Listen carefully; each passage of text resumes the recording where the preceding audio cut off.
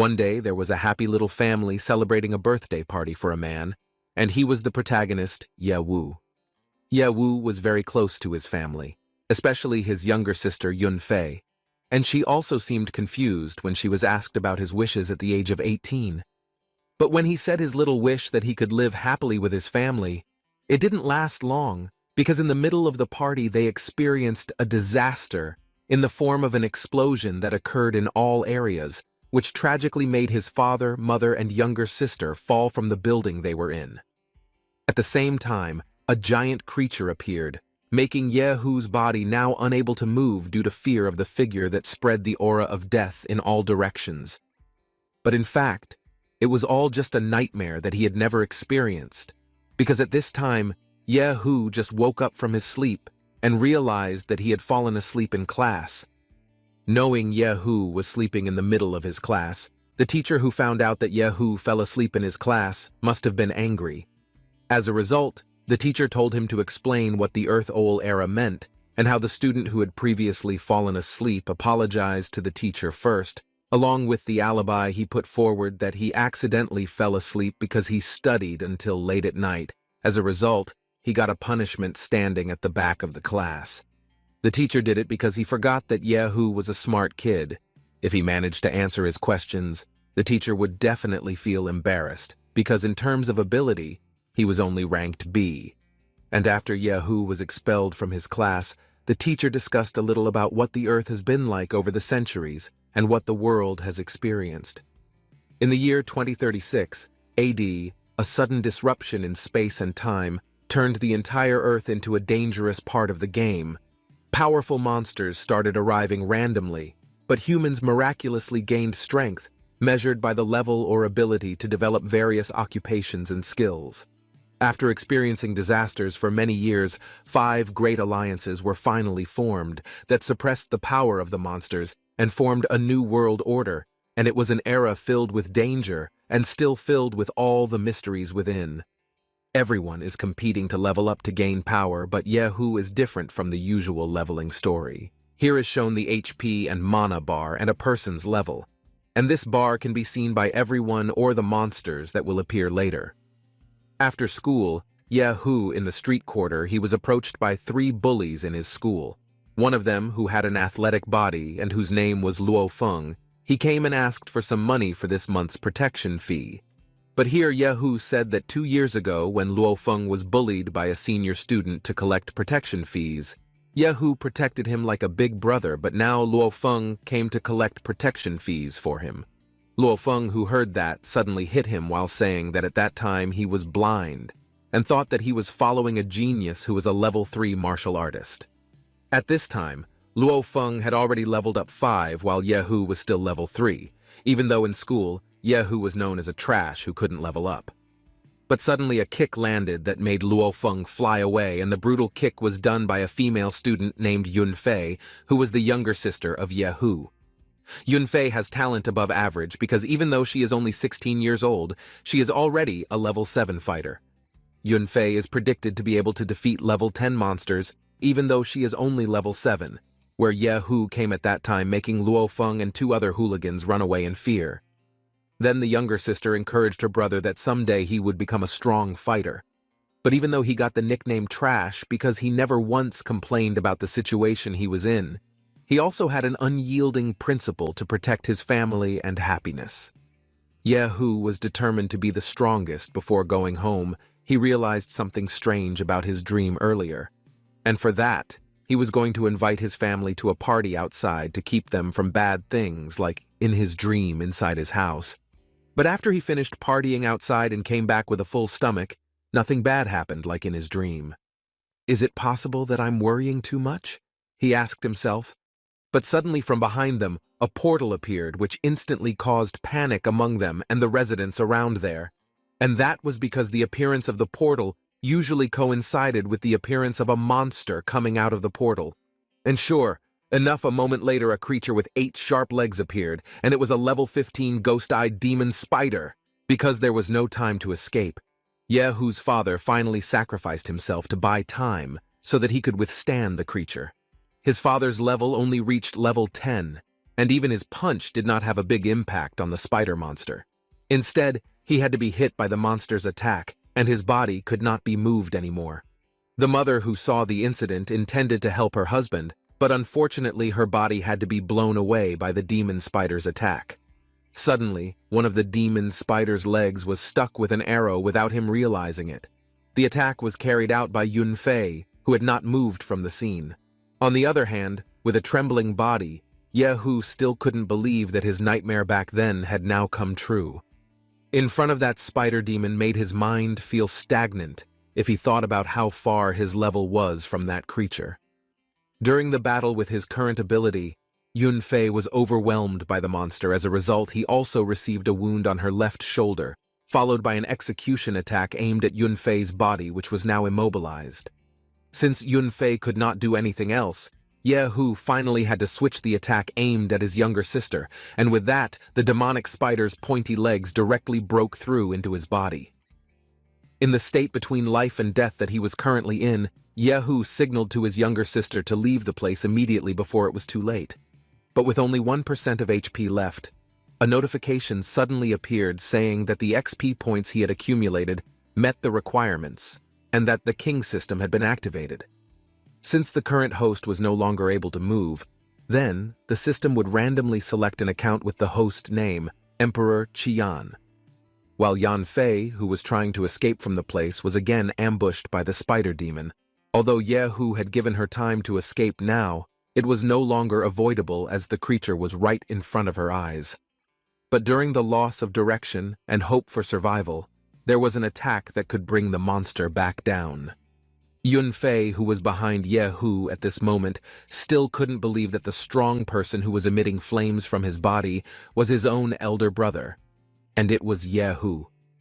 The spider monster was confused as to how this level 3 trash managed to attack him, and this made the spider monster angry and prepared to attack Yehu. But along with his newfound power, Yehu quickly darted with his newfound power.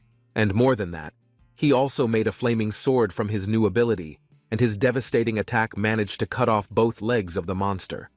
But unfortunately, with this weak body, Yehu was only able to last for 3 seconds, because his body was still unable to accommodate that much power. In his status, there is a flaming gold-colored energy, which is the time limit of the transformation energy that Yehu is currently using.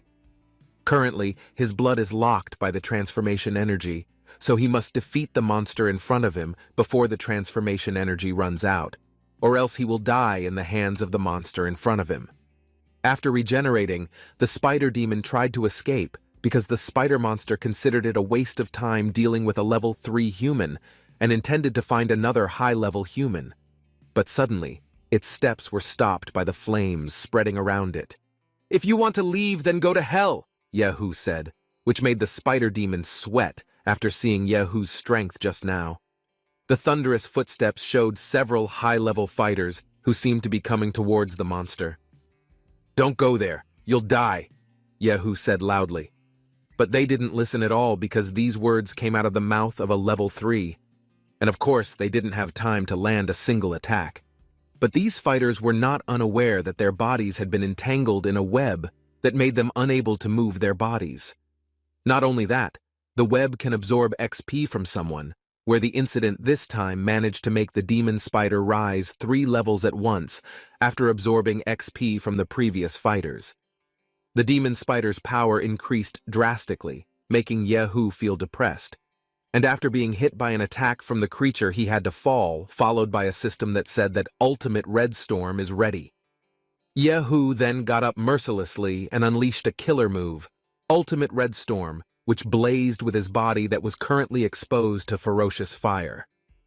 The spider sensed that this attack was not an ordinary flame. It contained a strong king power, and before its death the creature had uttered the name of Master Chang, whose form was yet to be seen. Finally, this demon spider had to burn without leaving any residue in the battle area, and whoever managed to finish off the demon ghost spider got 20,000 XP points. But because he had spent too much energy in the end, he had to get the item drop first. Yehu was unconscious now because he was suddenly in the system room, and because his body had been severely injured from the previous battle, Finally, the system automatically recovered his body using the 10,000 XP points he got before, but at this time he felt confused because his system room this time was completely different from the previous small room, while the room he occupied this time was more like a vast galaxy. And a little explanation about this system room is that since the ancient times of Earth, each player has their own system room to observe and determine their attributes and store various kinds of equipment. Yehu returned with how the current one was in his new system room, and he found the body that was the source of the powerhouse before this figure had the true identity of a king named Qian Emperor, with max level, and it was discovered that the place where he was currently located was the king's account system. The account system is for the maximum level of countless game planes, and owners can use their XP points to gradually unlock other king accounts. Because their accumulated XP points have reached level 10, so the Qian Emperor account has been automatically activated, and that is the reason why for the past 3 years, Yehu has been unable to level up, because this system has forcibly absorbed all the XP points he has earned. But that is all not a problem anymore, because Yehu currently has a new goal, which is to level up as quickly as possible to unlock more king accounts as soon as possible. With the remaining 10,000 points, he finally leveled up his link. Although he already felt a large amount of power into his body, Yehu was still at level 3, which made him very upset, followed by himself waking up and suddenly waking up in the hospital. His previously severely injured body had now fully recovered thanks to the help of his system, but it was very unlucky that 10,000 points was not a small amount for him.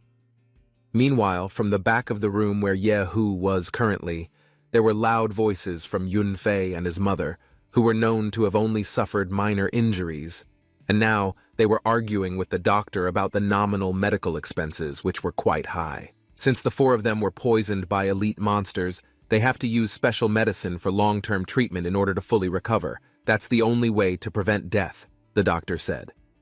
The doctor also said the other 2 men, namely her father, is not as lucky as Yunfei and her mother. The father is estimated to only live for about a month, while Yehu is trying to determine whose wound is the most fatal, and Yehu is said to not be able to live for more than a week. Yunfei, who listened to the doctor's words, could not hold back tears when she learned this fact, coupled with the expensive medical expenses, urged her mother to immediately sell Theory House to meet their medical expenses. Of course, her mother's decision to sell the house was rejected by Yehu. Of course, Yehu's presence with an unharmed body shocked the doctor and his mother and sister, because previously, Yehu was seriously injured. In the hospital, Yehu appeared completely recovered to the surprise of the doctor. After the 4 people in his family, he was the only one who suffered the most fatal injuries, but how he recovered was not important. Right now, the most important thing was that the 3 people in his family needed further treatment, and the amount to be paid was 300,000 yuan, which was a huge amount for him. But here, Yehu helped, promising to raise the money within an hour. Although it was an impossible thing, the doctor himself was willing to give him an hour in the future. But in his mind, the doctor still couldn't believe how could a boy who was only level 3 have a faster healing speed than a level 60 human like he had seen before. And anyway, even though he had already tried to rack his brains to earn money with his savings plus the money from defeating the previous dimension spider, the amount was still far from the amount of money he needed. But there was one way to earn money quickly, mainly by selling items and equipment. The most valuable item in his current inventory was the level 15 rare magic crystal he got from the previous demon spider, and in order to get a fair value from the sale of the item, he rushed to a place where everyone could trade freely regardless of their level, mainly the black market. Until finally he arrived at the entrance of the black market, which was now guarded by 2 big men. Yehu, who intended to enter, was definitely stopped by the guards because it was not a playground for small children. But Yehu told him that he came to the place not to play, but to sell good goods. The guards said, "We don't accept children's toys here." Just before he was kicked out by the guards, appeared an old man who seemed to have an important role in this black market. The old man suddenly came and asked about the good goods that Yehu said earlier, and then he showed the goods. The old man apologized for the rudeness of the guards and let Yehu into the black market. This underground trading club was quite different because this place was designed to look like a bar, so the young Yehu knew this feeling of awe, and it was far from what he had imagined before. Then on the way to the old man's place, Yehu was intercepted by two unknown men.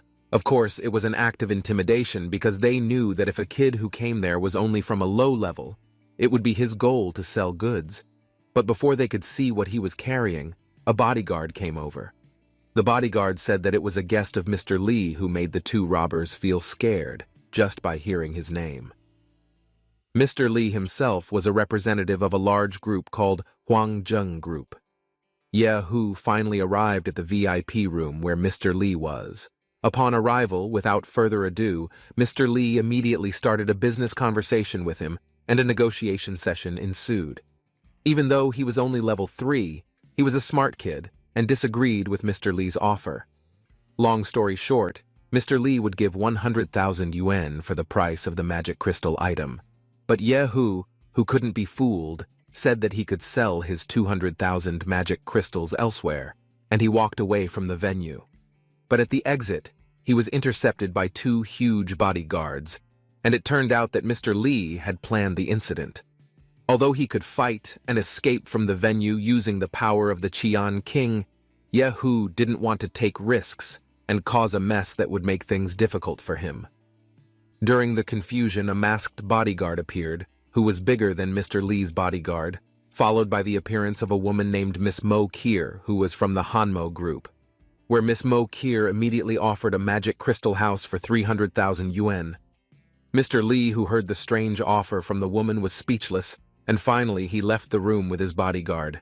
It turned out that Miss Mo's purpose was not to be interested in the magic crystal, but only to embarrass Mr. Lee because there had long been a dispute between the Hanmo group and the Huangjung group. Long story short, the arrogant woman finally left and gave the money she promised to Yehu. Then Yehu returned to the hospital to see his father, who was still unconscious. Suddenly, an obnoxious man with a bald head appeared, who was the director at the hospital. He came there after hearing the news that Yehu's family could not afford the medical expenses. The man scolded the doctor for letting them continue to be in the hospital. The doctor also said that the son of this family would bring money for an hour, but after the director heard his words, he also beat up the doctor because it was impossible for a level 3 child to get that much money. The director then rushed towards the patient, intending to take off his oxygen mask. Yunfei did not remain silent and tried to stop the director's harsh treatment, saying that this hospital was not for poor people and commoners like them. Yehu, in the heat of the moment, kicked the door as he was angry with the man who had hurt his family. The director, who was now tightly gripping Yehu's coat, suddenly caught his hand on fire, and he who was in a panic ran while shouting to put out the fire that burned his hand. The director, who was now tightly gripping Yehu's coat, suddenly caught his hand on fire, and he who was in a panic ran while shouting to put out the fire that burned his hand. After the incident, he told the doctor that he had gotten the money and would pay extra for his treatment. This doctor also thought that the director deserved it, because he was also very annoyed with rude and arrogant people like him. After giving the money for his family's medical expenses, Yehu approached Yunfei, who still looked fragile because he could not take care of his parents because of his condition. This Yunfei also intends to participate in the dungeon competition that will be held the next day at her school, where the winner will get a bonus of about 500,000 yuan, but cannot do so because of her current condition. Of course, after hearing what Yunfei said that she helped, will participate in the dungeon competition tomorrow until the day it starts. The dungeon competition proved that the students who had gathered in the courtyard were very enthusiastic about participating in the competition, which is held only once a year. This is a very high bonus and the main attraction for students because it is different from the previous year, the prize of 500. The presence of Miss Mo made the students even more excited at the welcoming ceremony this time. But not only that, the final winner of this competition can directly enter the Hanmo group known as the Raid Team, which is the top 10 team in the dungeon, and that is the biggest prize according to the students, because joining the Hanmo group is tantamount to the road to the peak of life. But that does not apply to Yehu, who entered this competition just for money.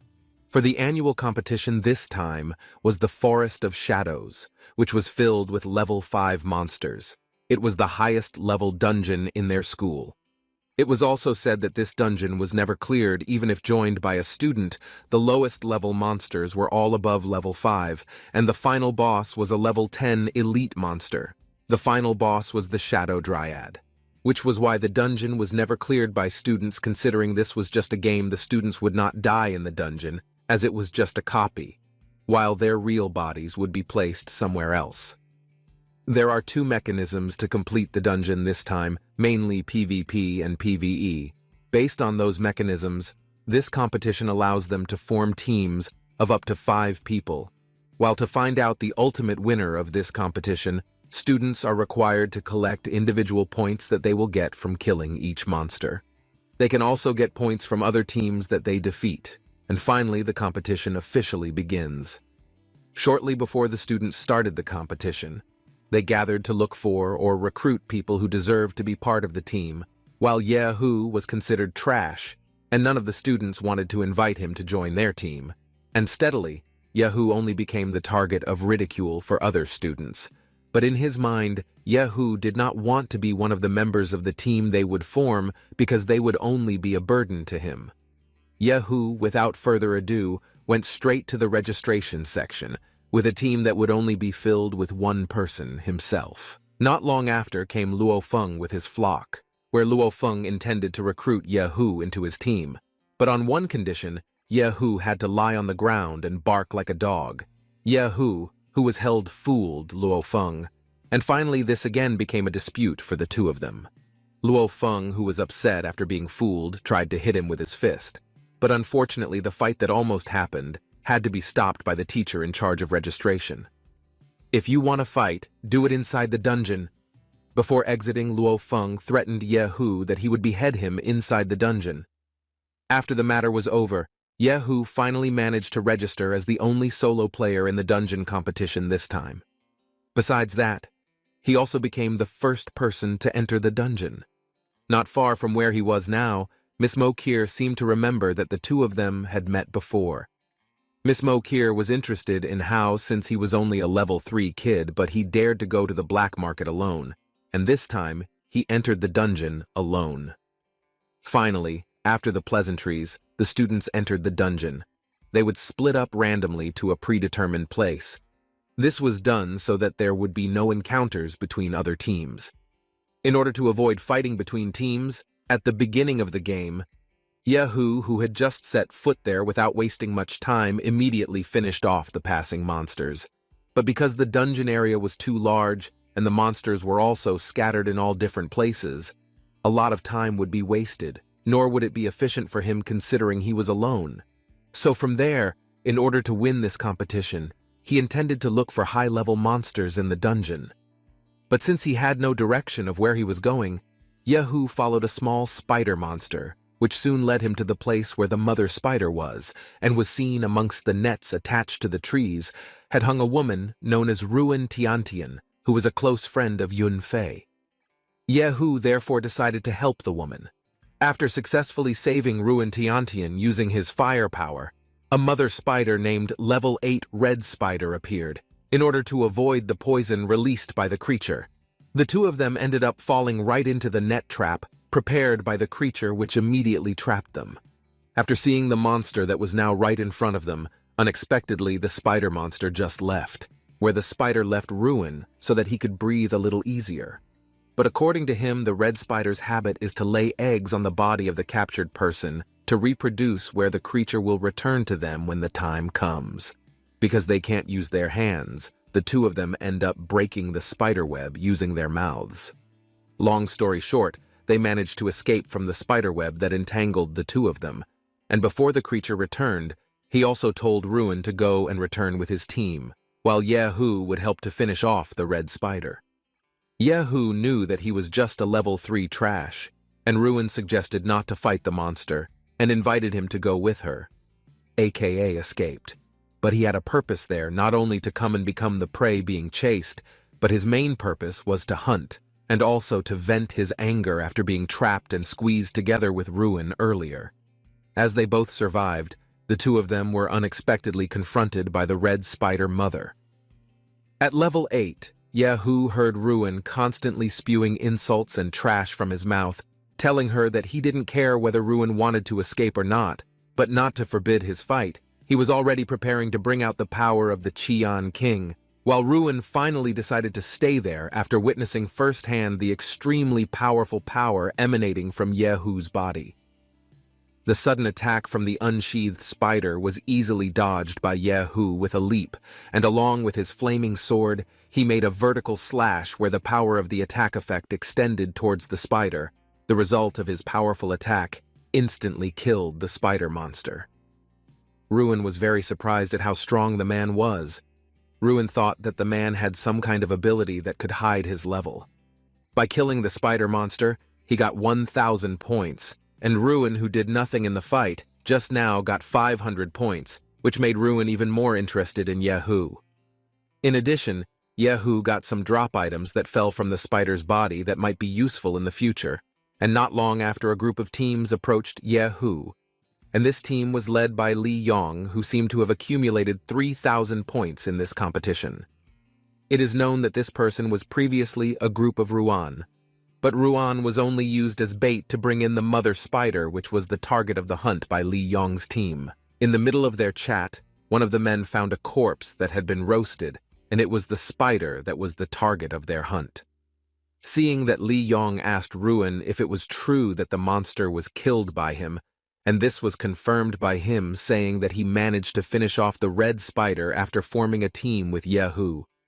Of course, he was young, and the members would not just believe what he said, because they knew that Yahoo was just a famous trash in his school after he couldn't level up. Li Yong believed more that it was Ruin who killed the creature, but in the middle of their argument, a rumbling sound came from the other direction which they knew was coming from a Tyrannosaurus, which was one of the rare elite monsters, and they would get 5,000 points for anyone who managed to kill the monster. Li Yong and his team also intended to immediately rush to the location where they heard the roar. "Are you going to the Tyrannosaurus?" Yahoo asked them, also saying that they were only looking to die if they dared to fight the Tyrannosaurus with their current abilities.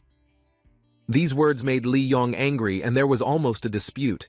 But since hunting the Tyrannosaurus was the top priority, they finally ended this dispute and would continue when they managed to kill the monster. "What are you saying?" "I'm saying that with this must power, you'll only be a snack for the Tyrannosaurus." Yahoo said this in a light tone that instantly made Li almost attack him. And after Li Yong left, he taught Ruin how to go around and kill small monsters in the forest. But of course, that was not his goal, because hunting small monsters would not be able to give him victory in this competition. His goal now was to sit and watch Li's team fight the Tyrannosaurus and only react when the time came.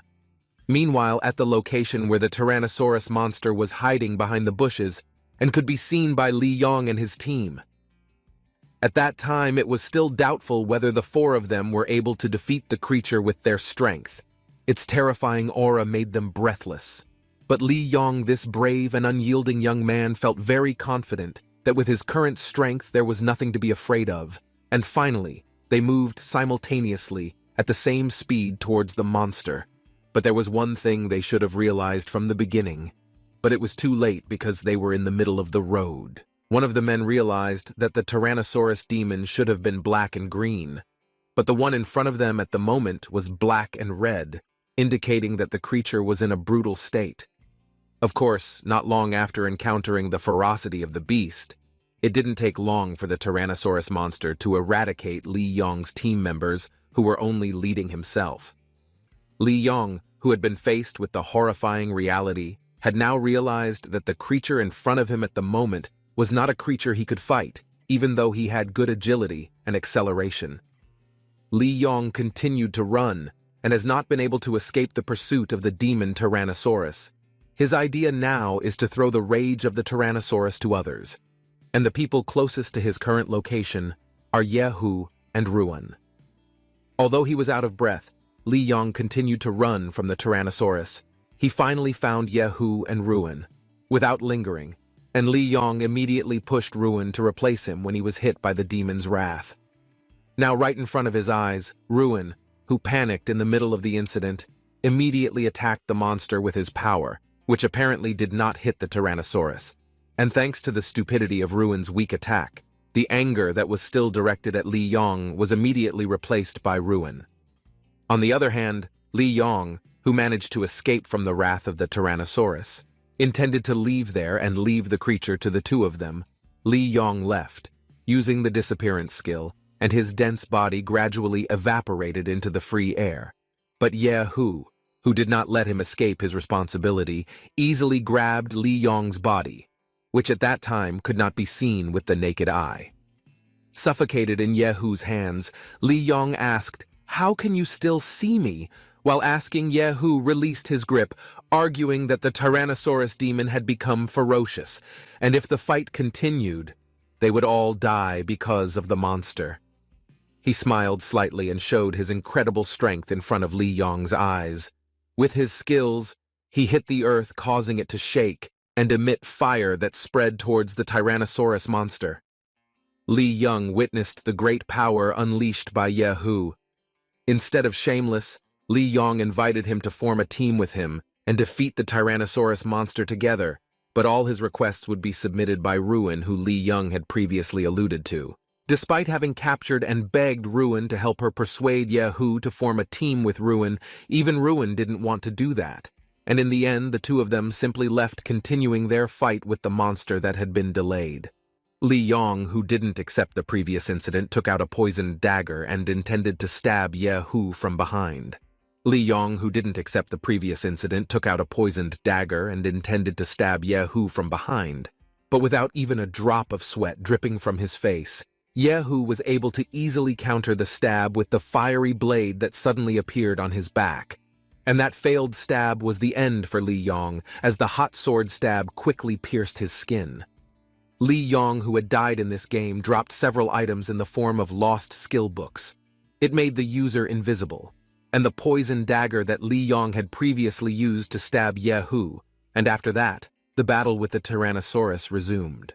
From here, the direction of the battle was increasingly dominated by Ye Hu, who directed attack after attack, which had an impact on depleting the Tyrannosaurus's HP. Actually, with the current powerhouse, it is quite easy to finish off the monster. But there are rules in the dungeon that state that he must kill monsters in a state of anger or ferocity, like the Tyrannosaurus demon he is fighting now. He will not get points or drop items in exchange for killing these monsters. That is why he invited Ruin to join the strategy he built, where he will currently continuously bombard the Tyrannosaurus demon with his power until the creature's HP is below 20.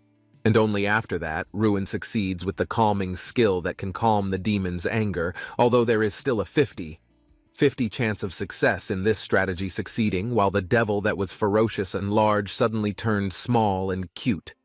After seeing the cuteness of the Tyrannosaurus this time, Ruin even wanted to have it as a pet, but in Ye Hu's eyes this creature was just a lump of points that would push his position closer to victory in this competition. Even though this creature gave its cute and innocent appearance in front of Ye Hu, he still ignored it and still finished off the Tyrannosaurus, and instantly he got 5.000 points, in addition to Ruin also getting half of what Ye Hu got.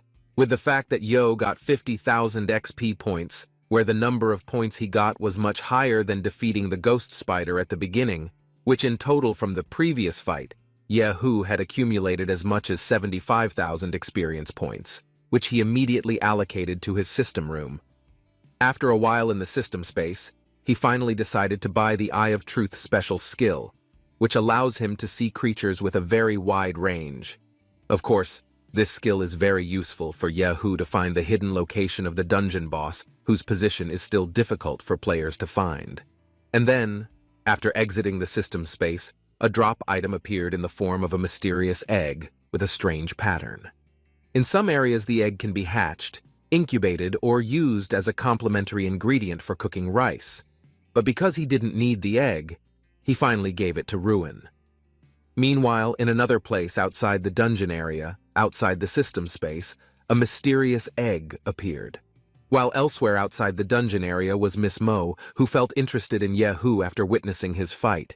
and how he managed to defeat an angry Tyrannosaurus demon because it wasn't something that someone with level 3 could handle. And a moment later, she called the principal to inquire about how many points he had accumulated in the dungeon during this question. The principal mentioned that Yehu was a student who could not level up, where this fact was only known to Miss Mo. After that, it was clarified by the principal that in the beginning, there was a student who was famous for his genius because since he first entered the school, he was already level 3, but after 3 years his level did not increase at all, and the reason was unknown to the principal. The old man's words only made him more curious about Yehu, going back to the original question from Miss Mo about Yehu's points earlier, where now the principal had accessed the basement system to see the points and how it was obtained. The principal was surprised that his current position was in the top 3 in the ranking table, and right after that, Miss Mo proposed to the principal to immediately announce the ranking of the dungeon and have the information and location of all the players published inside the dungeon, which if this materialized, then the students would pay for the war between the teams, and they would even directly target the other team that had the most points among them, which was Yehu. Since this request came from Miss Mo Kier as the sponsor of this competition, the principal finally agreed to her wishes. Back to the Shadow Forest dungeon, where the mechanism previously proposed by Miss Mo Kier had been put into effect. It was seen that the player information settings had been published, and Luo Feng started to slash at other teams that had quite a lot of dungeon points. But not long after the announcement about the dungeon ranking was made, he was even surprised by who could occupy the 3rd position in the ranking table. Although Luo Feng didn't know how Yehu could accelerate his position, what was certain was that Luo Feng's goal this time was to kill his opponents with the team he brought. Meanwhile, in the forest, where it was shown a man who was the team leader named Shu Tian Yang, who was running from being chased by something known to be Yehu. He was running from someone whose existence was like a demon, and even his team intended to torture this person. All of his team were slaughtered by him, and of course the person in question was Yehu, who was nicknamed Level 3 Hell Scum.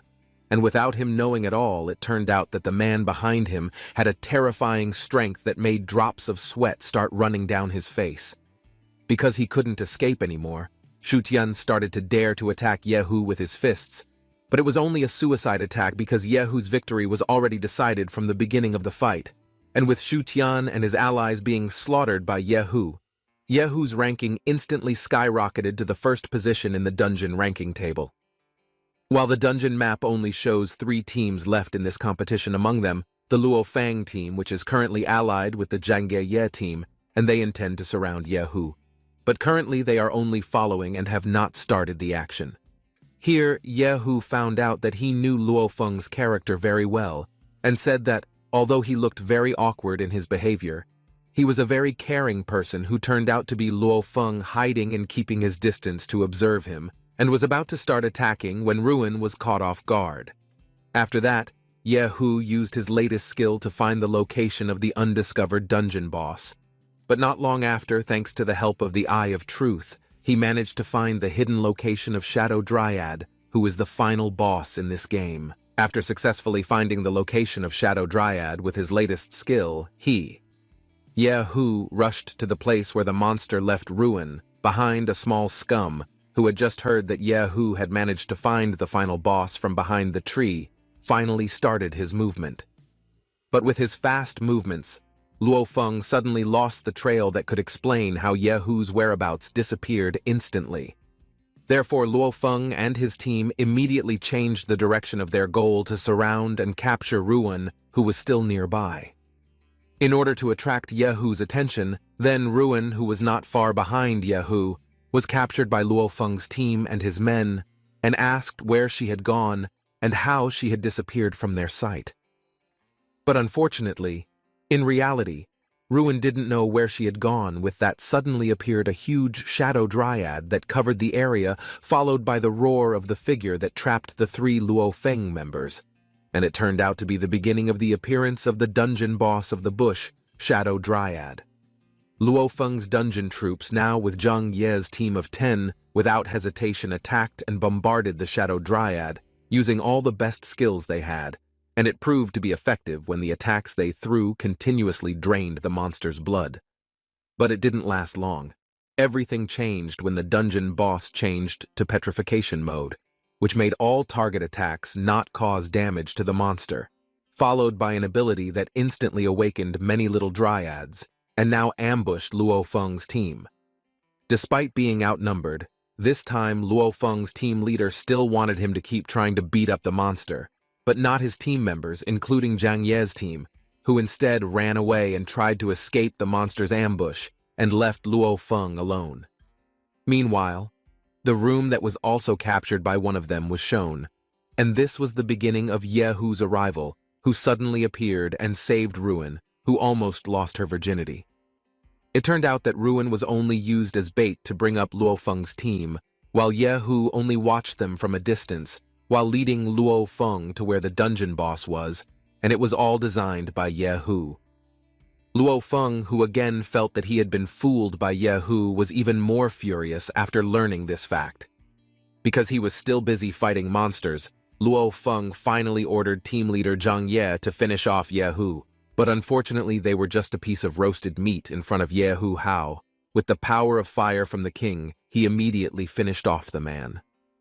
After killing several monsters, the angry Luo Feng was made high and came straight to him and intended to attack him. But with just a light slap, Luo Feng was immediately blown away.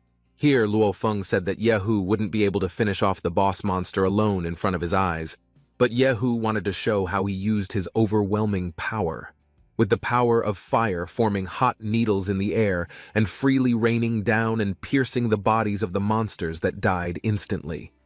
Not only that, but the indiscriminate attacks also pierced Luo Feng's remaining team in the middle of the battlefield, and with the death of the little dryad, the dungeon boss absorbed the energy essence of the monsters that were now scattered on the battlefield, and thanks to this absorption, the body that seemed to have started to crack before suddenly turned into shadow state mode.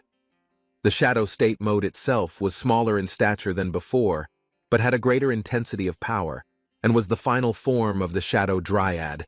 It was as if the speed of sound was directly behind Yehu, and how it felt that it wasn't the speed that a level 10 boss had, with its body size reduced to a minimum, and its speed increased. Yehu was easily blown into free air, followed by a follow-up attack directly aimed at him.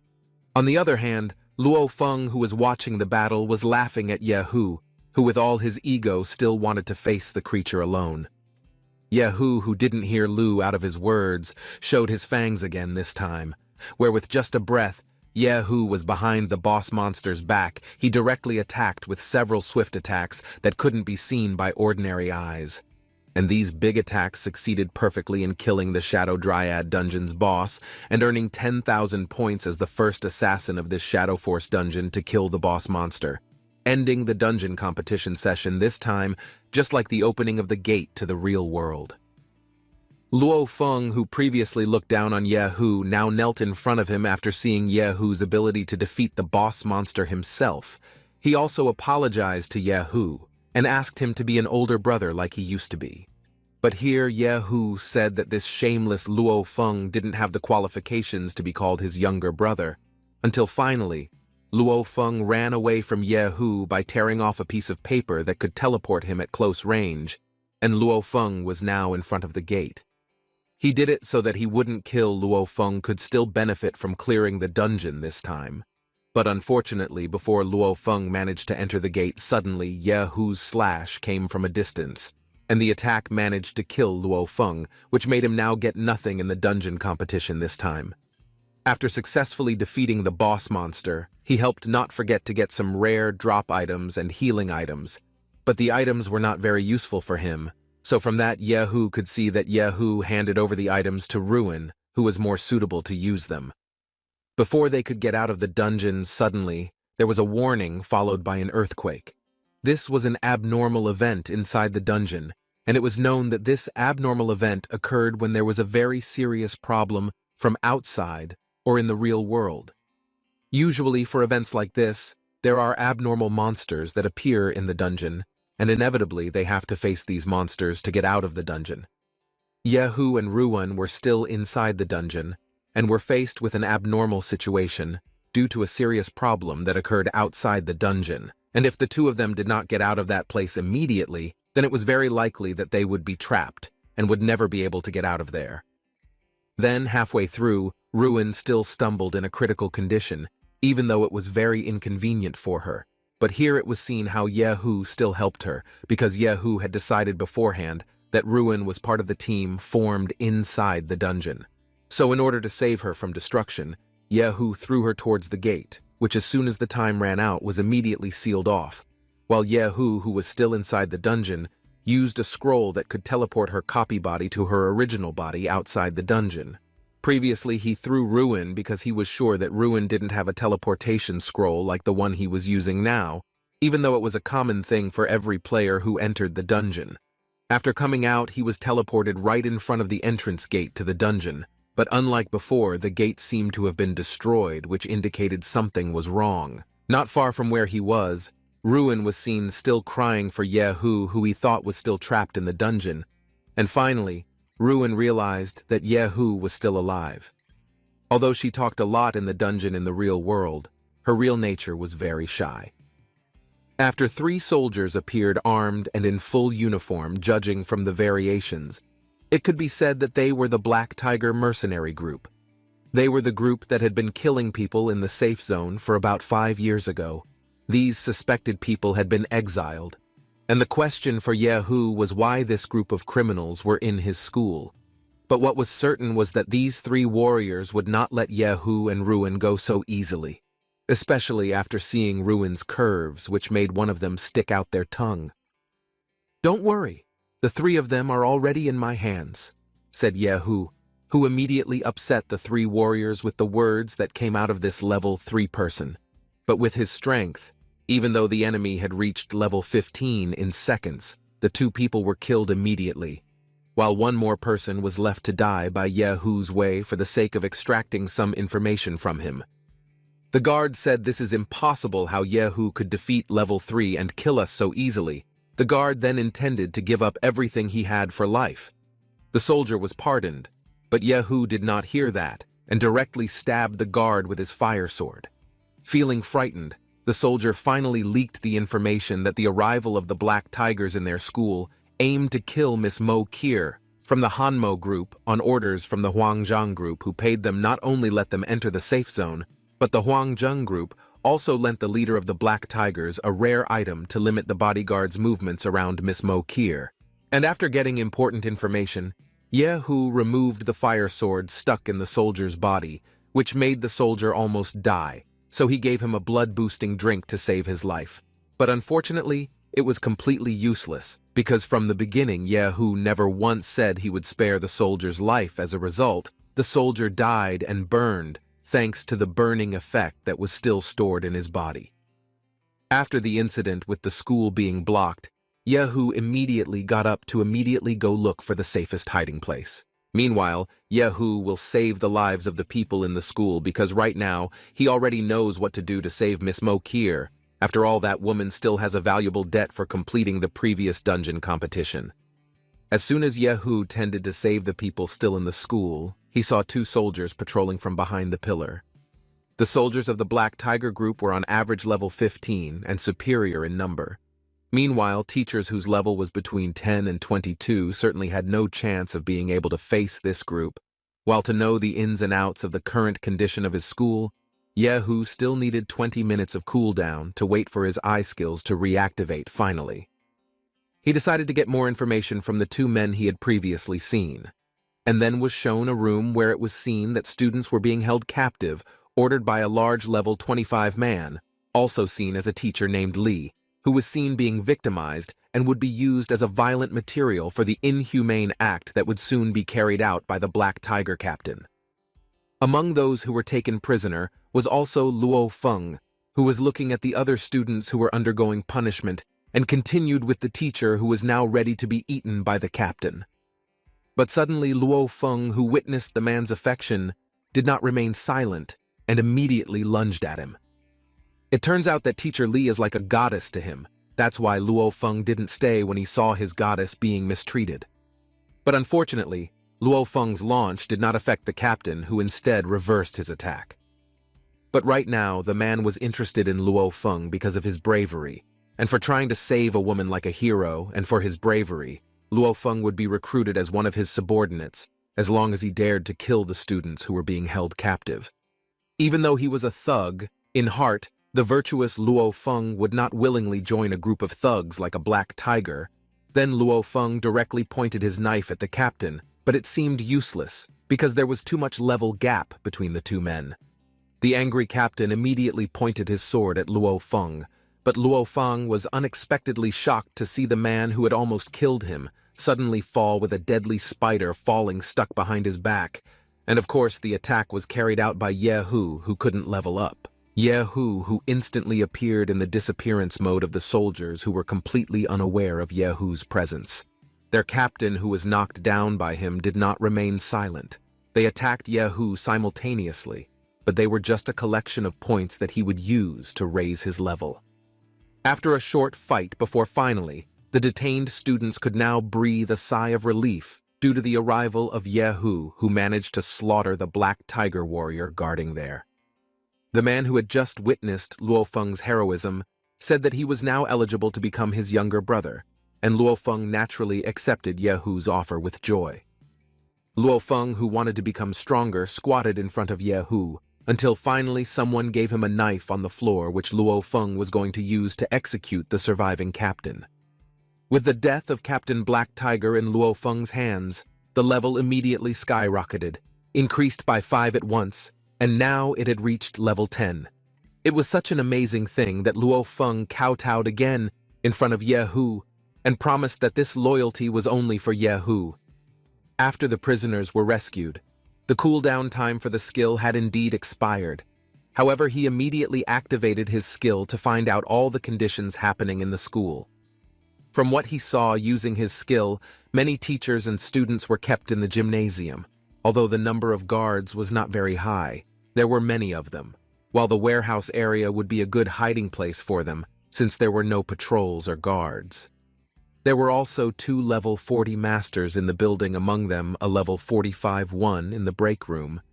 There was no doubt that he was the leader of the Black Tiger group, who had level 20 bodyguards around him, and also a level 40 who was currently in the school parking lot.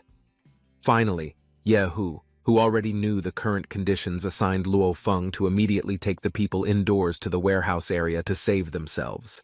And just in case, Luo Feng would also be given spider fangs to guard against threats that could arise at any time.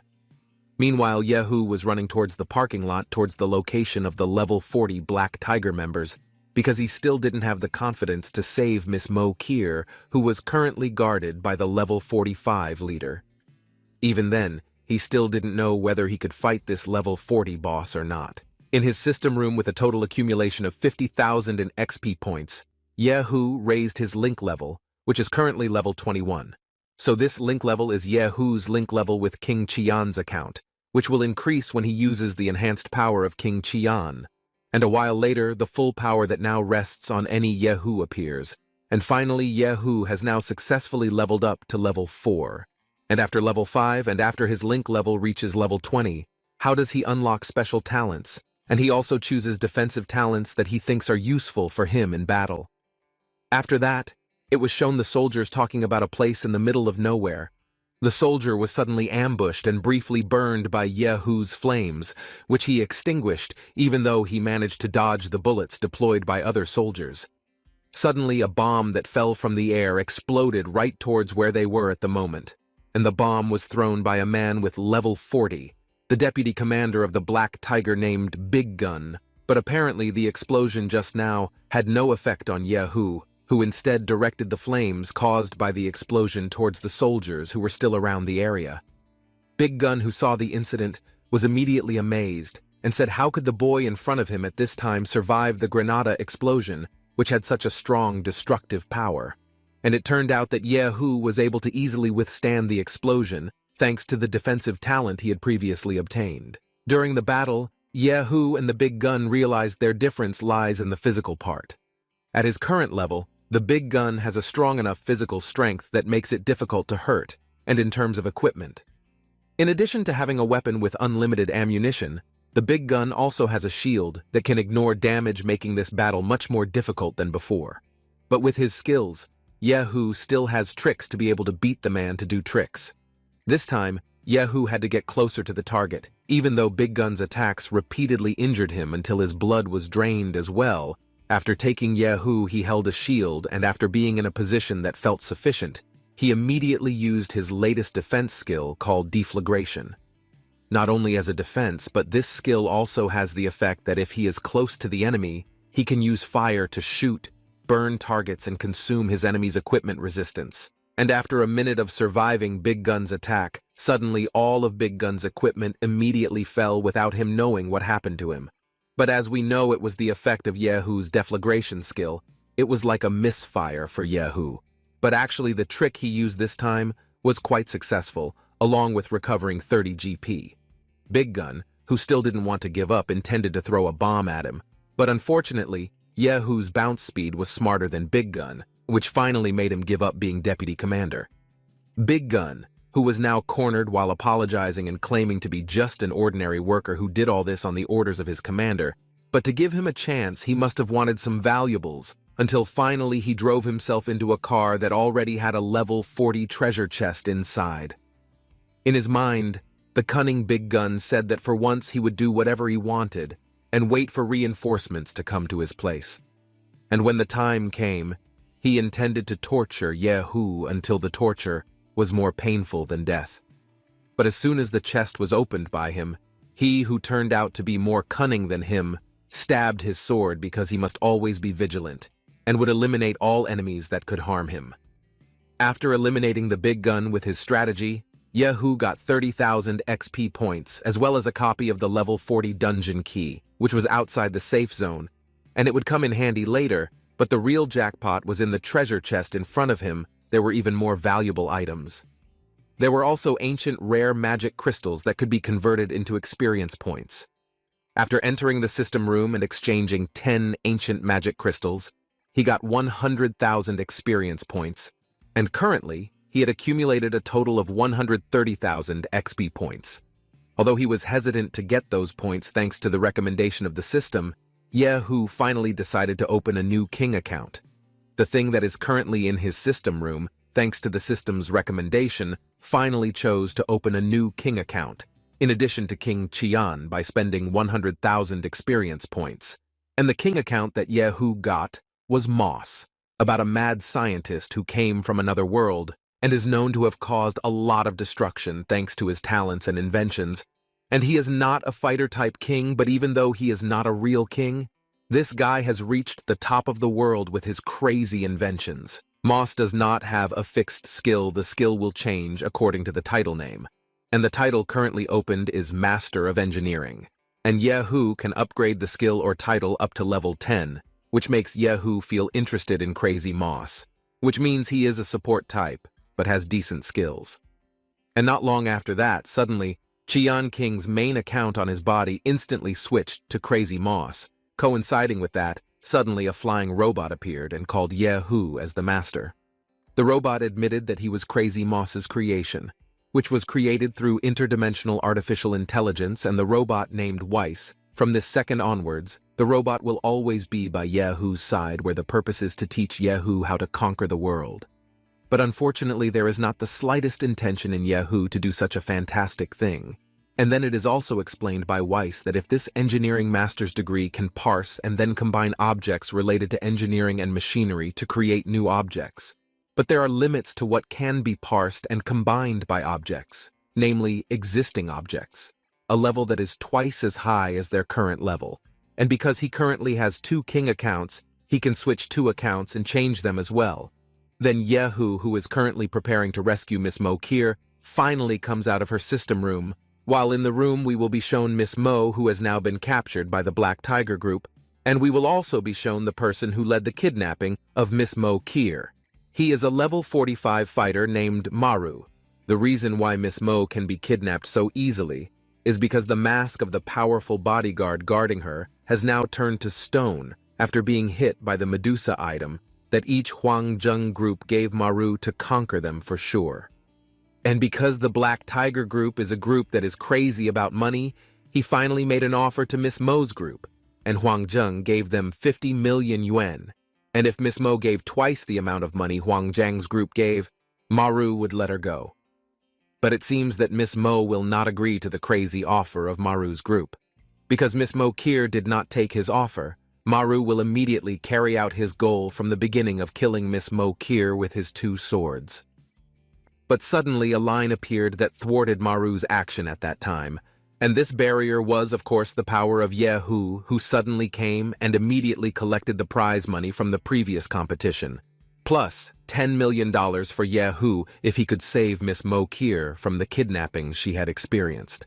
On the other hand, Nana's barrier, who saw how, she thwarted his action without further jumped and attacked him with all his might. Maru, who saw how he foiled his action without further jumped up and attacked him with all his might.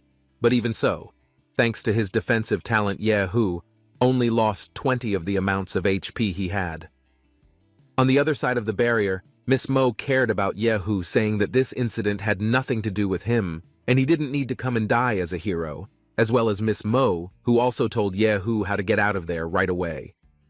Don't be happy, Miss Mo Kier, if Yehu dies, or should I collect points and my bonus gets money, said Yehu. Then the soldiers who tried to destroy Miss Mo Kier's protective barrier were immediately shocked, even though the barrier energy was exhausted after they attacked, but suddenly it was full again. This is impossible, they said. Realizing the strangeness just now, Maru realized there was something wrong with the level of the 4 boys who were currently side by side with Yehu, and thought that she could somehow hide her true level. While the battle continued with Maru throwing several grenades at them, and Maru arrogantly said that grenades were children's toys in front of her protective shield. But after that grenada exploded, this grenade is not just any grenade like grenades in general. This grenade contains a spider web that can gradually drain a person's HP, and this is the work that Yehu made, with the mastery of engineering skill, named Sticky Bomb. This item is made of spider silk ghost, and the grenade combined can control the target's movement for 10 minutes and cause continuous damage. But with her strength, Maru was able to escape from the entanglement of the spider web, so that finally Maru, who acted as a guard this time, would show her true strength. And with a strong slash, Yehu's HP was drained by 50% because he had a red and blue buff. His speed and strength increased dramatically. Yehu's slash attack was easily avoided, followed by attack after attack until finally he was cornered with only 10 GP. He automatically activates the HP lock that can lock his blood and will not take damage for 20 seconds, and he immediately switches to King Qian mode. Even though he has directed some of his fire abilities, it doesn't seem to have much effect on Maru, but that's just the beginning of the action that Yehu will show after making it out of the big fire. Maru was immediately faced with a strange thing, because in front of him at this time, the demon weapon had appeared and shot successively at him. Maru realized that the weapon belonged to his subordinate Big Gun, but unlike the previous weapon, it seemed to have undergone modifications with unlimited ammunition. The weapon can also lock and shoot targets automatically in front of Yehu. Maru's modified weapon was overwhelmed, but it turned out to be only a moment because with his movement speed, Maru was finally able to overcome the weapon that disturbed him. But it turned out that the attack was only a distraction. Yehu, with his poison dagger from behind, got an easy opportunity to stab Maru, and instantly Maru was finished off with Yehu's poison-coated dagger. Maru, who is now down, suddenly activates the effect of a rare item called the Guardian Shield, which can be passively immune to one-hit kill special effects and restores 30% of the user's HP. Here, Maru feels very upset because the item costs so much. Maru, who is now even more furious than before, managed to beat Yehu, followed by Yehu's HP lock mode, which had run out. In his mind this time, Maru did not expect that the boy he fought was so strong. While pulling out his last ace card, Maru then injected a liquid into his body that instantly filled him with enormous electrical energy. It was a kind of epic item called Lightning Beast Blood that turned the user into a thundering beast and drastically increased all his stats in 5 minutes. This was the first time Yehu was faced with a fight against a high-level fighter. It's not just tactics that can be changed. They also have various tools and combat items that make it even more difficult to predict what will happen in front of him. And now stood the frightening figure of Maru, who had changed her body shape. Maru, who intended to duel equally with Yehu, was immediately surprised after Yehu said that he didn't want to fight anymore. It was because he currently had no attacks that could be thrown, while the words of a man made Maru even more angry. He felt it was a waste because he had used the most valuable ace for him. Even from this group, she couldn't do anything to you. Still looks relaxed. Maru, who is now preparing to exert all her strength, even though he is just silent. It turns out that Yehu has prepared something for him, where the attack from Maru was successfully stopped by Miss Mo's bodyguard. So why are the two masked men targeted?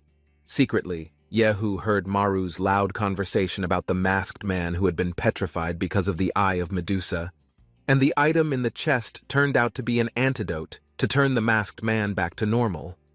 Then, Yehu proceeded to the direction of the fight, where the combo attacks of the two masked men were not the slightest bit able to counter the attacks of the two of them. The rhythmic fist attacks of the inner strength easily sent Maru flying towards the wall. The attack just now was the closing attack of Miss Mo's bodyguard. Inevitably, he silently witnessed the absolute power of the two men in front of him and made such a cold sweat after watching the fight. Shortly after Miss Mo Kier arrived, Miss Mo explained why she didn't remove the rock effect from the bodyguard, but started and instead fought to the end and put herself in a state of danger. Yehu replied that he just wanted to gain valuable experience by fighting fighters because money can't buy that here. Miss Mokir immediately reacted strangely because after seeing so many people in this life, she was the first unique person she met. Back to the topic, Yehu immediately asked for a bonus of 10 million money for saving Miss Mo's life. 500 million yuan prize for winning the dungeon competition, and all of that will be paid by this rich Miss Mo, until finally we will return to how Maru, who is currently unable to move anymore. But he is still not dead, and for the punch on the last punch will be given to Yehu. Before his death, Maru said that the monsters outside his safe zone were secretly gathering monsters. The safe zone will sooner or later become destroyed. Maru, who was on the verge not long after Maru woke up Maru's life. Miss Mo offered a way to join the Mo team, the team that is the attack team of the Hanmo cause, because of her greeting. At this time, Yehu has qualified to join the top 10 of the Hanmo group, but it seems that she does not want to answer Miss Mo's time off. Yehu instead wants to discuss business, because at this time, Yehu still can't decide whether to join the Mo team or should we answer. And because Yehu likes money, the two continue to talk about business. After discussing business with Miss Mo, the principal came and greeted Yehu like a hero, because he had previously managed to save Miss Mo, and even the school in the same time Yehu's actions had freed the school. The principal wanted to give him a special award, even though Yehu wanted to refuse the award, as long as all the underground competition prizes were given due to the principles of the Shadow Forest. Yehu could no longer refuse the award that would be given for renting Yehu. The award would be given Miss Mo. Meanwhile, their school would be closed for the next 3 days due to the previous incident. Until finally, Yehu is now together with Yunfei, as well as the father who is currently getting better. But even so, the effect of the poison on him has not disappeared, and it takes time to fully recover.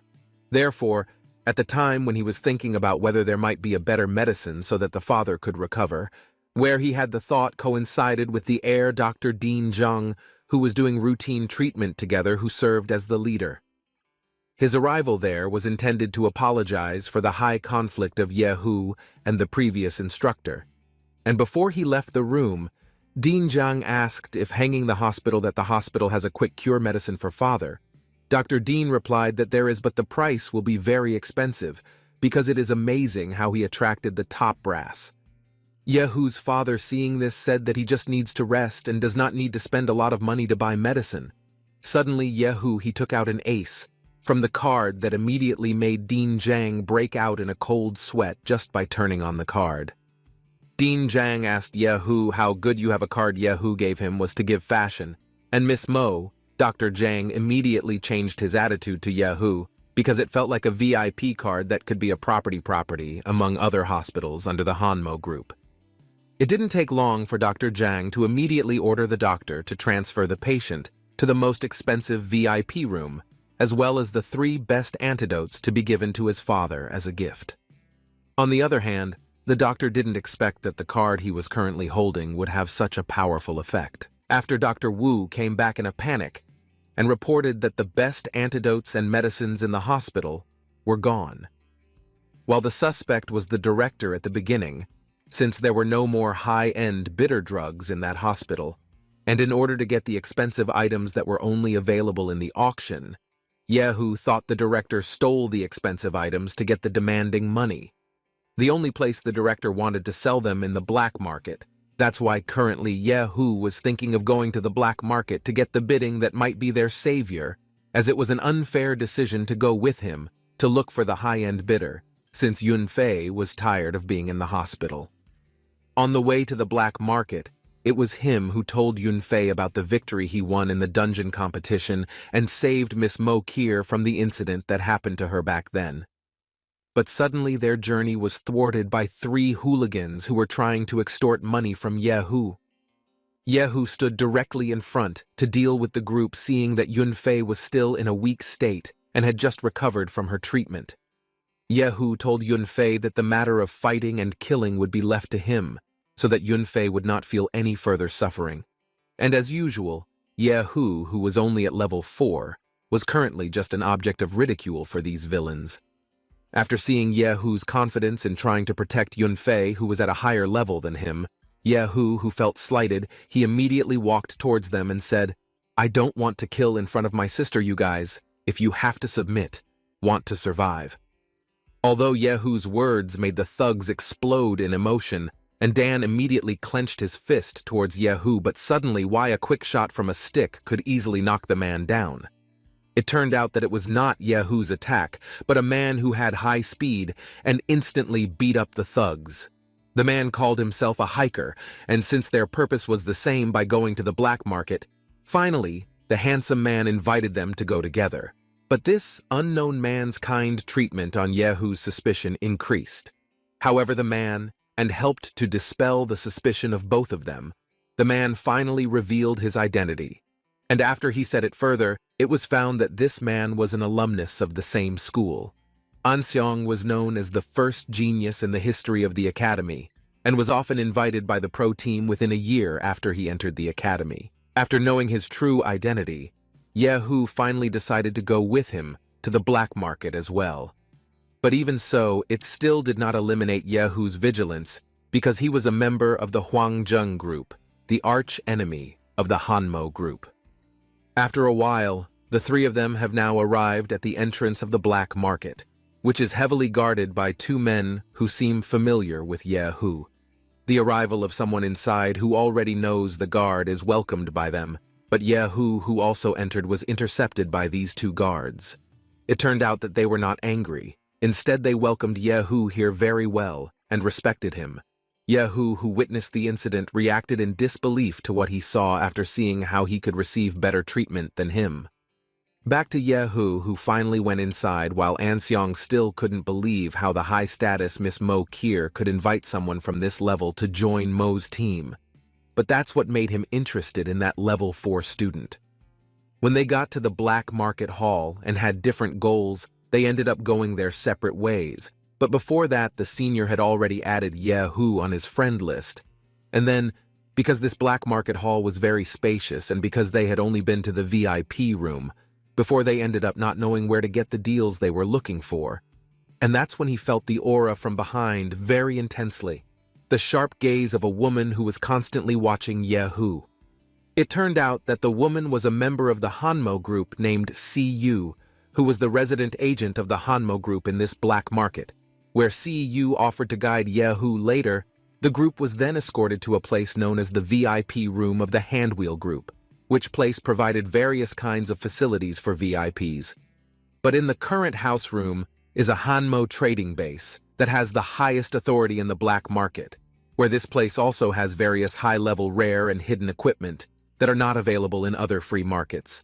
And all of them can be obtained as long as Yehu has money. But right now, Yehu was not interested in equipment, but rather items. Not long after he searched for sure enough, Yehu knew how he found the bidder he needed, and the person selling the item, of course the director who had been suspected before. The question for Yehu right now was why a director whose salary was already high would take such a high risk to steal medicine just to get money, and even why would the bidder ask for the black market directly for a higher price than usual. This is usually sold for 100,000 per bottle, but the one sold by the director is only for 600,000 per bottle. But that did not discourage Yehu from the beginning to get the item. The donation aide to make the transaction asked the woman to contact the seller and said she would pay her 1 million per bottle as long as she met directly with the seller here. Yehu saw how he had to prepare a strategy that he would immediately execute. After that, finally the salesman was taken roughly to a room by the officer and confronted by a Hal who had been waiting for the man's arrival, which the director must have known how to do. But this time, the director instead disguised himself with a wig which he thought was a perfect disguise so that his identity would not be easily recognized.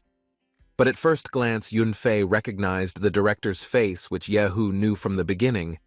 She intended to do something while the director panicked after the perfect disguise was exposed. He intended to leave. How could a child have that much money to buy the antidote? And that's when he immediately took out his passport. According to Miss Yu, the card alone is worth 50 million rupiah, and that's not including the money inside, and immediately surprised the director after finding out that Yehu is very wealthy. And after knowing Yehu's wealth, the director, without hesitation, immediately unmasked him and stated that he was the director. Long story. Short after the director took out the antidote, he brought was a fake bottle. After checking to Miss Yu with her modified eyes, it was confirmed that the potion was a product belonging to the Hanmo group that was stolen by the director. Because of this incident, Miss Yu finally ordered the officer to immediately dispose of the bottle.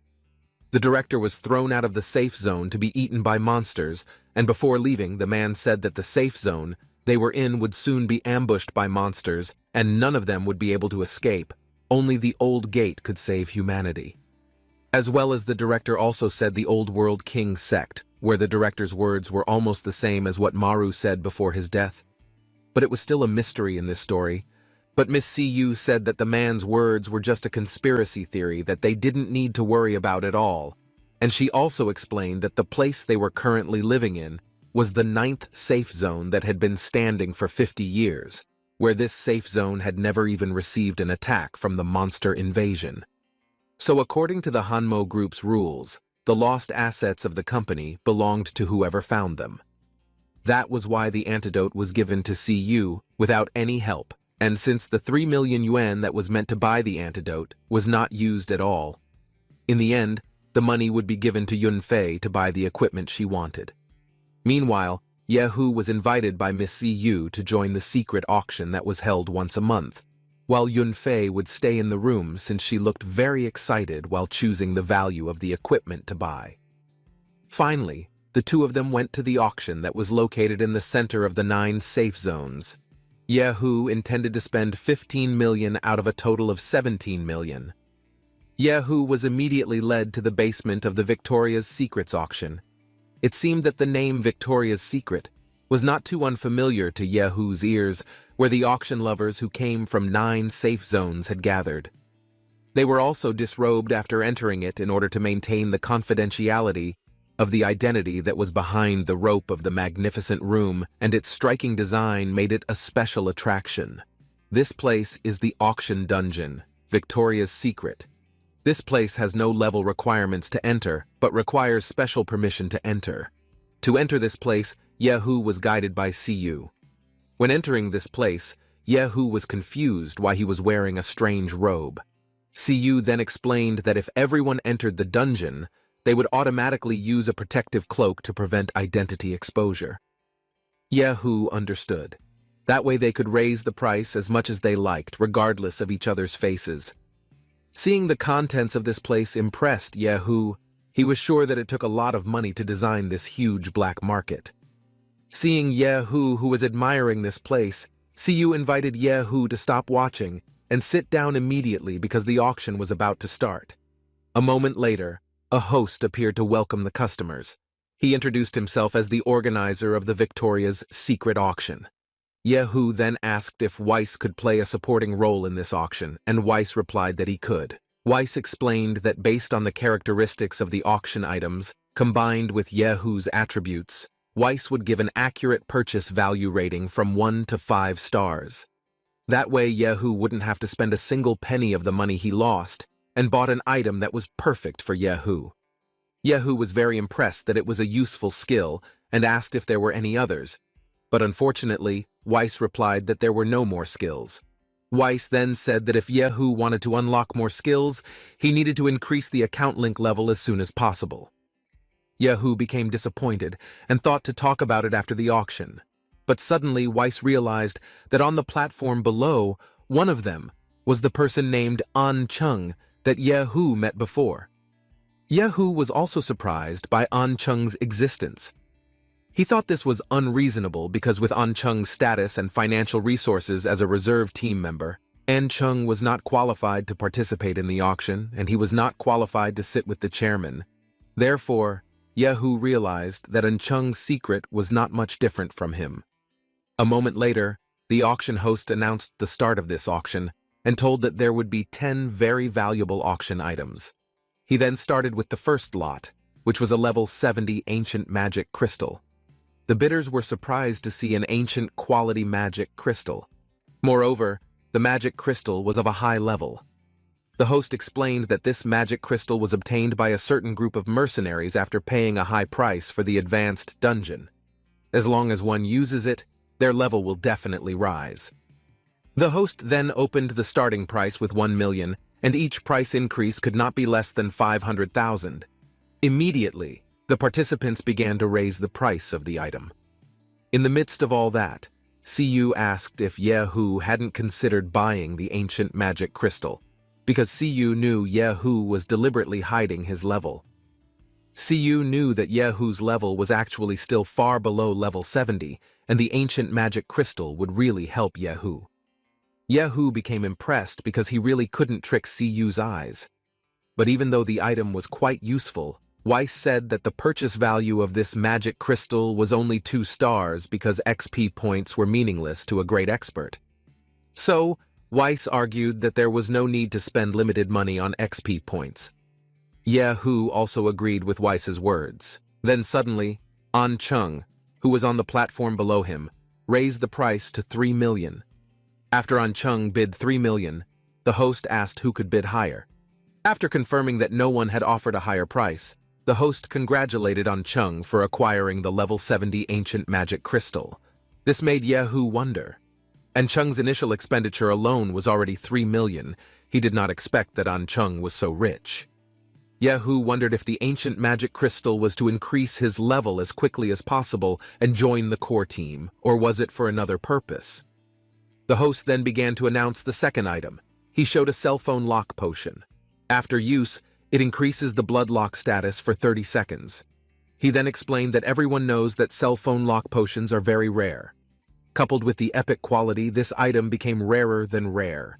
The show opener also opened the price from 2 million. Seeing that item, Weiss said that she couldn't give more than 1 star for the purchase of that ugly potion. Because as long as Yehu had the title of Master of Alchemy, as long as Yehu could unlock it, then this level of potion was very easy to make. Hearing that made Yehu very excited. So, he was excited because he had another way to make a lot of money. Soon, the potion was won by VIP 11 for 4.5 million. The host then showed the third lot of this auction. That item was the Royal Cloak, an epic equipment that could let people fly freely in the sky. Once in use, users can fly at high speed for a duration of 5 minutes. The height cannot exceed 20 meters and the cooldown time is 24 hours. The host revealed the item's starting price of 3 million. Weiss wonders why the world always produces flashy items. Since it didn't have any effect, Weiss thought that it was just a 1-star item. But Yehu seemed very interested in the item as he thought the robe looked cool. Weiss tried to stop him because Yehu was very poor and couldn't afford such a flashy toy. Yehu finally agreed because she didn't want to spend money on such equipment. Then shortly after, Siyu raised her hand and raised the price of the robe to 6 million. Siyu finally won the item for 6 million.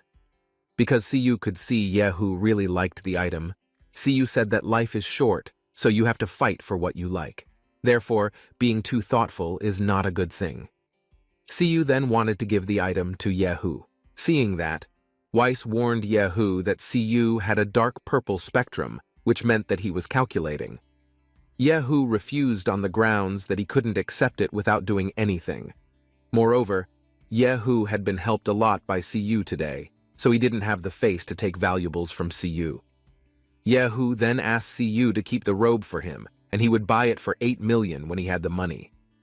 In his heart, Siyu felt a little disappointed because she planned to give Yehu the robe to make Yehu indebted to her. Then she would increase the fire and let Yehu join Mogong's team. As the auction continued, the host said that the next item made him feel entangled because the item's usage threshold was very high and the item's attributes were very good. So the item was destined to be exclusive to only a few people. She told him that their fourth item was an epic drawing skill. Yehu became very interested because the drawing skill finally came out. A moment later, the host showed the Heart of Steel skill drawings. The skill's attribute was to use blueprints to permanently create humanoid mechs that perfectly obeyed orders to fight, can be changed and upgraded. The bidders were surprised to hear that the starting price of the technique was 2 million. Just last month, the rare level drawing skill was sold for 8 million. They wondered if the auctioneer was afraid of not being able to sell the item because the manufacturing level requirements were too high. But engineering was recognized as the most difficult job to become a master. So only the top large groups were willing to spend countless resources and money to get it out. So small companies with insufficient financial resources can't even think about it. So, over the years, no more than 10 people have earned a master's degree in engineering in the world. Hearing that made Yehu surprised. He didn't expect that a master's degree in engineering was so valuable and rare. But according to Weiss, spending money is not enough. To become an engineering master, they must have intelligence and talent far beyond ordinary people. Even among the many titles stronger than the previous master Crazy Moss, it was the engineering master who managed to win. Yehu felt that his luck was very good, because after Weiss came, he unlocked the most difficult engineering master's degree. Therefore, in the future, Yehu intends to conduct in-depth development and testing around the job. Seeing that item, Siyu thought that no one would want to buy that picture. Yehu became confused as to why no one would buy it when the item was obviously very cheap. According to Siyu, although the mechanism drawings technique could be upgraded with great potential, it was still a single soldier support type. Moreover, even if the user was an engineering expert, when creating a master drawing, it would also permanently consume intelligence attributes. So no large company would take the risk for this type of low-yield drawing. Yehu became interested because no one was buying it. With that, he could make a small step. Since no one opened the price, the host was about to move on to the next item. But he was surprised that suddenly someone ended up bidding 2 million for the item. The other bidders laughed at Yehu for spending 2 million on a piece of waste paper. Siyu also asked why Yehu bought the item because the item can only be used by a technical master. So Yehu wouldn't be able to resell it. Yehu replied that there was no other reason other than Mecha was a man's dream. But in his heart, Yehu laughed sarcastically because although for them, this item might not be of much use, but for him, the purchase value was definitely Lime Star. As no one else bid, Yehu won the picture for 2 million. Yehu felt that the picture came at the right time. Besides increasing his firepower, with this, Yehu could protect his parents and younger sister. Then, a moment later, the Lucky Ring's special effect activated. That way, the drawing's technique, Heart of Steel, got a random increase. Yehu became more excited because happiness came suddenly.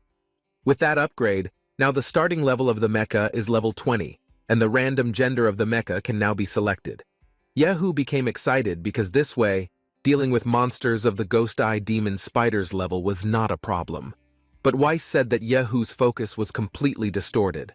What mattered was not the starting level, but the gender of the mecha that could be set at will. Just thinking about it made Weiss excited.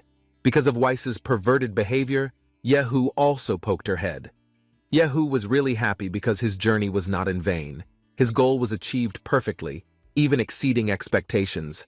He became interested in the last 6 items to be auctioned off. The next item is the Dragon Skin Battle Shield. This shield attribute has a strong defense effect and reduces the user's damage by 30%. The transaction price was 7 million, worth 1 star to Weiss.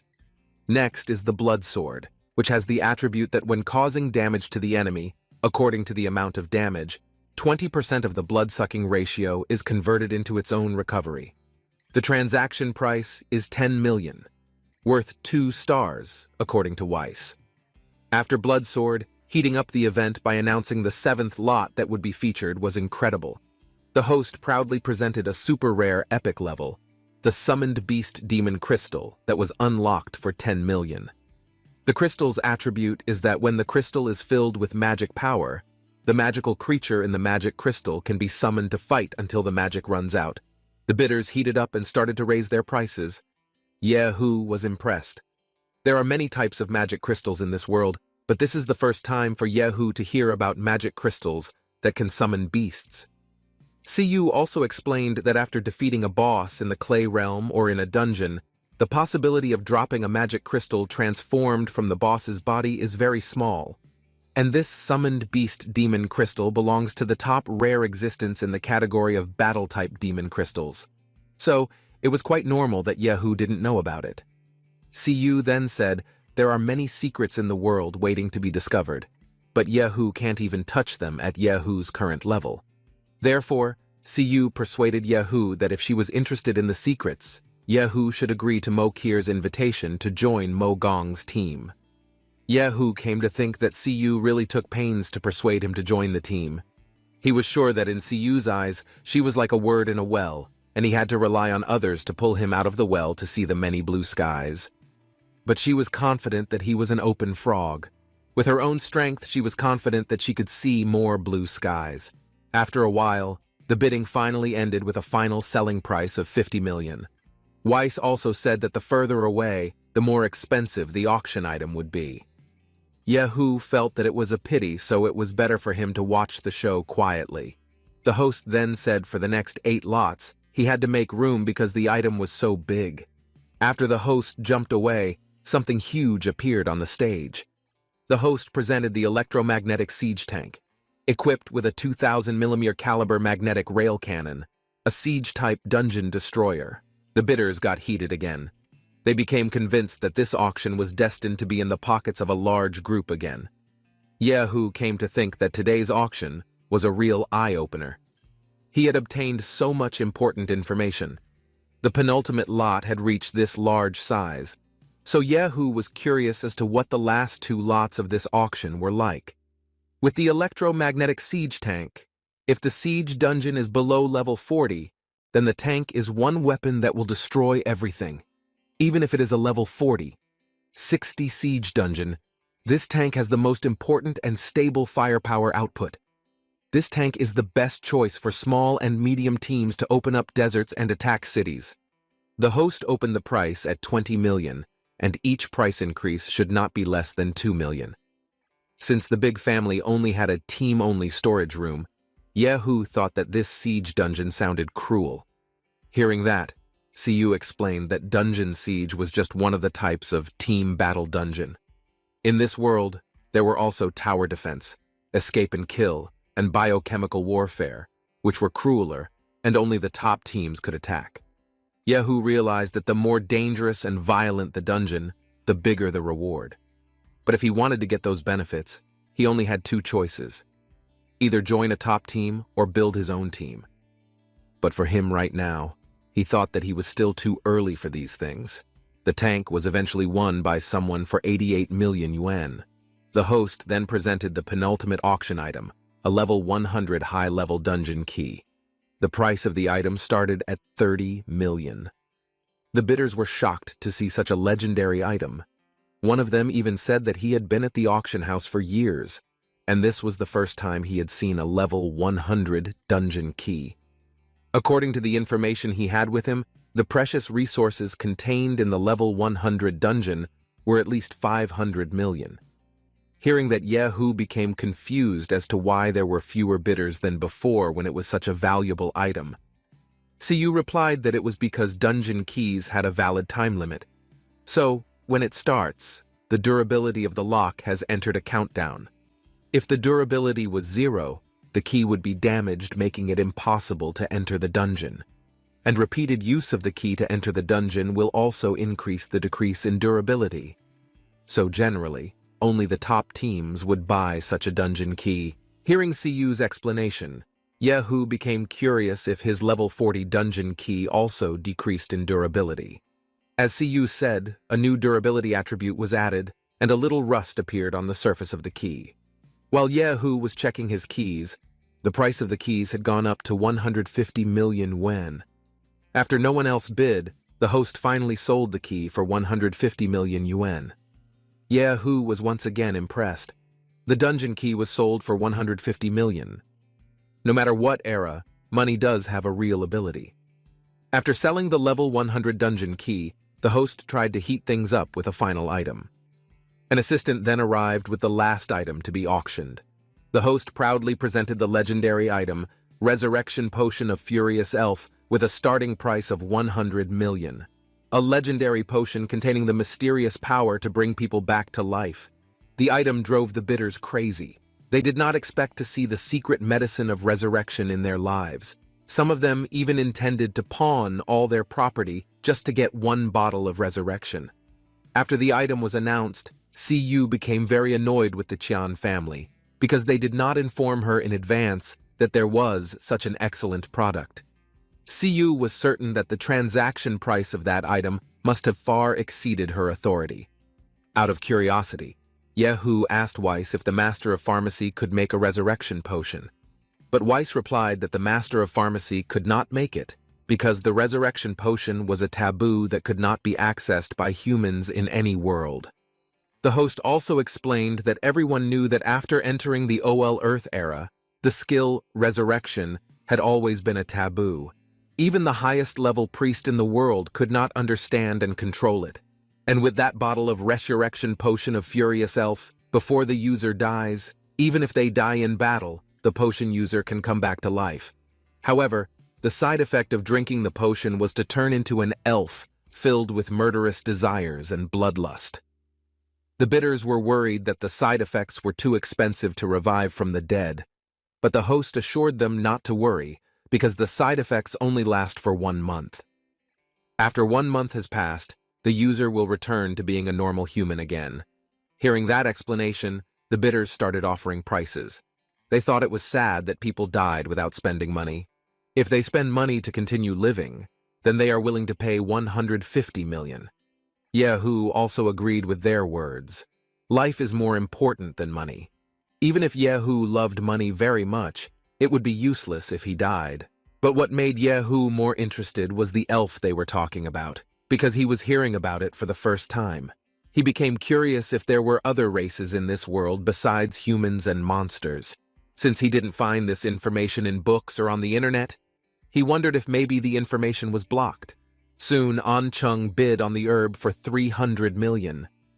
Yehu became surprised that An Chung bid that much. He wondered if Huang Zheng Group gave An Chung hundreds of millions for the right to deal. Yehu felt that An Chung was suspicious, but since there was no relationship with him, as long as their interests did not conflict, Yehu intended to let him be. After selling all the items, the host announced the end of the auction and told that there were still 10 more rare treasures next month. Thanks to today's auction, Yehu thinks that this auction place is really a good place, so when he gets more money, he will come again. Yehu finally returned with Siyu and asked his sister if she had finished buying items because it was time for them to go home, but his sister said that she still had 1 billion bits of equipment to choose from. Yehu then thanked Siyu because even though he didn't get much from the auction, he got a lot of experience. Siyu replied that Yehu didn't need to thank her because what Yehu knew today was just the tip of the iceberg. She then persuaded Yehu to join Mogong's team if Yehu really wanted to know the whole world. Yehu replied that he would consider it. Since his sister was still not finished, Yehu gave her another half an hour as he would also take the opportunity to buy some materials. Recalling Siyu's offer, Yehu thought that the desire to explore this world was only limited to curiosity, and he did not want to take any risks. The safety of his family was what he cared about the most.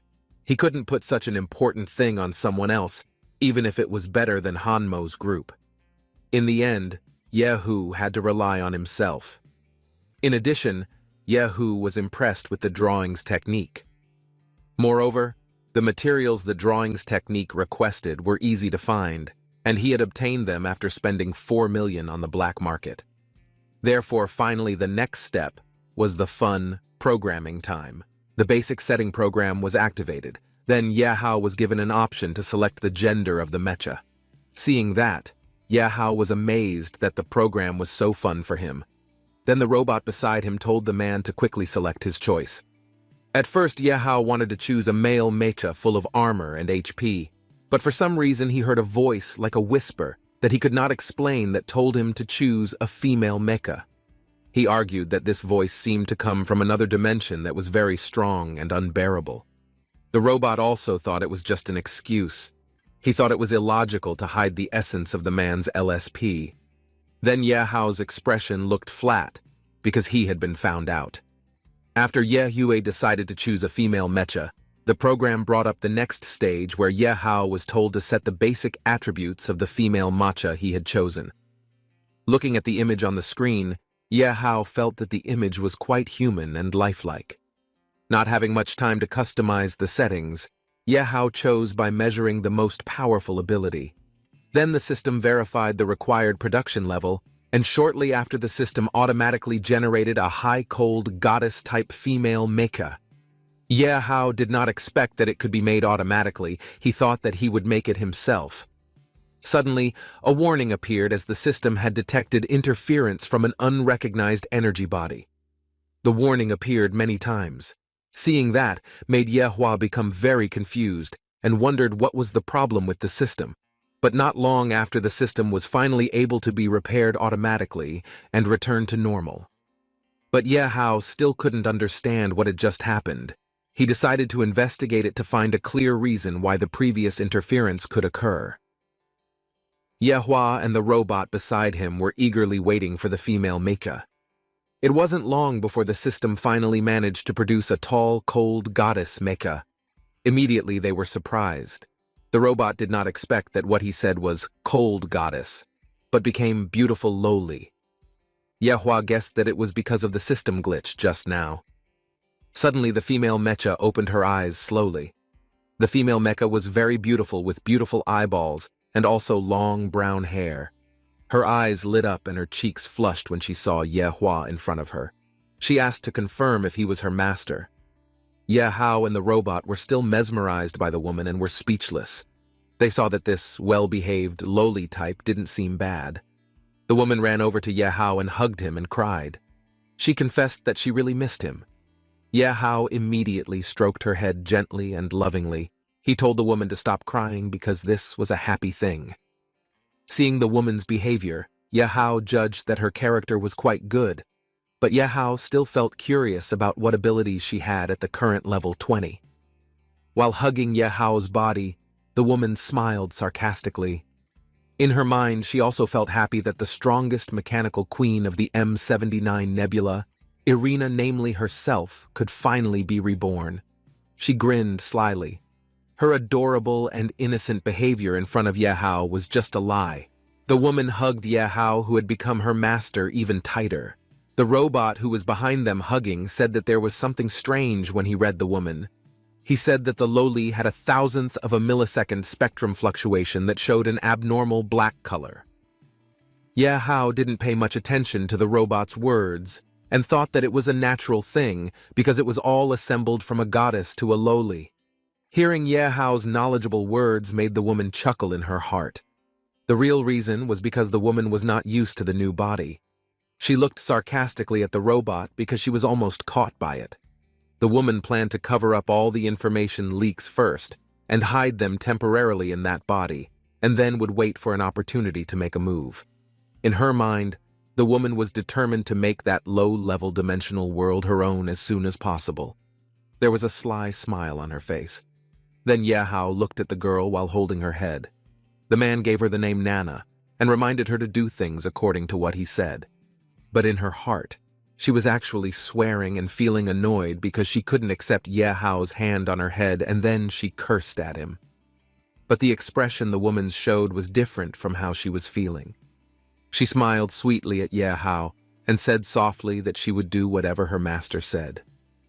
Arriving at Yehao's house, the woman was even more upset and in her heart kept saying bad things. Nana was seen in the kitchen washing all the dirty dishes in Yehao's house. As the queen of a highly advanced silicon-based civilization, Nana did not accept doing such lowly things as washing dishes, although the woman's consciousness was free, but her body would obey all orders from Yehao unconditionally, so it made her feel very irritated.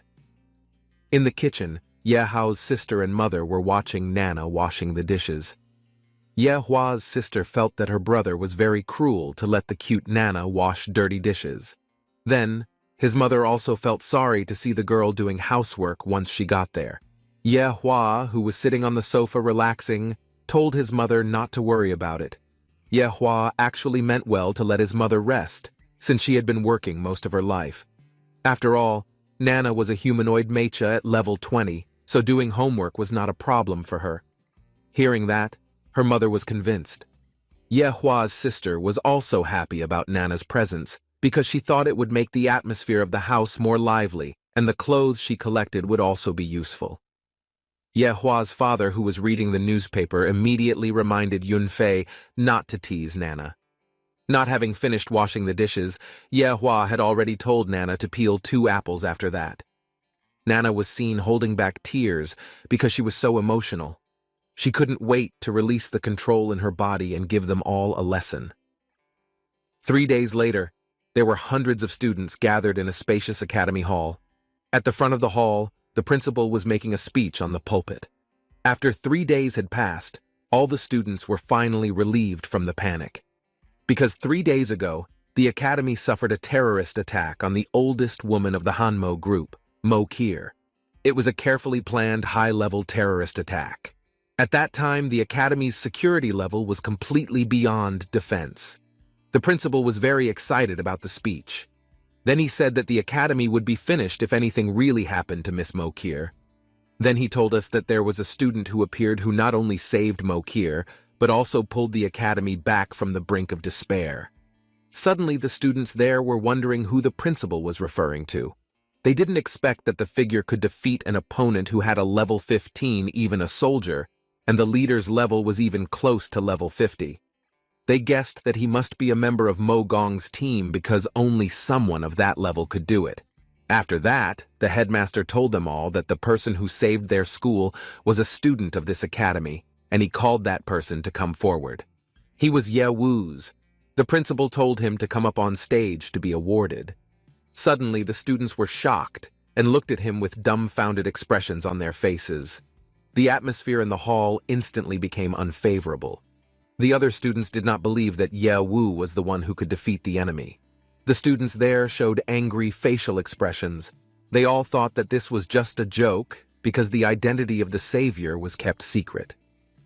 One of the bespectacled men standing among the other students said fiercely that he suspected that the principal gave all the credit to Ye Wu to hide the real savior and then demeaned Ye Wu, insulting him as trash. One of the other students, who was Ye Wu's subordinate, heard that. Then he immediately pulled the shirt collar of the student who denigrated his boss and swore at him. Ye Wu, who was walking among the students who were gossiping about him, was just silent and calm. He didn't care about the surrounding students who kept throwing questions at each other out of curiosity. On the other hand, Ruin was seen watching Ye Wu with a gloomy face. She felt sad because people didn't believe that Ye Wu was the one who saved everyone. Ruin thought that Ye Wu was very strong and handsome. In the back row, a woman with purple hair was looking at Ye Wu. Since the atmosphere inside the hall was not very conducive, the principal told them all to calm down and tried to reassure them all. Ye Wu, who was already standing in front of the stage, told the principal not to worry about it. Yewu understood the students who did not believe him, because he thought that after all, people only wanted to believe what they saw with their own eyes. To Yewu, it was a normal reaction to question what they could not understand. He didn't think it mattered if they believed or not, and told the principal not to be bothered by it. The students who were in the front row shouted at Yewu to stop pretending in front of the teachers and students. They were very upset to see Yewu getting the award. After that, the principal immediately showed a gift that would be given to Yewu as a form of gratitude from the school. Then, he immediately opened the red curtain beside him. When the curtain was opened, there was a tall and neatly arranged pile of banknotes. Instantly, the students who saw it were stunned. They couldn't believe that such a large amount of money would be given to Yewu. The principal told him that it was 2 million in cash, but that was not the main prize. Not long after, the principal took something out of his shirt pocket. There was a luxurious object in the principal's hand. It was an ancient ruins distribution map. Yewu's dumbfounded expression could be seen on his face. He realized that it was the treasure at the bottom of the school box that Yewu usually didn't allow him to see. Yewu did not expect that the map would be given to him. The principal snapped his fingers. Even though many students already knew the map, he would explain it again. The principal explained that the precious map came from a legendary relic hunter named Mu Wei. Mu Wei was the greatest alumni in the history of Zone 9 Academy. It symbolized the spirit of their academy to progress and explore the unknown. The relic hunters were a group of people who were extremely strong and not desperate. They explored wilderness dungeons and ancient ruins, then sold the coordinates to large groups for a very high price. That Mu Wei figure was one of the greatest adventurers in the Earth Old Age. The man aims to restore the truth in the world selflessly, then relying on his own efforts, and he also drew a distribution map of wilderness relics and dungeons with a radius of 2,000 kilometers centered on the safe zone. Hearing the story from the principal, Yu Wei held him chin as if in thought. He remembered if he had heard the story. But in the end, it was because Mu Wei took a reckless action that went deep into a zone that had never been explored before. Yewu felt that it could not prove the authenticity of the map and was regarded by the public as an extraordinary legend. Then, the principal resumed Mu Wei's story. He told that Mu Wei only smiled and was patient when facing ridicule and scolding from people all over the world to him. The principal admitted that he was his former classmate and follower. The principal said that he would always believe in her courage and spirit of exploration. He would never forget the day Mu Wei handed him the drawing and disappeared into the wilderness outside the safe zone. After finishing the story, the headmaster handed the map to Yewu. Regardless of whether the contents of the drawing were true or false, he gave it to Yewu and expected him to accept it. The principal considered it as a legacy to pass on to Yewu because he could feel that Yewu had the same courage as his friend Mu Wei.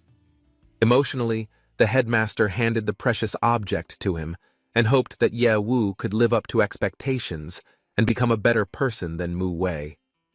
Yewu received the map from the principal's hand, and he promised to never let him down. Not long after, there was a violent shaking inside the school hall, so the students and others immediately scattered. There were screams everywhere as they all felt very panicked. They suspected that there had been a powerful earthquake. Then, from the top of the ceiling in the academy hall, there was a very bright light. It looked like a space rift. Seeing the chaos that was happening, the principal immediately ordered the teachers who were at level 15 and above to stay in place and immediately form an attack formation and prepare to face the enemy. Then the others were ordered to immediately evacuate all the students from inside the hall and go to the underground shelter.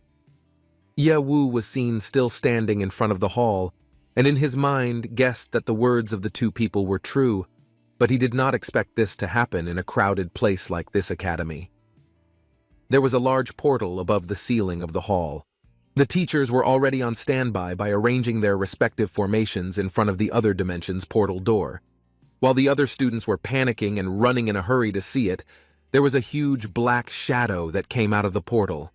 The creature immediately attacked all of them, causing them to bounce away from their places. The figure was a level 15 giant pig beast that had horns on its head. It also had fiery red eyes that made it look very scary. The giant pig monster's attention was focused on one of the students who was there. Seeing this, one of the students who was there. Seeing this, the student immediately felt panic and wet his pants. The student cried while shouting for help and told the monster not to come closer. In such conditions, he still boasted and said to the monster that his father was a warrior, so threatened the monster that if he dared to touch him, then his father would definitely not spare him. But the giant pig monster did not care and said that he would make him his first meal. The student cried hysterically, screaming for his father to save him from the hungry monster. At the same time, a fireball attack flew towards the giant pig monster. It slammed into the monster's body, causing it to bounce backwards and lose consciousness. It created a huge explosion that shook the surroundings. A black shadowy figure appeared from behind the flames, which made the student think that it was his father who saved him. Not long after, the shadow slowly approached, and the student realized that he was Ye-Wu. Then Ye-Wu told the man to go to the underground shelter because he judged that the student could not bet. Instantly, the man hugged Ye-Wu's leg to say thank you. He was also sorry for calling Ye-Wu out earlier. But Ye-Wu didn't care, and sternly told the man to quickly leave the place. The man immediately ran away. Now the man believed in Ye-Wu's ability, and if not for his help, then he would have been killed by the monster. Ye-Wu observed the surroundings of the place that had been destroyed by the monster. He paused while thinking in his mind that if the monster's goal was to seize the 9th safe zone, then it would definitely be of a higher level. According to Ye-Wu, if the monster's starting level is level 15, like the ghost eye demon spider last time, this shows that the starting level of the space gap can withstand is level 15, so Ye-Wu couldn't imagine what an extremely high-level monster would be like. Then behind him were Luo Feng and Ruan Tian, who caught up with him to help attack the monsters. Ye-Wu pointed at the portal door and told them that the space split had reappeared and suspected that the monsters would continue to arrive. According to Ye-Wu, this wave of monsters was still at level 15. Before Ye-Wu finished explaining, Ruan had already cut him off. The woman was surprised to find out the monsters were at level 15. Then Luo Feng immediately took the formation to prepare to attack and invited Ruan to prepare as well. At the same time, a monster emerged from the portal. The monster was an Akabane rooster at level 15. The monster flew straight to the front of the two of them. Seeing the monster's arrival, Ye-Wu immediately stood in front of them.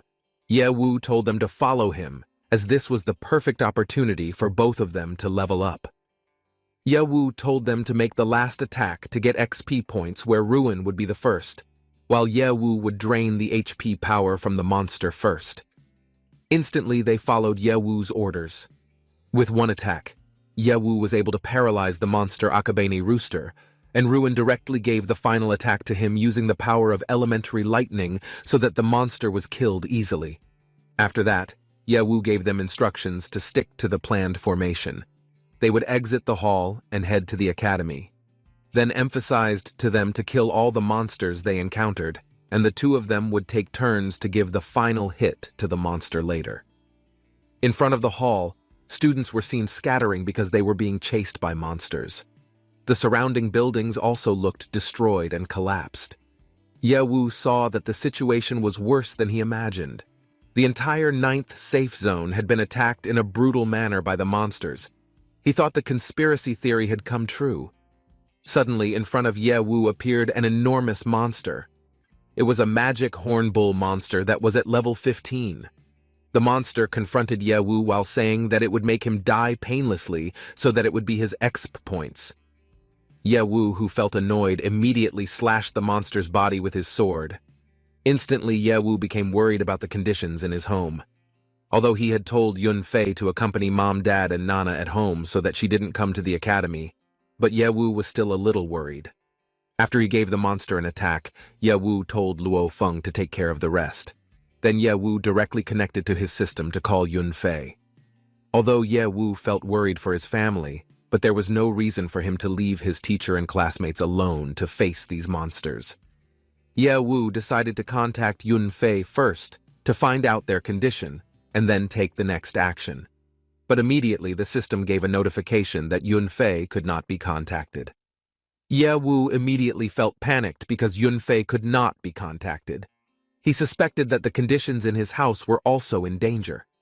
Suddenly, a monster figure came attacking a group of Chen students and teachers who were nearby.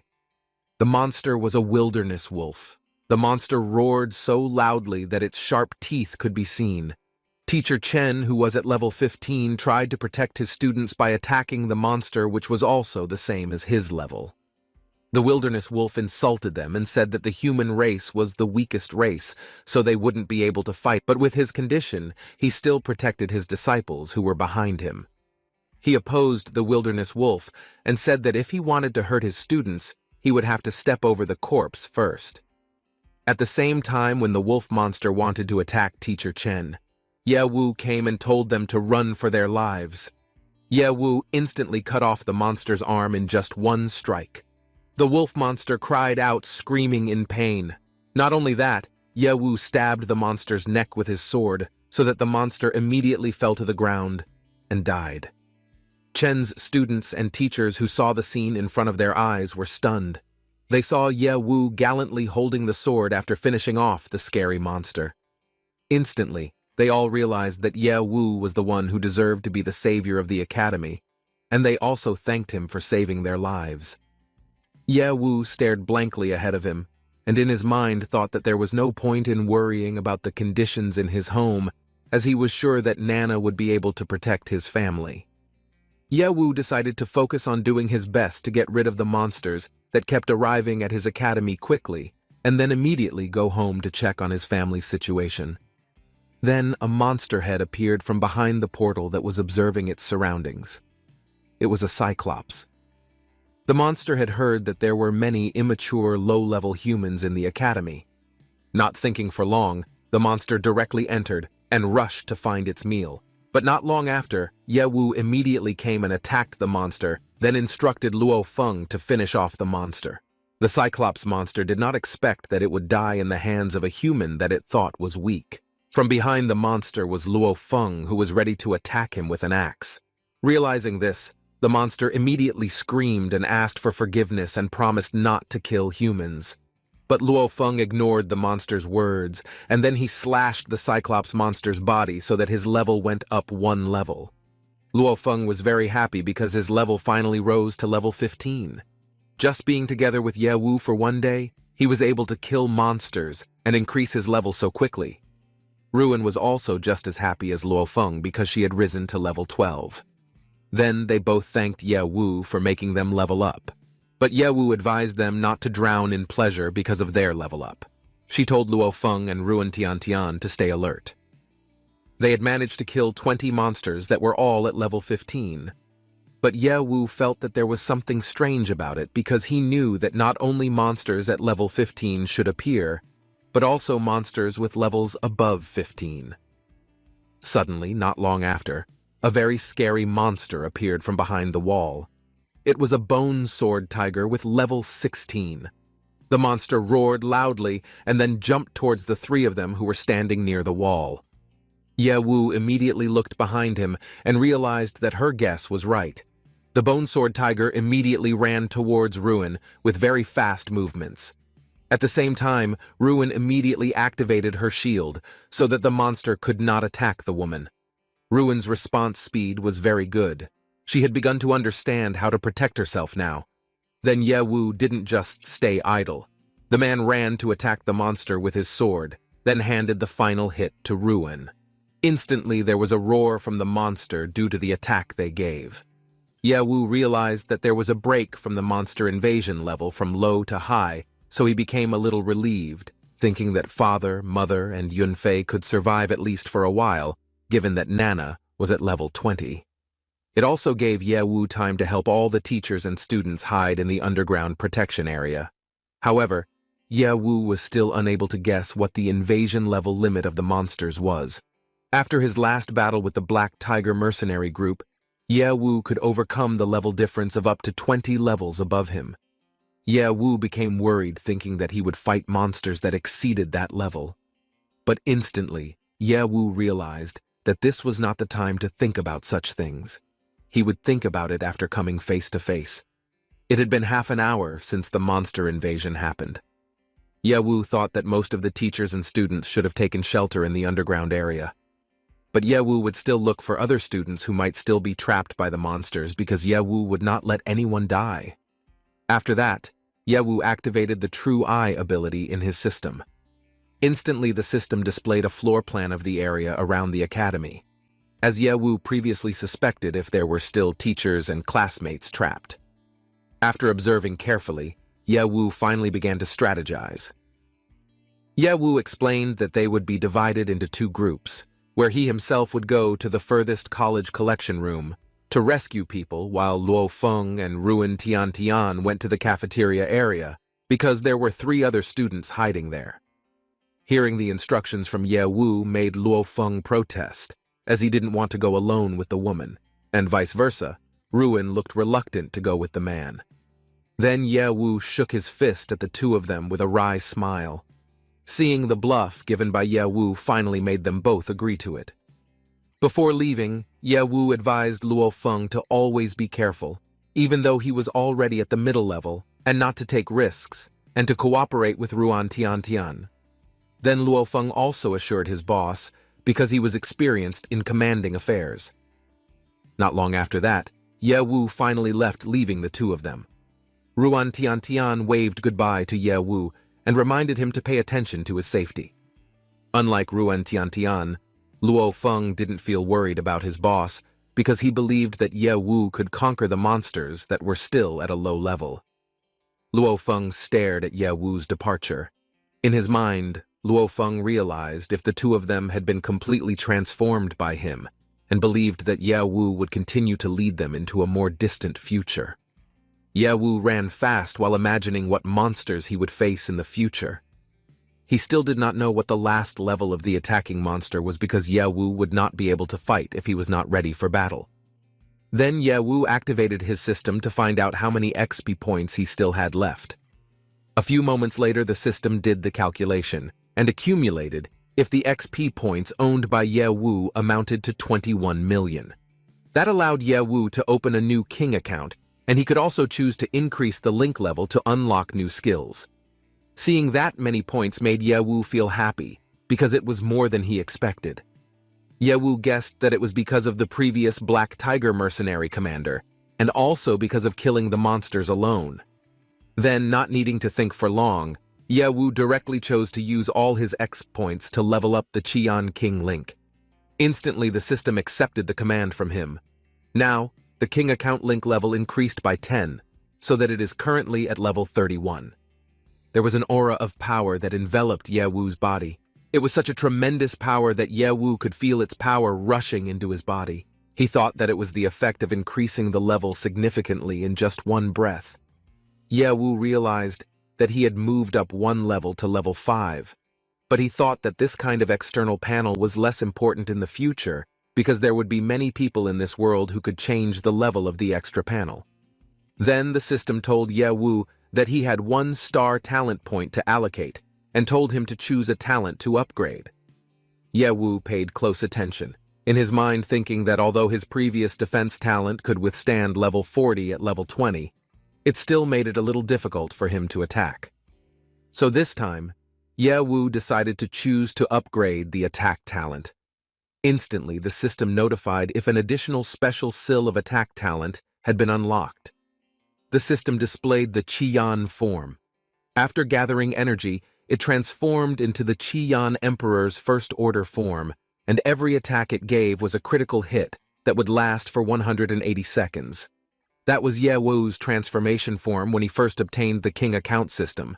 But at that time, Ye Wu's level was still too low, and his attributes alone could not support a strong Qian form, so the system automatically blocked the skill.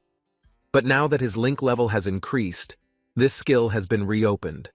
Then Ye Wu gave instructions to the system to switch attack talents and ran very fast into the building to save the others. Ye Wu tried to resolve the situation as soon as possible. Inside the building, they were all hiding behind a pile of chairs and tables, that they made like a fortress from the monsters. There was Teacher Jia, who was at level 16. Teacher Jia told the students to take cover behind him. Instantly, their fortress was destroyed by a huge and terrible monster. A student was seen crying in fear, and next to him was Teacher Lee, who tried to calm the student down. It was a painful, horse-face monster that was rampaging towards all of them, but instantly, the monster died from the attack. Teacher Jia was in disbelief and wondered who did this. Ye Wu appeared from the front door and walked gallantly towards them. Ye Wu did not expect that after changing the attack talent, the result would be so good that even close combat was very strong. Teacher Lee instantly looked behind him and found Ye Wu's figure. The woman immediately thanked him. Ye Wu told them all that the monsters outside had been completely cleared so they could go to the underground shelter. But before that, Ye Wu told Teacher Lee politely that he should stop by the office building because there were still some other friends trapped there. Hearing Ye Wu telling Teacher Lee made Teacher Jia angry. He protested because he thought Ye Wu had gone too far for telling his teacher to go alone. But Teacher Lee was even angry back at Teacher Jia because according to him, the duty of a teacher is to protect his students. Besides that, they have clearly seen Ye Wu's ability, so they must listen to instructions from him. Teacher Jia was speechless and silent. His face looked like he was holding a grudge against Ye Wu, though initially, Teacher Jia wanted to act like a hero for Teacher Lee, but in the end, the woman's attention was only on Ye Wu. Feeling very angry, Master Jia finally decided not to follow them and would go to the sanctuary himself. The man said that he didn't want to die with all of them. Teacher Jia walked past Ye Wu. Because he felt so vengeful towards him, he deliberately grazed his body. But instantly he felt his upper arm bone like it was broken, making his strength drop drastically. Teacher Lee approached Ye Wu and told him to ignore Teacher Jia.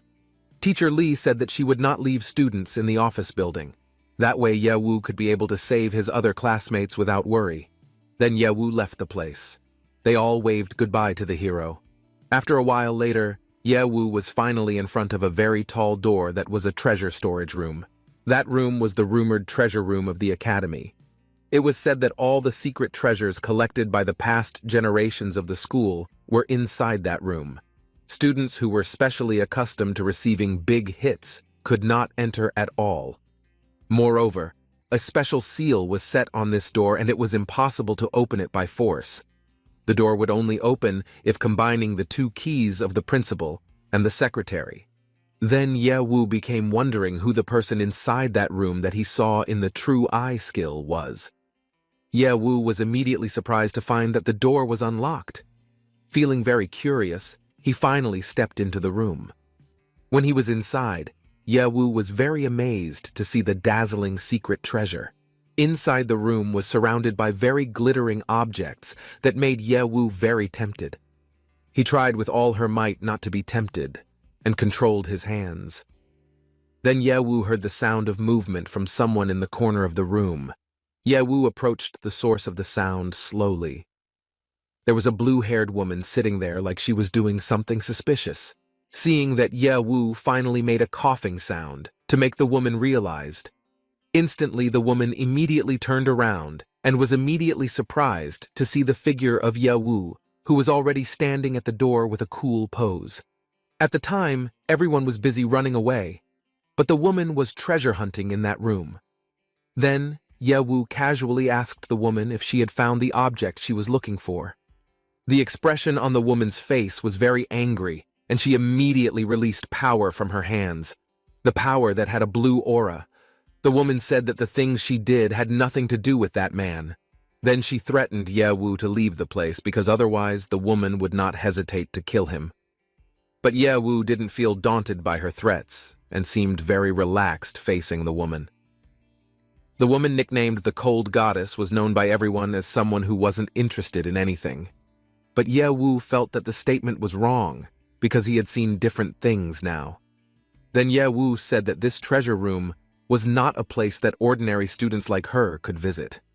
Hearing Ye Wu's words made the woman angry. She immediately threw her attack to bully Ye Wu. The woman accused Ye Wu of following her into the room. Then Ye Wu immediately straightened out the woman's misunderstanding, saying that he originally thought that a classmate was trapped alone in that room, so his arrival was just to save her. But the woman didn't believe him because his whereabouts were quite secret, and asked Ye Wu once again how he found herself. Ye Wu replied that he had his own way, which of course could not be said because everyone had their own secrets, just like the woman's secret that she had exposed. Then Ye Wu immediately turned around and left the woman and decided not to interfere in her business. Then he also told her that the level of the monsters outside was getting higher. Suddenly, in the middle of them, appeared a huge monster. It was a rage gorilla that was at level 30. The gorilla roared, and its attention was drawn to the woman. Ye Wu immediately looked at the gorilla and was very surprised when he saw it. Ye Wu didn't expect that the monster invasion happened so fast that his level had reached 30. Ye Wu chuckled because he didn't imagine that it would happen faster than he imagined. The gorilla smelled the scent of the human woman's body. The monster looked very happy to see the figure of the blue-haired woman in front of him. He had not tried the taste of human women for a long time and thought that today he had really been lucky. Hearing those words from the gorilla's mouth made the woman feel disgusted. Instantly, the woman unleashed her power and attacked the gorilla. But the attack did not affect the monster, and felt that the attack was like a massage for him. Because the gorilla felt very hungry, he finally attacked the woman without further ado. Quickly, he immediately dodged and activated the protection system against him. But this did not prevent the gorilla from continuing his action, because he could eat her body even though he was in the protective shell. Immediately, the gorilla opened his mouth wide until he saw the saliva that had soaked his oral cavity. At the same time, Ye Wu came attacking the gorilla with his sword.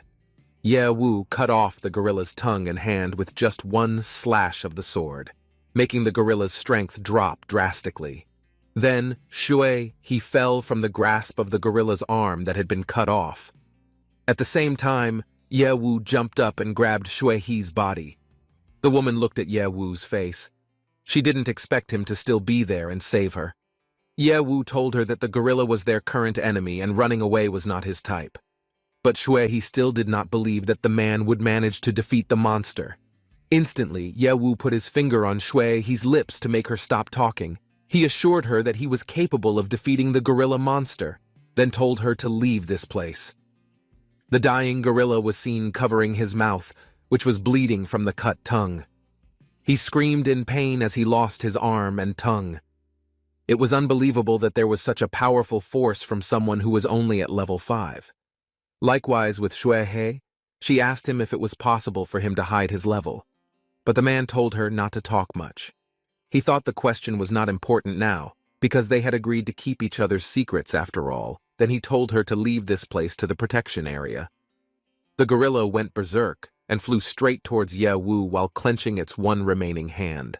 Seeing that, Ye Wu immediately took out his fist, which released the power of golden aura. Ye Wu guessed that this monster figure was a subordinate of the Lord Qiang beast.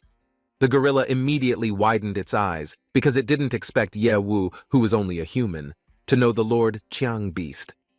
Out of curiosity, the gorilla asked who he really was. While pointing his fist at the monster, Ye Wu replied that he was just a human who was almost killed by his boss. At that moment, the rage gorilla monster who had a level 30 was killed by Ye Wu, who only had a level 5. The screen on Ye Wu's system told him that he had gotten 3,000 XP points as a reward for killing the rage gorilla and getting a level 30 magic crystal. Ye Wu was surprised because he thought that he should have gotten 5,000 XP points, and then guessed that it was probably because the link level had been increased, so he got less XP. While behind him, the woman named Shui was still amazed to see Ye Wu, who could kill a level 30 monster with just 2 hits. The woman wondered how much strength the man was hiding. After that, Ye Wu told Shui to go to the shelter as soon as possible, because the level of the incoming monsters kept increasing, so it was too dangerous for her to be outside. But the woman said that she had her own way of getting out. Instantly, the woman's surroundings were enveloped by a cold aura that made her body slowly disappear. Before Shui He left, she said that she regretted not being able to get to know Ye Wu from the beginning. Then the woman said goodbye to him and disappeared completely. Seeing that, Ye Wu felt confused by the woman's words, but he instantly ignored it because he thought there were more important things to deal with. Ye Wu looked around the secret room and thought about how to handle all the items stored in the room, as she could not bear to let them go to waste. Then he begged the system to let him store all the items in the room so that they would not be lost and return them later. Instantly, the item succeeded to save all the items. After that, Ye Wu reactivated the True Eye skill to observe the surroundings of the academy area. Ye Wu felt relieved because now all of his classmates and teachers had hidden in the underground shelter. But suddenly the system issued an alert, telling him that high-level elite monsters were heading towards the underground shelter quickly. Ye Wu was instantly shocked to see that, and guessed that it was a boss appearing. There were students and teachers who had gathered in the underground shelter of their academy. The principal tried to calm them all down. He told them that this refuge was sturdy enough to withstand the attacks of level 40 elite monsters. They just had to hold on until reinforcements arrived. Then one of the panicked students asked the principal why the security level of this protection was only 40. This was confirmed by other students. They were worried if there would be monsters with levels greater than 40 attacking them there. But there was a reason for that. The principal explained to them that the monsters that attacked their 9th safe zone in the past were only level 30. Then, combined with the academy's economic strength, the protection construction level was finally set to level 40. Even with a security level of 40, this had cost the academy all its money and 40 magic crystals to build successfully at the time. After hearing the principal's explanation, the students concluded that this shelter should be safe enough. They could finally breathe a sigh of relief. Ruin Tantian, who was sitting on the floor, was brooding over Ye Wu because he hadn't come to join them yet. But Luo Feng assured her that there was no way anything could happen to boss Ye Wu. However, Ruin Tantian still felt worried about him, even though she knew Ye Wu was a strong person. Not long after that, there was a very loud bang from behind the shelter door. Suddenly, the students there immediately felt panic and fear. One of the students thought that the monster had found their whereabouts. Unlike the others, Luo Feng told him to open the door because he couldn't wait to fight against the monster boss. The teacher tried to stop Luo Feng's action. Suddenly, something shattered the door. Luo Feng stopped his steps. He looked very dumbfounded at the sight of it. The door was smashed so hard that everyone ran away. The sanctuary had been breached by an extremely powerful monster. There was a large and very scary monster standing in front of the door. The monster was a chitin with level 45. Seeing the monster made Luo Feng's entire body tremble and feel frozen. Luo Feng couldn't figure out why there was an elite monster with a level 45, even though the principal had assured that there would be no monsters above level 30. Luo Feng clucked in annoyance. They were all trapped in this kind of dungeon, and no one could escape. Luo Feng didn't know what he should do. The monster looked at Luo Feng, who was before it. The monster grinned sinisterly. He didn't expect there to be someone who didn't back down at the sight of him. As everyone scattered away from the monster, Luo Feng was still glued there. Luo Feng felt like he had gotten a lot of influence from Ye Wu. Even in the face of a strong enemy, he continued to have the courage to advance even if this courage was fatal. But Luo Feng didn't care about the risks he would get. He would uphold the task Ye Wu had given him and would do it to the end. Even if Luo Feng couldn't save her life, he would still do it. With burning emotions, Luo Feng attacked the monster with his weapon. However, the monster casually reversed the attack to Luo Feng. In just one attack, Luo Feng's strength immediately decreased drastically. The teacher who was behind him screamed hysterically, seeing the incident. The chitin monster was getting angry. Then he let out an aura of power that made everyone unbearable. Ruin Tantian didn't just stand by. Then she held back Chitin's monster aura with her magic wand. But unfortunately, the magic wand can't do anything. The woman realized that she was still weak. The monster ate them one by one to increase its level. Until now, the chitin monster's level has risen to level 46. Because of that, the chitin monster was very enthusiastic and wanted to eat more of them. Seeing the students being eaten by the chitin monster, the principal came to stop it. He told the monster to let the students go. Even if he had to die, he would still try to stop the chitin monster for daring to hurt his students. Then the principal mobilized all his strength to fight the monster. One of the teachers reminded the principal that his body could no longer withstand the effects of using magic. But the principal ignored that. Instantly, the principal released the advanced lightning skill, which created a huge lightning bolt to attack the monster. But the lightning given by the principal did not work at all against him. Then the chiting monster lifted the principal's body. The monster was going to give him a well-deserved death. He would tear his body apart. The monster couldn't wait to eat the principal because he was sure that after eating him, he would be able to advance one level. The principal seemed resigned. In his mind, he was very regretful. He felt he had failed to protect the academy and felt he was not an ideal headmaster. But fortunately, he had passed on his wishes and beliefs to the younger generation. The headmaster believed that one day, Yewu would be able to reveal the truth in this era. He closed his eyes and resigned himself to being eaten by the monster. But right at the same time, suddenly came a figure who saved the principal from the monster's meal. It turned out to be the figure of Yewu, who had just come. Instantly, everyone was stunned to see Yewu's figure. Yewu apologized to the principal for coming late. Seeing their chaotic condition made Yewu furious at the monster. He would make the monster pay for it. There was a fire aura that enveloped Yewu's entire body. The attack talent special skill First Qian form was activated. Yewu faced off against the chitin monster.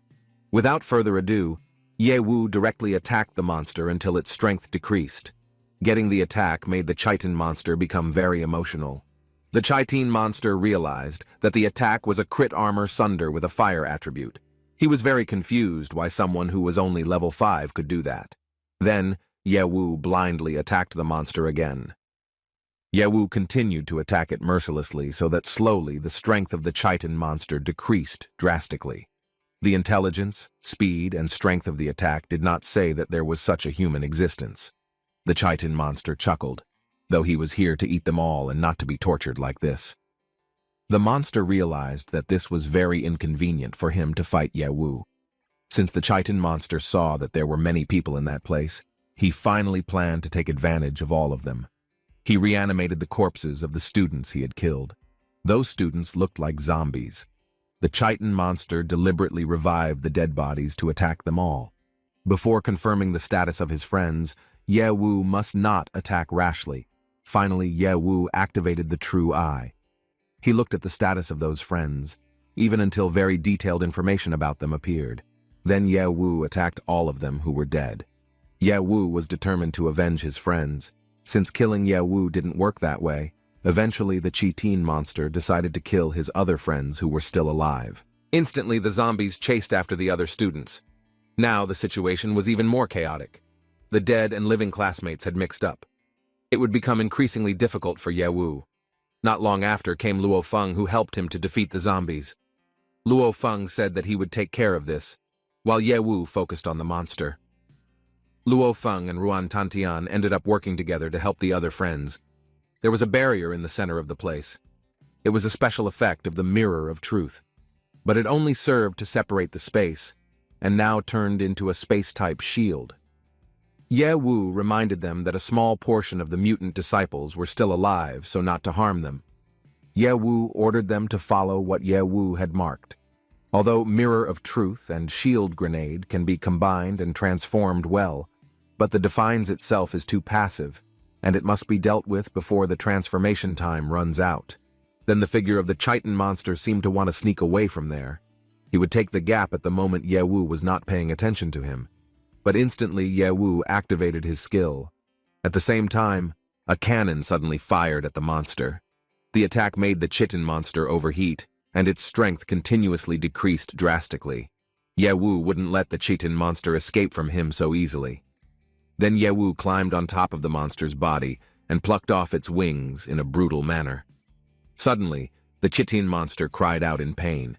He asked for forgiveness and admitted his mistake to Yewu. The chitin monster did not expect Yewu's figure to thwart its mutation. He thought that it was a very impossible thing. The chitin monster would make Yewu die with him. However, Yewu was not afraid of the threat at all. Then Yewu activated the mutation skill Violent Transformation, which made the target have failed to mutate. The chitin monster actually realized that Yewu was intentionally interfering with his mutation. He felt astonished how Yewu knew what he was thinking. In his opinion, this level of shell was only suitable for large-scale slaughter. Only Violent Transformation was suitable for one-on-one battles. The chitin monster panicked. He planned to first escape to a safe place to buy time, and then wait for an opportunity for himself to mutate. Just as the chitin monster was about to leave, Yewu activated the first Qian form. It was the final skill that would kill the monster immediately. Yewu stepped closer towards the chitin monster with a fire aura enveloping his body. He wasn't going to waste much time anymore. Yewu unleashed his enormous power aura that shattered the surroundings of the place. Instantly, the chitin monster remembered that it was a dimensional distortion. Legend has it that only the power of a king can cause chaos in space and dimension like this. But the chitin monster didn't expect that the figure was just a human. The chitin monster was curious and asked who exactly Yewu was that could use this kind of power. Then Yewu admitted that he was just an ordinary academy student. Then Yewu ejected something very large. It was a crimson star that was clearly visible that it was a solar black hole. Yewu pointed it at the chitin monster to kill it. The monster begged him to let it live. Even the chitin monster was willing to do anything Yewu ordered. He also told him that he had a lot of treasure and offered it to Yewu. The chitin monster reminded Yewu that he could not stop this invasion even if he killed himself, because the same Kashiwa Akao had come. He said no matter how strong Yewu was, he would not be able to match Kashiwa Akao, but Yewu didn't care about his words and killed the chitin monster. Finally, the chitin monster was defeated, and Yewu obtained 200,000 X points. After hearing the news from the chitin monster just now, Yewu thought about it. Yewu was sure if the figure of Kashiwa Akao was a very strong monster. By just hearing the name alone, Yewu could already guess that. Yewu estimated if his level was between 70 to 80. Yewu guessed that it was the leader of the monster invasion in this city. Therefore, Yewu decided to immediately increase his strength. If not, then Kashiwa Akao's monsters would be difficult for him to handle. But Yewu put that aside first. He felt curious about the drop that the chitin elite monster had released earlier. It was a magic crystal with level 50. Strong acid gastric juice, which could create strong acid damage and weaken armor defense. Fatty chitin legs, which are fleshy legs hidden under the Zerg's hard shell. Gold wing source quality, which is an excellent material for processing. Intracranial resonance, which is a control skill book with level 50. Yewu sighed, looking at the attributes that he thought were useless. Except for the skill book, no good items were dropped. Yewu felt that his luck was not always that good. Instantly, the system popped up a notification that Unknown Egg was very interested in fatty chitin legs. Then Yewu looked behind him. He saw an egg there. Yewu guessed that it was the egg that the devil Tyrannosaurus had dropped earlier. The egg had not reacted for a long time, and he seemed really interested in the insect's legs. Yewu became curious what the result of combining these two things would be. Instantly, the egg stuck out its tongue and took the chitin monster's leg. The unknown egg felt so satisfied that it increased its love points and hoped that Yewu would continue to feed it. Seeing that, Yewu felt that this was like a pet breeder. He could feed it all the foodstuffs it got in the future. After that, Luofeng and Ruan Tantian approached Yewu and asked about his condition. Ruan immediately hugged Yewu because she felt very grateful to see Yewu, who was fine. Yewu praised the two of them for doing a good job. Luofeng shyly admitted it and said that it was all thanks to Yewu, who helped him to rise to level 15. However, Ruan Tiantian felt sad because there were still many students who were injured. Ruan Tiantian felt that she was still too weak and lacked experience. Then Yewu tried to calm the woman down while rubbing her head. Yewu said that this was inevitable. In the face of huge losses, they could reduce the casualties by a reasonable amount. Yewu told Ruan Tiantian that she had been very helpful. The students came up to the three of them and thanked them for the rescue. Without him, it was estimated that there would have been more casualties, that probably not just one of them. They all also apologized to Yewu for saying many bad things about him before. From today on, they would regard Yewu as their savior hero. One of the female students was crying as she looked at the destroyed academy. She was also worried because she didn't know what had happened to her family. They suspected that the possibility of leaving them at home was also attacked by monsters. Then the teacher calmed the students down and reminded them not to lose heart. Although the security level in their 9th zone was not high, there were security forces on duty from large companies. The teacher assured that they would definitely prevent the monsters from attacking. Everyone must endure and wait for rescue and must not give up hope. Ye Wu assured them that the monsters in the academy had been taken care of by him, so it was safe for everyone to stay here. Moreover, there was plenty of food in the cafeteria for everyone's rations for a week. Everyone had to endure, while Ye Wu would find a way out. Then Ye Wu approached the principal, who was lying on the floor. He asked about the principal's condition. The teacher replied that the principal's condition was good, but even though his life was saved, the principal was injured by the elite monster, and he was still weak and unconscious. The teacher suggested that it was best to get rid of this situation as soon as possible, because otherwise, the principal would not last long. Ye Wu calmed his teacher down and assured him that he would find a way out. Ye Wu thought about the next step he would take.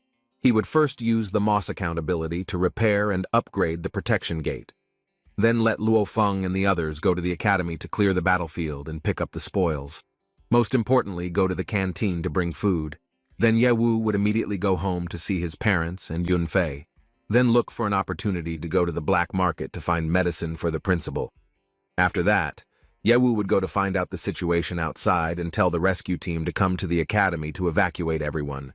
Because if not, then there would be no safety guarantee for the academy in the city. After thinking about the plans that she would carry out, Ye Wu called Luo Feng and also Ruan to explain their tasks. Then Ye Wu walked out of the academy. There was an atmosphere that had been devastated by the monsters. Out there, Ye Wu saw the corpse of teacher Jia, who was killed before escaping. According to Ye Wu, this was because of his own actions that could not survive. In this era, if one did not have any strength, then one would be reduced to flesh and blood to be slaughtered by others. If Ye Wu wanted to become a knife wielder, then his strength was far more than enough. Not long after, there was a call from his sister. However, due to signal interference, Ye Wu could not clearly hear his sister's words, and the communication was cut off. There was an unclear voice on the call due to signal interference. Eventually, the phone line was cut off. This made Ye Wu very worried about the condition of his family. Without thinking for a long time, Ye Wu immediately ran quickly to head to his house. He hoped that all his family could survive and be fine. Arriving there, Ye Wu was stunned to see the condition of his destroyed apartment. His nightmare had come true. Ye Wu was very worried about the condition of his family now. Ye Wu was sure that if the apartment was really attacked by monsters, then Yunfei and the others couldn't possibly wait to die. Ye Wu was very sure that they would definitely run away. Suddenly, Ye Wu heard a cry for help from behind the apartment building. Suddenly, Ye Wu immediately came over to the voice. It was a woman named Qin Lu who was the security team. The woman was being attacked by a monster. Ye Wu quickly killed the monster with ease. Then Ye Wu approached the woman. Looking at her clothes, Ye Wu guessed that the woman was the security team in charge of this area. However, the woman's foot was still stuck and asked Ye Wu to help her remove the stone. Ye Wu rudely smashed the stones in front of Qin Lu. After that, Ye Wu asked Qin Lu again, in a loud tone of voice, about the whereabouts of the residents of this apartment. Ye Wu continued to ask the woman questions because Ye Wu was very panicked about his family's situation. Before answering the questions from Ye Wu, the woman drank the healing liquid first. Then she told him that this area had previously been attacked by monsters of level 20. Fortunately, the security team had fought hard, and eventually most of the citizens were saved. Qin Lu was brought to the monster city because she lived behind the palace. Hearing the explanation from Qin Lu made Ye Wu feel a little relieved. If it was a monster with a level of 20, then Ye Wu was sure that Yunfei and the others would be fine. Then Ye Wu asked her where the evacuated citizens went. Ye Wu was sure that his family was among the evacuated crowd. Qin Lu told him that they were sent to the nearest underground shelter number 5, where there were 2 teams guarding them. But the woman thought that it was completely useless. The team's gathering level was only level 30, and could not handle high-level monsters at all. Suddenly, Ye Wu was shocked. He did not expect the security team leader's level to be that low. Qin Lu informed Ye Wu that their security team belonged to the Tianchuan group. She explained that most of the residential apartments were built by the Tianchuan group throughout the safe zone.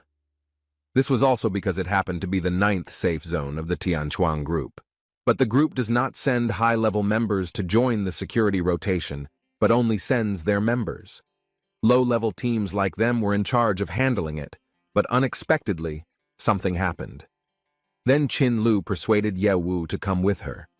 She told him that sooner or later, living in the 9th zone would be eaten by monsters.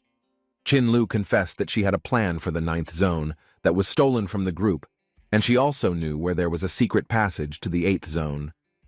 Then Qin Lu explained that her house was in the 8th zone, where if they returned there, then they would be safe.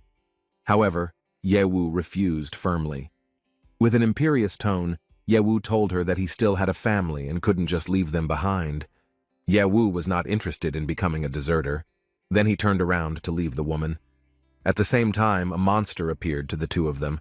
It was a swift gray leopard monster with level 30. Ye Wu was shocked at the monster's rapid arrival that even he didn't realize. Instantly, Qin Lu pushed Ye Wu's body from behind to face the monster alone. While she ran away from that place, Qin Lu didn't want to die because she remembered her mother who was still waiting at home. Although Qin Lu felt guilty for sacrificing Ye Wu, she had no other choice but to save herself. However, the monster was instead attracted to Qin Lu, who was running to save herself. He would eat Qin Lu first. As a result, Qin Lu was attacked by the monster until her body spurted a lot of blood. Qin Lu screamed hysterically for her mother, but Ye Wu was just silent standing back there. Not long after, Ye Wu jumped into action and attacked the monster to save Qin Lu. However, Qin Lu's condition was now dying. Her entire body was covered in blood. Qin Lu apologized to Ye Wu for her actions, but Ye Wu did not blame her. Ye Wu realized that in this era there is nothing wrong with living for yourself, but there is a risk for every choice. So Ye Wu also did not feel guilty for not treating her bleeding debuff so that she would die. The woman cried and regretted her actions. At the end of her life, the woman gave Ye Wu a scroll of paper that was the contents of the plan. Qin Lu thought that maybe this would be useful for Ye Wu. Not long after, Qin Lu breathed her last. Then Ye Wu closed the eyes of the dead Qin Lu. Ye Wu did not consider that Qin Lu was guilty of selfishness, but that it was due to her own weakness. Because in these last days, weakness was the original sin. It was the same for humans and monsters, where only the strong could be at the top of the food chain. So Ye Wu could only become stronger and stronger to protect his precious family and friends. Then Ye Wu took a roll of paper from Qin Lu's hand. Ye Wu would soon pick up father, mother, Yunfei, and Nana. There was an armored battle tank that came to the headquarters. They were the swordfish team escorting the civilians to shelter number 5, and everything was normal. On top of the tank was a man standing proudly smoking his cigarette. He was the team leader named Wang Jiangguo, with level 332. Behind him was his subordinate named Shen Bing, with level 25. Wang Jiangguo was looking forward to drinking and playing cards after being fed up with the monsters attacking the city at the moment. Then, Shen Bing, who was behind him, complimented his boss by saying that his boss was the most active person when receiving tasks. Shen Bing then mentioned the Dao Zizu Dufuxin mission that they had successfully completed. Hearing that made Wang Jiangguo happy. Then the two of them joked around. At the same time, there was a voice from one of his subordinates informing him that they had lost contact with the girl named Qin Lu. Qin Lu had previously taken the initiative to stay behind, but now she could not be contacted.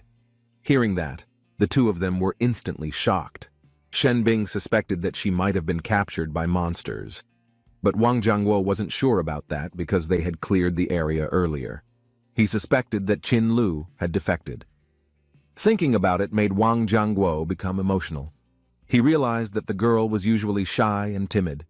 Wang Jiangguo was sure that the woman defected to the queen voluntarily. Then Shen Bing took the initiative and asked permission to fetch Qin Lu back. Shen Bing was worried about leaving her alone even if she did something wrong. but Wang Jiangguo told him to just let her go. Right and wrong in this era are commonplace. In his opinion, there was nothing wrong with living for yourself. Wang Jiangguo chose not to intervene, since it was Qin Lu who chose to quit the team, then she had to take responsibility for her actions. Shen Bing finally could only obey the words of his boss and could not do anything about the woman. Shen Bing felt sad as he looked at the photo of the two of them. Then Wang Jiangguo looked over to his side where there were civilians. Wang Jiangguo felt strange and confused, seeing one of the families that had such a small girl already at level 20. Yunfei seemed busy fiddling with her system screen. She was still trying to get in touch with her brother. Behind Yunfei was Nana, who was seen carrying a large backpack on her back. Nana calmed Yunfei down and assured her that Master Yewu would definitely be fine, but in Nana's true mind, she was extremely irritated with the current situation on the planet. After finally being reborn, Nana wanted to conquer this planet and make everyone grovel under her feet. She must not die in this place. It wasn't long before they finally arrived in front of the safe zone, Sanctuary number 5 in Zone 9. To enter the zone, they had to have special permission first. Then one of the officers guarding the gate stopped them and asked the unit's origin. Shen Bing informed them that they were the Swordfish team and gave them the security code. Shen Bing reported that they were escorting civilians to cover. Then the officers let them in and opened the door, but the ground around the place suddenly shook. They all immediately felt panic and fear. Suddenly appeared a monster figure from the ground that pointed at them. Several other monsters were seen following above the surface. Suddenly, they all immediately prepared to attack the monsters. The situation there looked very chaotic. Everyone was running for their lives. While the monsters were busy looking for targets to feed on, Wang Jiangguo jumped into action to help the civilians who were attacked by the monsters. Wang ordered Shen Bing to follow him to restrain the level 30 Zerg monster and divert it to another brother. Shen Bing immediately followed his orders.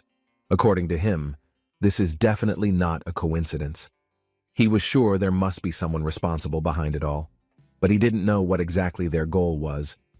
Then Wang Jiangguo jumped into action, while Shen Bing did his job. The civilians were seen running blindly at each other. Yunfei's mother, who was among the citizens, was hit, while she was busy looking for her family's whereabouts. As a result, her mother fell down and attracted the attention of one of the monsters. The monster approached her and prepared to eat her. Fortunately, at the same time, Yunfei immediately came and threw a few arrows at the monster. The arrows stuck right into the monster's hands. The equipment bought on the black market finally came in handy, but still Yunfei doubted whether she could defend against the monster. The arrow shot from Yunfei did not have any effect on the monster. Then the monster ran straight at Yunfei and her family. It jumped up and was ready to devour them all. Seeing that in front of her eyes, Yunfei could only surrender. She closed her eyes as she apologized to her brother silently for not being able to protect their parents. Yunfei continued to blame herself for feeling weak and useless.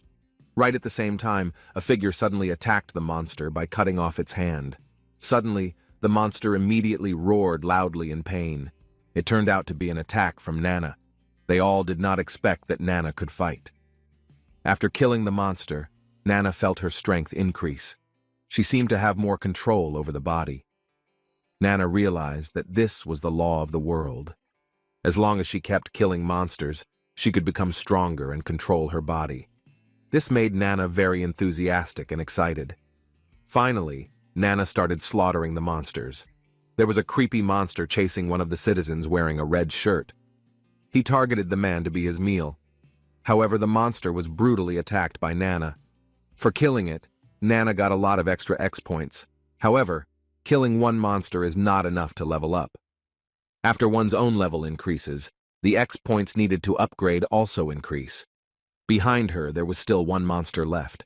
The monster looked terrified to see the figure of Nana who had killed her two brothers in an instant. Finally, the monster ran away. Nana, who realized this, immediately chased him and killed him in one attack. Nana got a lot of X points because of that. As a result, Nana managed to reach level 30 in a short time. This made Nana even more excited and enthusiastic. Meanwhile, Wang Jiangguo's battle against the 1,000-foot demon monster was still going on fiercely. Wang was assisted by his subordinate, Shen Bing. They worked together to defeat the monster. The monster's HP points had been reduced to half. Shen Bing reminded his boss to be wary of the mutation because that type of Zerg had the ability to transform. Instantly, the monster took out an orb in its body. It turned out to be its mutant form. The Zerg looked like it split itself into pieces and became many. The mutants surrounded Wang Jianguo's body and sucked away his HP points. Shen Bing's equipment and magic had also reached their limits, so he could only turn the mutants against him. He hoped that his boss could take the opportunity to escape, but Wang ordered Shen Bing to go save himself instead. Wang assured Shen Bing that he could survive. However, Wang's condition looked terrible, as his entire body was covered in Zerg mutants. Wang instantly remembered that time when he left his family to join the Tianchuan group's security team, because that way, their family could enter the safe zone. But in the end, his family died because of an attack from monsters. Since then, Wang Jianguo promised himself to finish off the monsters who had killed his family. Suddenly, the anger of his revenge made Wang Jianguo rise and finally managed to release the mutants from his body. At the same time, Nana came over to help fight the monster.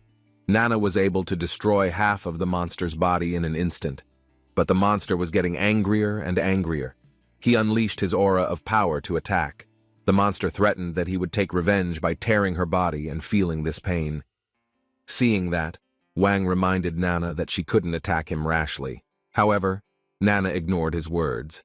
Nana then mobilized all her strength to attack the monster. She took out her combat tools. It was the ultimate form that transcended dimensions. Seeing that, the Zerg monster became panicked and frightened.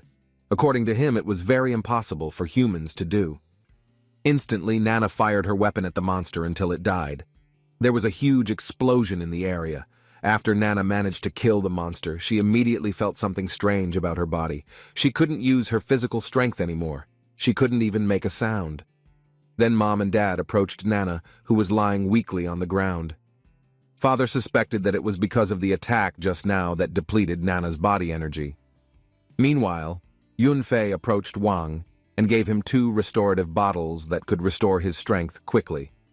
Wang also thanked her. Then Wang advised them to immediately move to the 8th safe zone as it was no longer safe here. However, Yunfei hesitated because this place was getting farther away from her brother. Yunfei was afraid that her brother would not be able to find them. Yunfei then tried again to contact Ye Wu, but she still couldn't contact Ye Wu because she was still having trouble with the signal. Wang approached her and gave her an idea to deliver a message to her brother. Finally, it was handed over to Wang, and they hurriedly left there as soon as possible. A short while later, Ye Wu had just arrived at shelter number 5. He saw the situation there, which was already in ruins, and also the corpses scattered around him. Ye Wu realized that there was a big battle that happened earlier. Then Ye Wu saw an inscription on the wall. It was a message left by Yunfei, but Ye Wu looked confused and did not understand the series of codes written there. Ye Wu felt familiar with that set of codes. The code format seemed to have been seen somewhere. Ye Wu thought hard to remember that.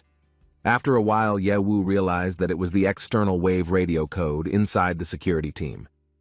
Before the security team came to the school to give an explanation about the science people, of course Ye Wu could not forget all those details. Then Ye Wu tried to find available communicator tools on the corpses lying there, but even though Ye Wu had found many of these tools, he still couldn't use them, because his link level was not enough to repair the tool, so it could not be used normally. Because his true eye could not function properly yet and its range was limited, so Ye Wu could not go to the 8th safe zone without thinking. But the most important thing was that he had to quickly contact Yunfei and the others. Moreover, Ye Wu also doubted whether the 8th safe zone was willing to accept all the civilians from the 9th zone. Finally, Ye Wu decided to go to the black market since it was not far from that place. Ye Wu would buy an internal communicator device in the Tianchuan group. A while later, Ye Wu had finally arrived in front of the black market. The situation there was also the same as the previous one. Ye Wu guessed that it seemed like there had also been a fierce battle.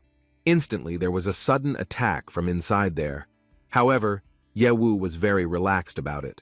Instead, Ye Wu was relieved to see him so energetic. Then Ye Wu told him to stop the attack and notify his presence. A woman came out from inside. She apologized to Ye Wu because there was a battle earlier, so the woman was still carried away by the tense atmosphere. Ye Wu understood. The woman was curious as to why Ye Wu came to the black market at this time of day. Then Ye Wu explained that there were some important things he wanted to ask Miss Siu. Then the woman let Ye Wu go in first. Once inside, Ye Wu was amazed at the situation inside the black market. With the chaos outside at a time like this, they could still drink so casually. The woman explained that the people still drinking here were mostly treasure hunters whose goals were money, wine, and women. As for the life and death of monsters and civilians, they didn't care at all. Then, Ye Wu continued his journey inside. Ye Wu glanced at one of the men who was there, even though that man was at level 38. Obviously that man had good strength, but he would just hide here and dream about death. But Ye Wu realized that she had no right to change them by their own choice. Arriving at the room, Ye Wu immediately asked Miss Siu to contact Mo Kerr. Miss Siu told him that she had tried to contact him, but still the result was nil because there was no signal network. Hearing that made Ye Wu uneasy. If she could not contact him, then there was no other way for Ye Wu to contact Yun Fei and his family. Then, Ye Wu sat beside the woman while thinking hard. Ye Wu guessed that the problem with the communication signal was not a coincidence, but someone had intentionally caused the interference. It seemed that certain encrypted external wave radios could still communicate with each other. Hearing this, Miss Siu looked dumbfounded and became eager to ask further questions. All in all, it was a bit scary. Ye Wu could not draw any conclusions from it yet, but it was not his purpose to confirm the conjecture. Ye Wu told Miss Siu that he had 3 requests. Siu, who felt very enthusiastic, told Ye Wu to say whatever he wanted. First, Ye Wu asked for her help to find the radio communicator of the Tianchuan Group security team. Then secondly, a potion to treat weak debuffs. Then lastly, Ye Wu needed a royal cloak that Miss Siu got in the previous auction. Ye Wu asked Miss Siu for permission to borrow it for a while. Even Ye Wu promised to pay for it. But Miss Siu happily gave it to him without payment. Miss Siu realized that this robe originally belonged to Ye Wu. As for the communicator and the potion, Miss Siu would arrange for someone to find her soon. In his mind, Ye Wu muttered. She thought that the generosity of the day could not be measured in money. Not long after, Siu's men managed to get what Ye Wu wanted with ease. Without lingering, Ye Wu immediately entered the series of codes that Yun Fei had given him. Finally, Ye Wu managed to contact Yun Fei and his family. Ye Wu immediately asked about their condition there. Yun Fei told her brother that they were all fine. Yun Fei told her brother that before their house was attacked by monsters, they had moved to shelter number 5. However, they were ambushed by monsters and zergs. Fortunately, Nana and the boss of the security team saved them. Yun Fei explains Nana's condition to Ye Wu, that Nana is out of energy and unable to move. Then Yun Fei informed them that they were on their way to the 8th safe zone. After hearing all the explanation from Yun Fei, Ye Wu understood her current situation. Ye Wu was really proud of his sister who never let her down. However, Ye Wu was still confused on how to solve the problem about Nana's energy. Suddenly, a robot appeared and told Ye Wu that there were many ways to replenish the mecha's energy. The easiest and crudest way was to use magic crystals that were higher than his level to charge the energy directly. Then Ye Wu immediately told that to Yun Fei. Ye Wu told Wang that they would not be able to successfully go to Zone 8 if they went through the bridgehead. That was because there would be a pile of displaced civilians there, which was unsafe. Then Ye Wu sent out the coordination point.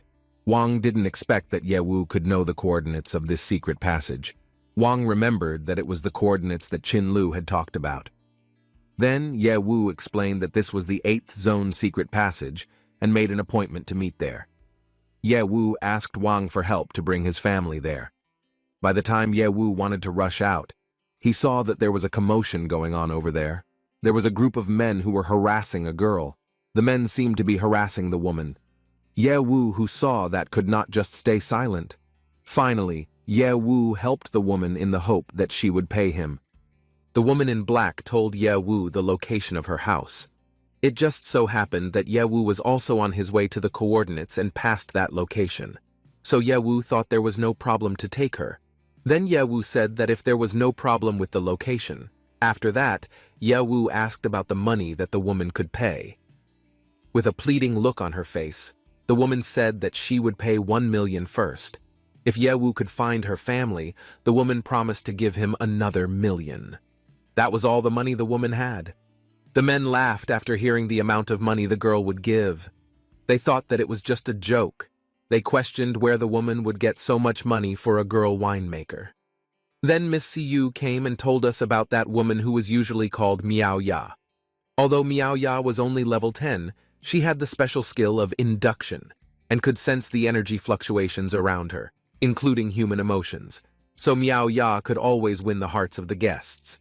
The performance of selling drinks was also long-term, no wonder it was a little economical.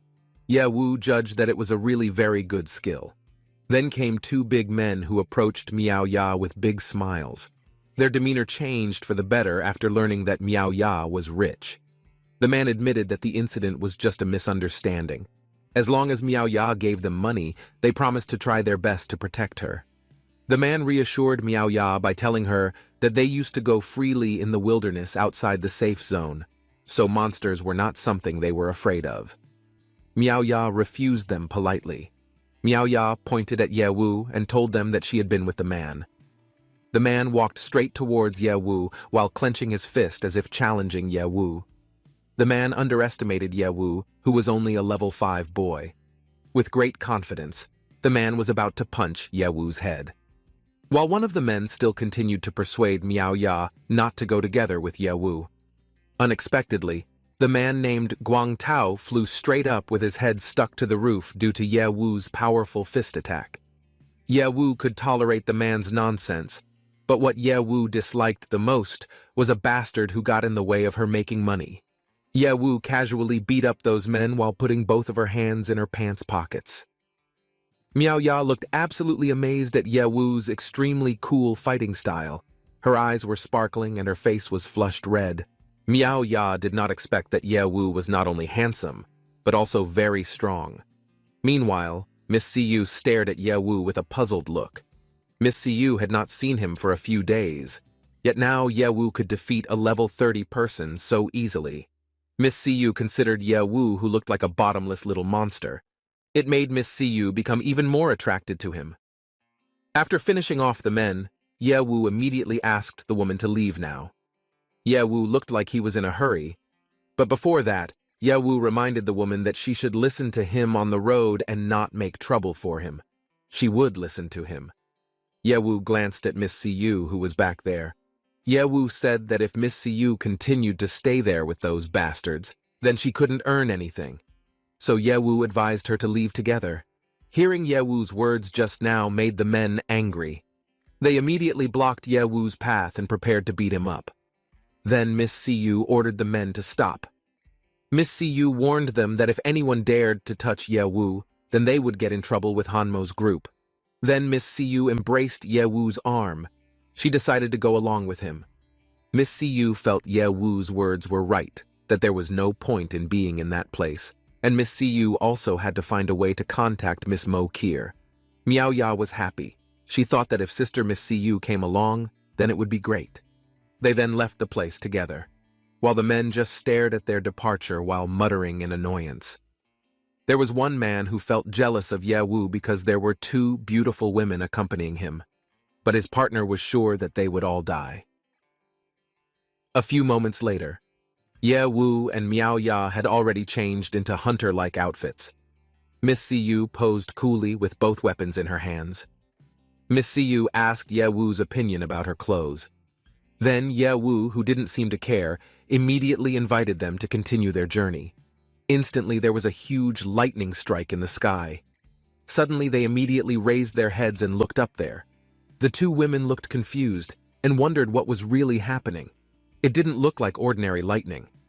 Suddenly, something very large appeared from the sky. The situation looked very tense. It was a space rift. They were very surprised and panicked to see a giant claw up there. Then there was an attack that created a huge explosion. Miao Ya was very surprised to see that the building attacked by the monster was a black market. Was right for Miss Siyu to leave from there. Then, Miss Siyu asked what they should do. If the huge monster came out of the rift in space, all of them would have nowhere to escape. Ye Wu said that monsters of that level were completely beyond the range of monsters. It was more accurately an ancient god. Hearing that, Miss Siyu deduced that she meant the ancient gods that descended to Earth at the start of the world plane transformation. Miss Siyu looked dumbfounded, realizing that. But that was just Ye Wu's guess. The information circulating among people about that time was also mixed. Suddenly, Miao Ya screamed hysterically while covering her ears. Suddenly, Miss Siyu immediately approached the woman and asked what happened to her. Miao Ya whimpered as if in pain. She sensed the presence of cold and evil energy surging and spreading underground. Then Miao Ya pointed to their side as she told them that the energy was gathering in that direction. They all looked sideways to where Miao Ya had pointed. It was a direction that was completely opposite to the direction agreed upon by Yun Fei and Ye Wu. In his mind, Ye Wu wondered what he should do. The look on Ye Wu's face was very emotional. Although Ye Wu had to meet Yun Fei and the others as soon as possible, his instincts told him that the source of gathering the evil power must have something to do with the ancient god in the sky. It was something Ye Wu could not just ignore. Then Ye Wu looked at the two women who were at the back. Ye Wu told them that he would find out the source of the evil power. So Ye Wu gave them two choices. Either they would go with him, or Ye Wu would tell them the coordinates of a safe escape from the 9th zone. It was an easy choice for the two women. They both decided to come together with Ye Wu. Therefore, Ye Wu reminded them that they also had to find out the connection of this strange incident. Then Ye Wu invited the two women to follow him. They ran very quickly towards the front. Miao Ya told them that there was something ahead, where the concentration of evil power had reached its strongest. Then Ye Wu instructed them to stop and hide behind him. Ye Wu heard a faint sound up ahead. Ye Wu's eyes widened to see what was happening in front of him. Ye Wu saw that there were several people wearing black robes, as if chanting a mantra. Seeing that made Ye Wu confused and wondered what they were doing. The three of them peered at the three people who were doing something in front of them. There was a huge amount of energy coming out from the red crystal stone that was in the middle of those people. Ye Wu realized that it was a magic circle that sent energy into the space rift. Miss Siyu invited to directly attack the three people because she saw that their levels were not high. She thought that destroying the magic circle could prevent the ancient gods from coming. Without thinking, Miss Siyu and Miao Ya immediately moved forward to attack the three people using their respective skills. Ye Wu, who was standing behind them, told them that things were not that simple. However, the two women did not listen to him. Sure enough, it turned out that those people had energy shields. They did not expect that those people would even use such a thing. Ye Wu felt that it was natural for those protecting such an important circle. Then Ye Wu directly unleashed his fiery flame attack. What was still a question for Ye Wu was what the level of the energy shield was. Ye Wu was curious if he could destroy the shield after changing his attack talent. Ye Wu immediately attacked the shield by giving a very strong punch. It turned out that Ye Wu couldn't destroy it. Ye Wu judged that if the energy shield was at least level 60 or above, although it had gained a lot of XP points before, but now the situation has changed. If Ye Wu increases his normal attack power, it is estimated that it will be difficult to deal with the situation afterwards. Ye Wu had to collect XP points to open a new account. Only in this way was there a chance to win. Ye Wu felt very strange looking at those people who didn't even react at all, even though they had attacked the shield in a big attack. Miss Siyu and Miao Ya looked a little panicked. Even Ye Wu's attack didn't work against those people. Miss Siyu asked what they should do now. Ye Wu asked them not to worry. Ye Wu assured them that he would find a way to break the shield. Then Ye Wu summoned a robot named Weiss and ordered it to analyze the energy shield to see if there were any loopholes that could be exploited. The robot would follow the orders of its master. It didn't take long for the robot to analyze it. Epic Vertical Force Field Energy Shield with level 65 and unknown creator. It seemed that the relevant information had been deleted intentionally. Now that the information had been recovered based on the logo that the creator displayed had been found, they realized that it was the logo of the Huangjung group. It was the same as the small energy shield that Ye Wu had gotten in the treasure chest of the Black Tiger mercenary group before. They were all from the Huangjung group. If that was the case, Ye Wu had a good idea. Instantly, Ye Wu threw something towards those people. There seemed to be a certain degree of compatibility for the same type of product from the same company. Then Ye Wu ordered Weiss to browse through his item library to see if there were any items that could be integrated with that shield. It wasn't long before Weiss found it. It was the Turbo Amplifier item. It was used as a composite material to maximize the ability of the protective shield. A Turbo Amplifier is a turbo boost with a level of 65. Car or airplane engine modification parts can significantly increase power output. The item was the principal's personal collection. Ye Wu was doubtful whether the principal would blame him if the item was used directly like this, but Ye Wu promised to keep it on his behalf. Then Weiss whispered to Ye Wu and told him that the item had not been used for a long time. Moreover, it was now in his pocket, so according to Weiss, it belonged to Ye Wu now. But Ye Wu had no other choice but to use it. Finally, Ye Wu quickly merged the two items together. Not long after, the merging was finally complete. Now Ye Wu had a new epic item, the Turbo Force Field Generator. The item Turbo Force Field Generator with level 65 had a stronger recoil force field obtained, and the duration and durability had increased. The full-strength turbo boost smashed from within. The two women were shocked to see that. Miss Siyu did not expect that Ye Wu used his own energy field to destroy the initial force field. Miao Ya was amazed and considered Ye Wu a genius for discovering that method.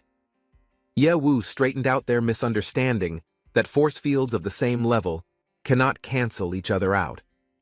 Ye Wu's goal was to use the reverse force field to limit the energy of the magic crystal in a short period of time to form a short circuit inside. Finally, Ye Wu's goal was successful. It was the three men who were hit by the smoldering sparks. Their clothes had been torn off and their bodies were covered in burns. The men screamed hysterically as they were in excruciating pain. It was too miserable being hit by uncontrollable energy. But Ye Wu realized the grave situation. The force field wouldn't hold anymore, so Ye Wu would hold it for a while.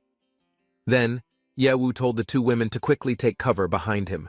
After that, there was a huge and powerful explosion. The item seemed to shatter into pieces and fell on the ground.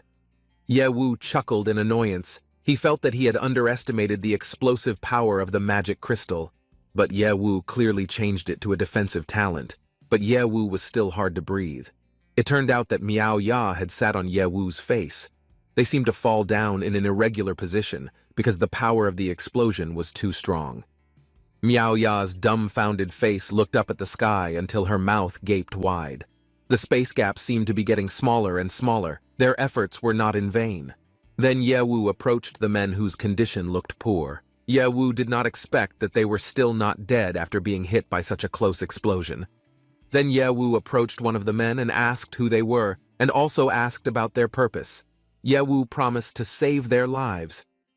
Instantly the man laughed, and a bright light came out from his eyes and mouth. The man mentioned the Old World King's landing church. Suddenly Ye Wu was dumbfounded by the man's words, while the two women screamed hysterically seeing Ye Wu who was in front of there. The surroundings of the place had been shrouded in thick smoke and darkness. Fortunately, Ye Wu survived the incident. Ye Wu did not expect that the man would blow himself up. That was extremely cruel in Ye Wu's opinion. But fortunately, Ye Wu had a very strong defense talent. Ye Wu prevented the attack on the man behind him in time. Ye Wu intended to keep the man alive in order to find out the details. Suddenly the man laughed sinisterly as he stretched his arms up. His eyes and mouth emitted sparks like the man before him. Seeing this made them panic. Miss Siyu and Miao Ya immediately got ready because they realized that the man was going to blow himself up again. They asked Ye Wu to be careful. To keep the secret, the man didn't even care about his own life anymore. Miss Siyu thought it was a thorough brainwashing. Hearing Miss Siyu's mention of brainwashing, Ye Wu jumped into action. Ye Wu could also do that. The mind control skill intracranial resonance activation duration of 60 seconds. Instantly, the two women were very surprised to see that. The man immediately knelt before Ye Wu and worshipped him. The man thought Ye Wu was a great new god. Ye Wu was quite surprised to see the reaction from the man. Though Ye Wu only controlled his mind, but did not tell him to flatter him. Miss Siyu approached Ye Wu and asked when he learned the skill.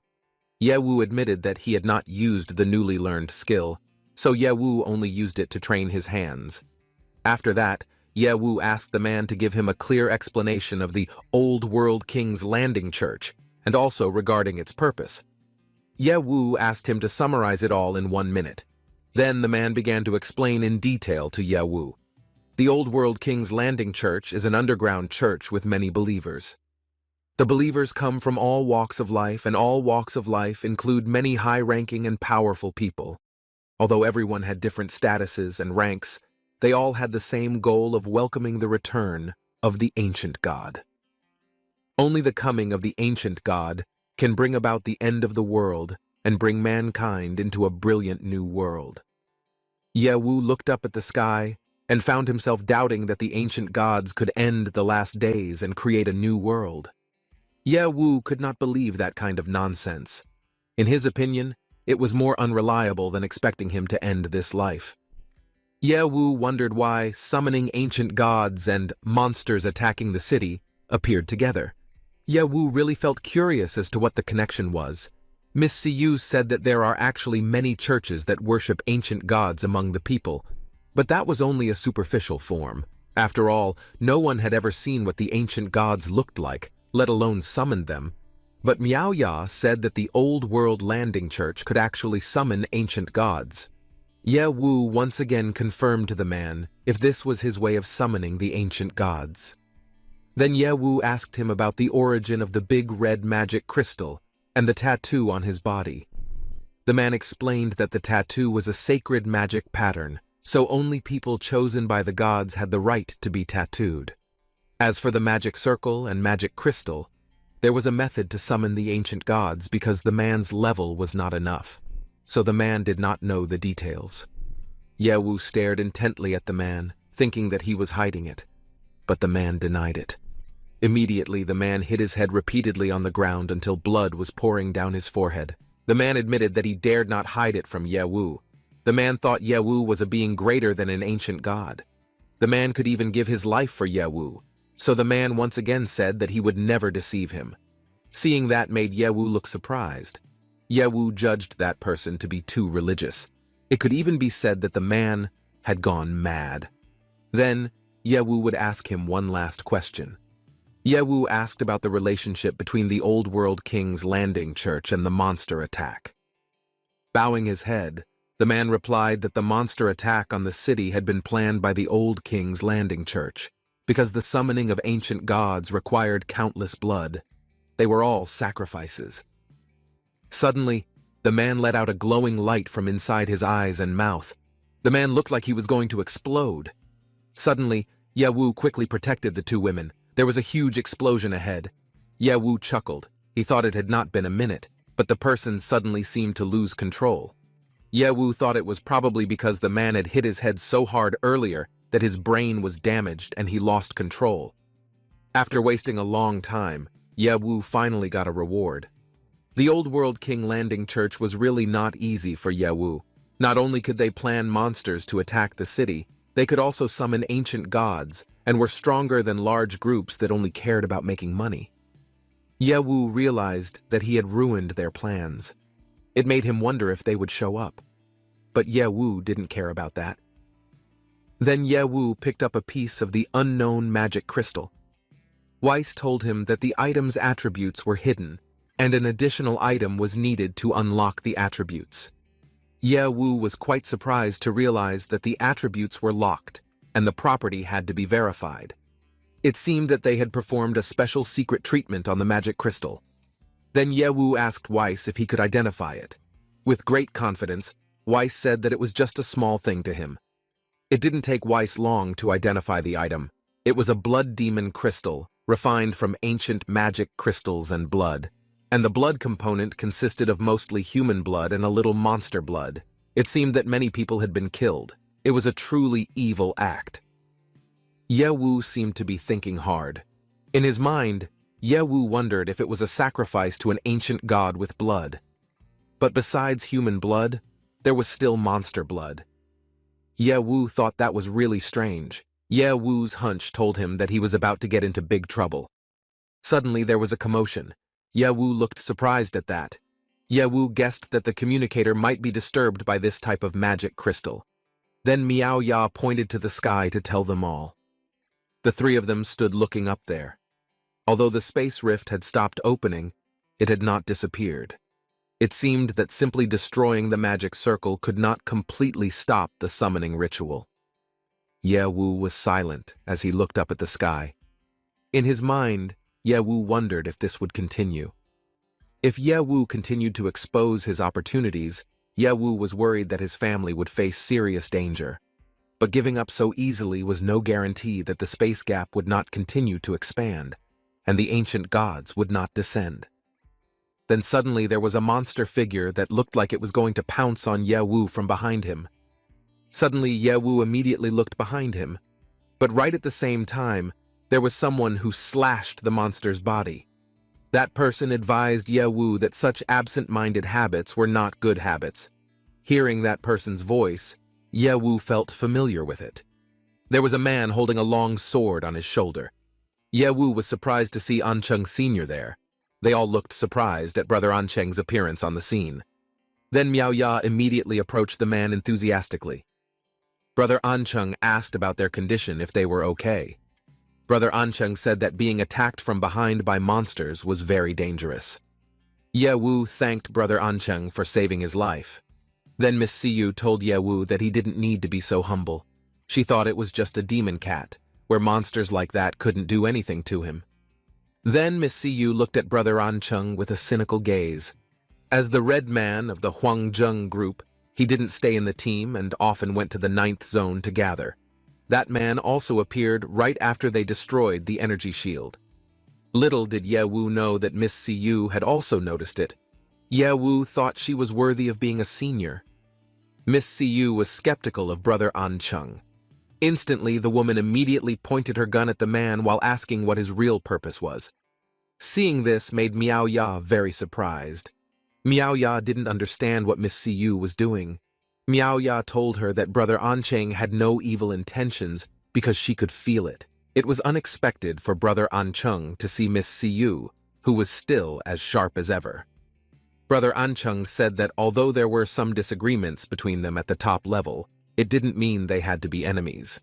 Then carefully, Brother Ancheng asked the lady to lower her gun first and asked her to talk casually. Then Ye Wu directly mediated between them. Ye Wu told them that the present matter was more important, so the past matter should be put aside. So Ye Wu asked them to solve the current problem only. Ye Wu thought that with the addition of senior Brother Ancheng, their fighting effectiveness would be more efficient. Ye Wu smiled sweetly, but in his mind, Ye Wu was planning something to Ancheng Sr. because it was the man who took the initiative to show his nose. Ye Wu would first pretend to trust him first, then talk slowly. Ye Wu was sure that the man had many secrets, but he still hadn't revealed anything. Miss Siyu turned her back on the man while looking at him sarcastically. Miss Siyu said that she only respected Ye Wu, but that didn't mean that he had lost all doubts about Brother Ancheng. Miss Siyu said curtly to Brother Ancheng that he wouldn't be able to fool her. Ye Wu asked Ancheng Sr. not to worry about it. Ye Wu said that Miss Siyu was just being cautious and did not mean to suspect him. According to Ye Wu, this was a misunderstanding. Brother Ancheng also realized that this was just a misunderstanding. Brother Ancheng also lived in Zone 9 and had just helped evacuate civilians nearby. Then Brother Ancheng heard an explosion and rushed over to see the situation. In his mind, Ye Wu judged that it was a very reasonable explanation. Ye Wu explained that it was because they had just destroyed the magic circle. But looking at the current situation, there must be another magic circle. Brother Ancheng also felt so because Brother Ancheng noticed the strangeness in the sky before. Then Brother Ancheng immediately called him into action. Then Ye Wu was frank with Brother Ancheng if this was voluntary. Ye Wu confirmed the man whether he still wanted to participate in it. Brother Ancheng firmly accepted because the 9th zone was his hometown. This zone was full of good memories for Brother Ancheng, so he couldn't just let him see it destroyed. Besides, completing a mission of this magnitude was a bonus in the team that would help his promotion. Ye Wu judged that the man's current appearance could be said to be perfect. Then came Miao Ya, who approached Ye Wu with her head bowed. Miao Ya expressed doubt that she could help them later. Miao Ya felt that she was just a burden to everyone. But Ye Wu encouraged her. Ye Wu said that thanks to that woman's perception, they were all able to find the secret magic circle. Ye Wu thought Miao Ya's ability was very important. Miss Siyu also confirmed Ye Wu's words and approached Miao Ya to encourage her. Miss Siyu said that Miao Ya's ability was much more useful than his own. They would search for the rest of the magic circle and then go to her parents. Miao Ya would try her best to help her. Without further delay, they went into action. It wasn't long before they found the second magic circle, but the question was how to destroy the energy shield, while Ye Wu could not use the previous method for the second time. Then Ye Wu asked Senior Brother Ancheng about his plan because the protective device used by this circle was produced by his Huangjeng group. Hearing that made Brother Ancheng quite surprised. He didn't know there was such a thing. Brother Ancheng did not expect Ye Wu to suspect that the Huangjeng group was colluding with this church. Miss Siyu was sure that Brother Ancheng, who was a red man, must know more than them. So Miss Siyu told him to explain and not make excuses. However, Brother Ancheng is not a red man, but just an ordinary member. But Brother Ancheng realized that the woman's suspicions were reasonable. After all, the current situation was difficult to explain clearly. Brother Ancheng can only say that the Huangjeng group never chooses people in business and doesn't care who the weapons are sold to, as long as it can make a profit. So she thinks the current situation really doesn't explain anything. Ye Wu expressed his trust to the man, but Ye Wu advised him to take real action to prove himself. It was also done so that Miss Siyu would not suspect him again. Brother Ancheng also understood that destroying the energy shield proved her innocence. Fortunately, Brother Ancheng brought an item, namely the overload generator. Then Brother Ancheng immediately threw it towards the front there. With Brother Ancheng's item, the energy shield can be destroyed so easily. At the same time, Brother Ancheng immediately attacked the men in black robes. Miao Ya looked dumbfounded at Brother Ancheng who killed these people. Miss Siyu found it very surprising. Although Huangjeng was not picky about sellers, in order to avoid attacks with self-produced weapons, he would install back doors on weapons and property sold. The prop Brother Ancheng had used just now used that back door to destroy the shield cover. Brother Ancheng had told him all such secret things, so Brother Ancheng hoped they could trust him. Suddenly there was a sword slash that hit the blood crystal right behind Brother Ancheng, which made him very surprised. The blood demon crystal that was right behind Brother Ancheng was shattered into pieces.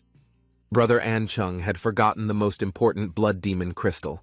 Ye Wu told Brother Ancheng that if the blood demon crystal was not destroyed, then it would not be able to completely prevent the space rift. It seems like Brother Ancheng just found out. He wondered why Ye Wu didn't say that from the beginning. However, it doesn't matter. It's good to have a senior, because the work efficiency can be much higher. Ye Wu thought if at this time Miss Siyu would not say anything. Ye Wu praised Brother Ancheng. He thought Brother Ancheng was a great academy legend. Brother Ancheng said that Ye Wu shouldn't praise him too much. Then Ye Wu took Brother Ancheng away, as it was time to move on to the next point. Brother Ancheng looks silent. It looks like he's thinking about something. Brother Ancheng still can't believe what just happened. He thinks that the speed of the sword just now was so fast that he almost didn't react. Brother Ancheng felt if the sword was pointing at him, he didn't know what that meant. Brother Ancheng thought that it seemed like his junior didn't look so bad. They were already in front of the red crystal. Brother Ancheng assumed that this crystal was the last magic crystal. Brother Ancheng asked Ye Wu to stay away, because he would destroy the magic crystal. Ye Wu thought that if the magic crystal was destroyed, then the big monster in the sky would not be able to get out, and that was good for them. Ye Wu felt that something was a little strange. Everything was going well except for the protective cover. There was no second protection step. Ye Wu didn't know if the old world landing church would be so careless. Suddenly the magic crystal reacted. They all didn't know what had happened.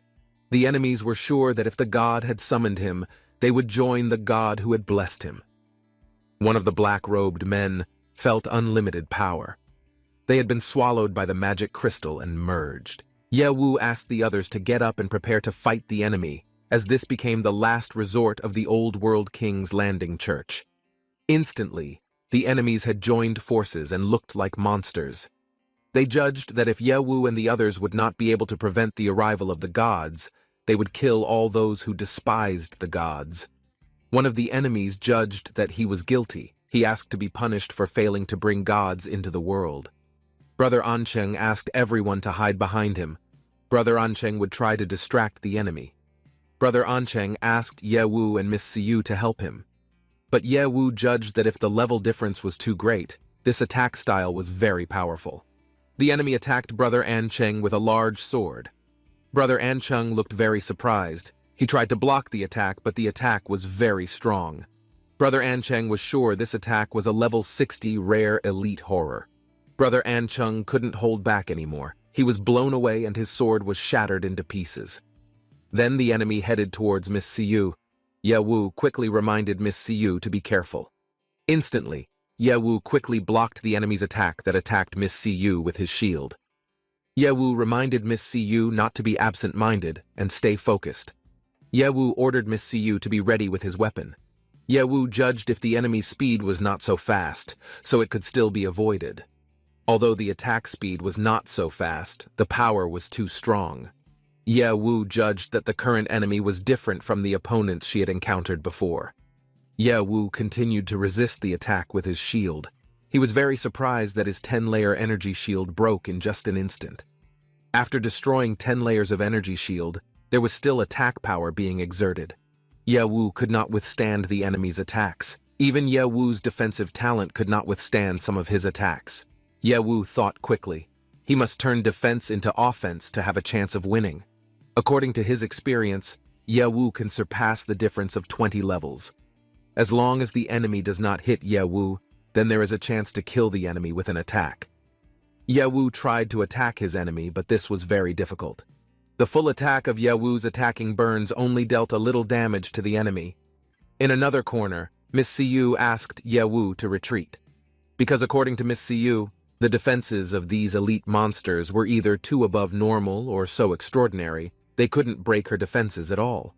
The elite monsters would not let Ye Wu and the others escape.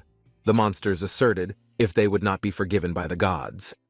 Then Ye Wu saw something. He was sure it was the magic crystal covering the enemy's body that provided super strong defense power. The elite monsters don't know what things are. They judge that all tricks are useless before the gods. Then Brother Ancheng felt confident that his level 55 field strength could still withstand the enemy's attack for a while. His enemies just laughed. They judged that Brother Ancheng would not be able to withstand his attacks. Ye Wu's weapon had been damaged. He couldn't possibly fight with his bare hands. Then Brother Ancheng gave Ye Wu a sword weapon. The sword given to Ye Wu was a sword taken from the hand of the captain of the Black Tiger Army. Ye Wu could use it if Ye Wu wanted. Then Ye Wu told the others that this was not the best option to escape.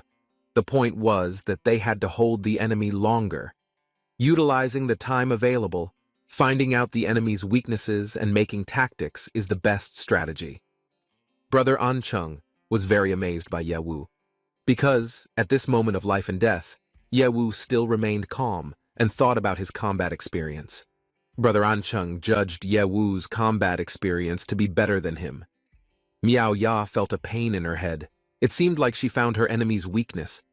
Miao Ya felt that the magic power in the enemy's body seemed to be transported by the large magic crystal on her shoulder. With that said, there was indeed something that looked like a beating heart in that area. But the crux of the matter was how to destroy that hard blood demon crystal. Ye Wu asked Weiss about the monster's weaknesses. Then Weiss suggested to use the blood magic crystal obtained earlier to strengthen the weapon, and use the same attribute to offset the hardness bonus. According to Ye Wu, that was a good idea. Then Ye Wu asked Miss Siyu to lend him her gun. That made Miss Siyu confused, but Miss Siyu immediately gave her gun to Ye Wu while asking what Ye Wu would do with it. Ye Wu will help her to strengthen and change her weapons, strengthening the attributes by combining Wind Chaser and Blood Demon Crystal. Knowing that made Miss Siyu surprised. She did not expect Ye Wu to have such skills. Now it was a bloodthirsty Wind Chaser weapon with many long-range weapon special effects. The monster attacked blindly. Then Ye Wu ordered her to attack and try out the effects of her new weapon. Quickly, Miss Siyu immediately took action. Miss Siyu shot the monster from all sides. The attack made the monster scream in pain. The Blood Demon Giant didn't think that could happen and could penetrate his defenses. Brother Ancheng and Ye Wu, who were standing back there, looked dumbfounded at the scene. Brother Ancheng didn't expect that the attack was effective. He felt curious how Ye Wu could do it. Although the damage was not high, it could only be controlled for a short time. Ye Wu felt that it was not enough to defeat him. Brother Ancheng told him that he had a weapon. When Brother Ancheng went to the black market, Brother Ancheng bought an extra melee weapon for the team. Ye Wu would take the weapon. The monster looked very angry. The attack was just like a painless raindrop, but it was very annoying for him. The situation became tense as the control effect diminished. Ye Wu asked Brother Ancheng to help him hold the monster for 20 seconds. Brother Ancheng immediately took action. Then Ye Wu told Weiss to use this short time to find an item that increased the power of the gloves. It wasn't long before Weiss gave him the item Power Gloves, a melee weapon that wasn't a traditional glove, but wrapped around the entire arm that could drastically increase attack power. Then there was the Micro Rocket Propeller, which was an enhanced modification item used for car or plane acceleration transformation that could increase torque output. There was an increasingly tense situation. Brother Ancheng is still in the fight against the monster. Brother Ancheng seems unable to keep up with the monster's speed. If it continues, then his HP points will run out. Brother Ancheng asked Ye Wu to do something immediately. Not long after, Ye Wu immediately took action and directly attacked the monster. Ye Wu managed to split the monster's sword just like that. This made the Blood Demon Giant panic and fear. His body seemed to be trembling while begging the gods to save him. The monster asked how Ye Wu's attack suddenly became so powerful. Ye Wu prepared to attack again. Ye Wu bluntly told the monster that he would not leak any information from his mouth. Ye Wu considered the monster that was of no use to him, other than for X points. The monster shouted, saying that Ye Wu was very arrogant. Blood Demon Giant told him that he was the chosen one who had been blessed by the ancient god. So the monster felt that it shouldn't be hated by an ant, like Ye Wu. The monster believed that as long as he could handle the defense seriously, no one could break his defense. But instantly, Ye Wu directly attacked it with enormous power. The monster screamed hysterically. In a harsh tone, Ye Wu said that the blessings of the ancient gods did not work for him as a new god. Hearing that made the Blood Demon Giant furious. The Blood Demon Giant felt that it was an insult because Ye Wu dared to call himself a new god. According to him, Ye Wu must bear the punishment of 10,000 arrows. Instantly, the monster directly attacked Ye Wu. Ye Wu looked dumbfounded at the attacks heading towards her. At the same time, Brother Ancheng immediately tried to ward off the attacks. Brother Ancheng told Ye Wu to focus on the monster, while they would handle the attacks. Now only Ye Wu could break his defenses, so Miss Siyu reminded Ye Wu not to waste his energy over such a small thing. Brother Ancheng reminded him to attack the monster with all his strength. They would all rely on Ye Wu. Finally, Ye Wu's spirit became carrying. Ye Wu would end this fight as soon as possible. Instantly, Ye Wu directly attacked the Blood Demon Giant, but unexpectedly the monster recharged and put up a magic barrier as protection. The monster recognized that Ye Wu was smart enough to break through its hardened crystal magic, but it was impossible to break through its god's realm. That made Ye Wu panic. As long as the two heads didn't stop chanting, the magic barrier would keep recharging. Ye Wu chuckled, even though he had reached a high level, but his strength was still not enough. The system raises a warning: continued overattacks will fall inward. The monster laughed with satisfaction at this. The monster felt that it had been blessed by the gods so that no one could break through its absolute defense. Suddenly, Ye Wu was bounced far back. Ye Wu deeply regretted not setting an aim at the heart of his right shoulder in the first place. A system warning appeared saying that the host's attack exceeded the power attribute limit and fell into the overload state, and the stamina value continued to decrease. The remaining time was only 30 seconds. The monster laughed because seeing him helpless was really fun. Then his defense would be praised even by the priests. But how could those unintelligent humans break his defense? Because in that place he felt like he was just fighting an ant. Therefore, he asked him to see who would fall first. Then, a warning appeared because the host's cell phone volume overload condition continued to decrease drastically. Ye Wu said in his heart that if the priests were his superiors, then the information was no longer important and the key was to break his defense. Otherwise, the ancient gods would come to the world. However, they were afraid to explain it in that place. Therefore, now he must use absolute power to suppress the recovery speed of the magic barrier. Ye Wu asked Haste to check what items he had to be able to increase his strength quickly. However, Haste apologized because he really did not have such items. Not even a bottle of the most basic strength potion. However, he now had to consume strength potions to increase his strength. Then he asked if they brought strength potions or something to lend him now, even if it was only one bottle. But they don't have it. But the brown-haired man had previously bought a lot, but he didn't buy a strength potion. Miaoya doesn't have it either because the potion he has is only to increase agility. So does he want it? Ye Wu asked if Siyu had it. If yes, then he asked her to give it to him. Then he would also replace it with money that would be sent through his account. However, Siyu asked him not to talk about money, because that was the reason he wanted to give the potion to her. But the potion had side effects. The potion was a Hercules magic potion, with a strength attribute increasing by 300% within 1 minute after use, and its status became weak for 2 hours after the effect ended. So the effect could not be forcibly removed with anything. Ye Wu said that if the potion gave a weak effect, it only lasted for 2 hours. Moreover, it was a very fatal effect. Siyu asked if he wouldn't save his family, but if so he fell into a weak condition, then what would he do? But she panicked and asked if Ye Wu listened to her and why he didn't hesitate at all. But Ye Wu will discuss it later if he can't get through the difficulties at that time. Then what else do they need to talk about? Besides, it seems like they are still there with their family members. Then the monster was shocked to see what was happening to him, because he released his aura of power. Suddenly, Ye Wu hit him repeatedly and he looked like he lost consciousness. They were shocked to see him who had such great power but used it carelessly like that. So she asked Miaoya to give him a healer. But Ye Wu's volume was too fast and she couldn't keep up. The monster panicked because Ye Wu's attacks had increased several times. Moreover, with his speed in recovering the barrier, he could barely keep up with it. However, he didn't have much HP as long as he saw an opportunity to unlock his defense and then give him a fatal blow.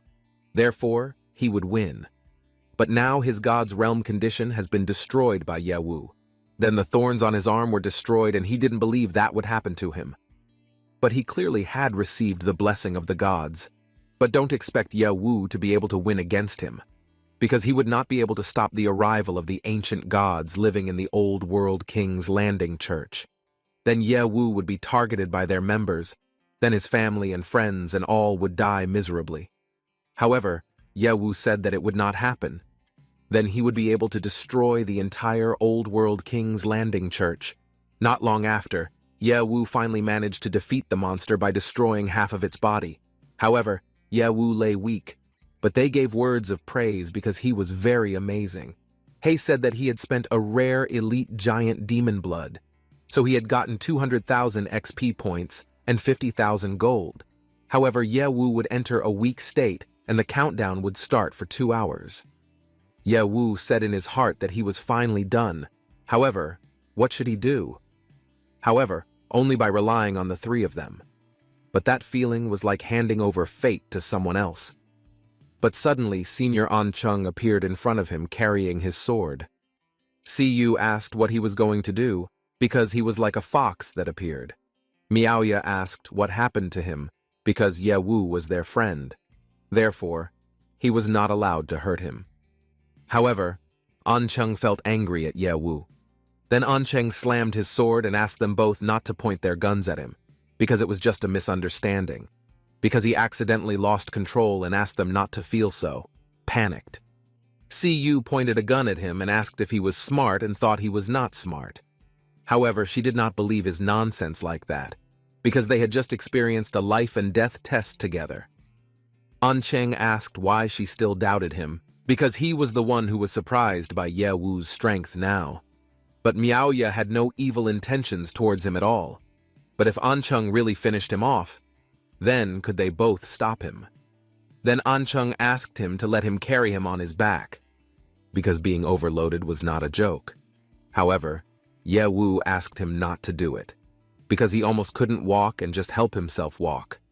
Miaoya said that Ye Wu was extraordinary, because the average weak person would just lie down and be unconscious. However, he could still stand and walk, which was extraordinary. However, Ye Wu asked him not to be surprised because he only did routine training, so Yu didn't need to be too nervous. However, Senior Ancheng and all of them had become friends, and they had to trust each other.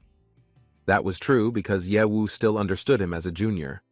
Then He said that Ancheng's spectrum was indeed pitch black and had a terrible killing intent. However, the intention to kill him was not directed, so the possibility of determining the killing intent was because the boss or owner had previously come to him. Ye Wu said in his heart, how could Senior Ancheng be full of doubts and facts? But now he pretended to trust him, and he also needed him to be a bodyguard. However, he didn't care about what his purpose was, but before he made a move, he could use it for his own benefit. Ancheng suggested that they rest for 5 minutes first, and then set off again. Ye Wu said that it was a good idea. Then they looked up at the sky, where the space crack had finally disappeared completely. It was great, because they finally managed to prevent the ancient god from coming, and the biggest threat had been lifted. Ye Wu asked them not to be careless, even though the space crack would be closed. However, the crisis of the monster army invasion had not been resolved, and they had to be vigilant, because his life was in his hands. Suddenly Ye Wu fainted, and Miaoya asked him to wait a moment. Ye Wu said that now all the blood demon crystals had been destroyed, and the communication should have been restored. Yu said that she would contact Shi soon. Then Mo Kier started asking for communication with him.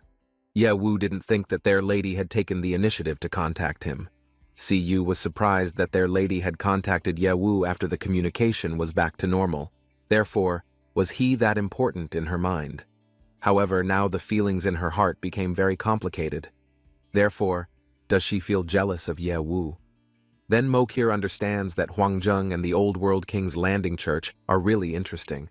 Therefore, now she is safe and has contacted the aid group. So it is likely that she asked Ye Wu to stay in that place and not move, because she will come to that place.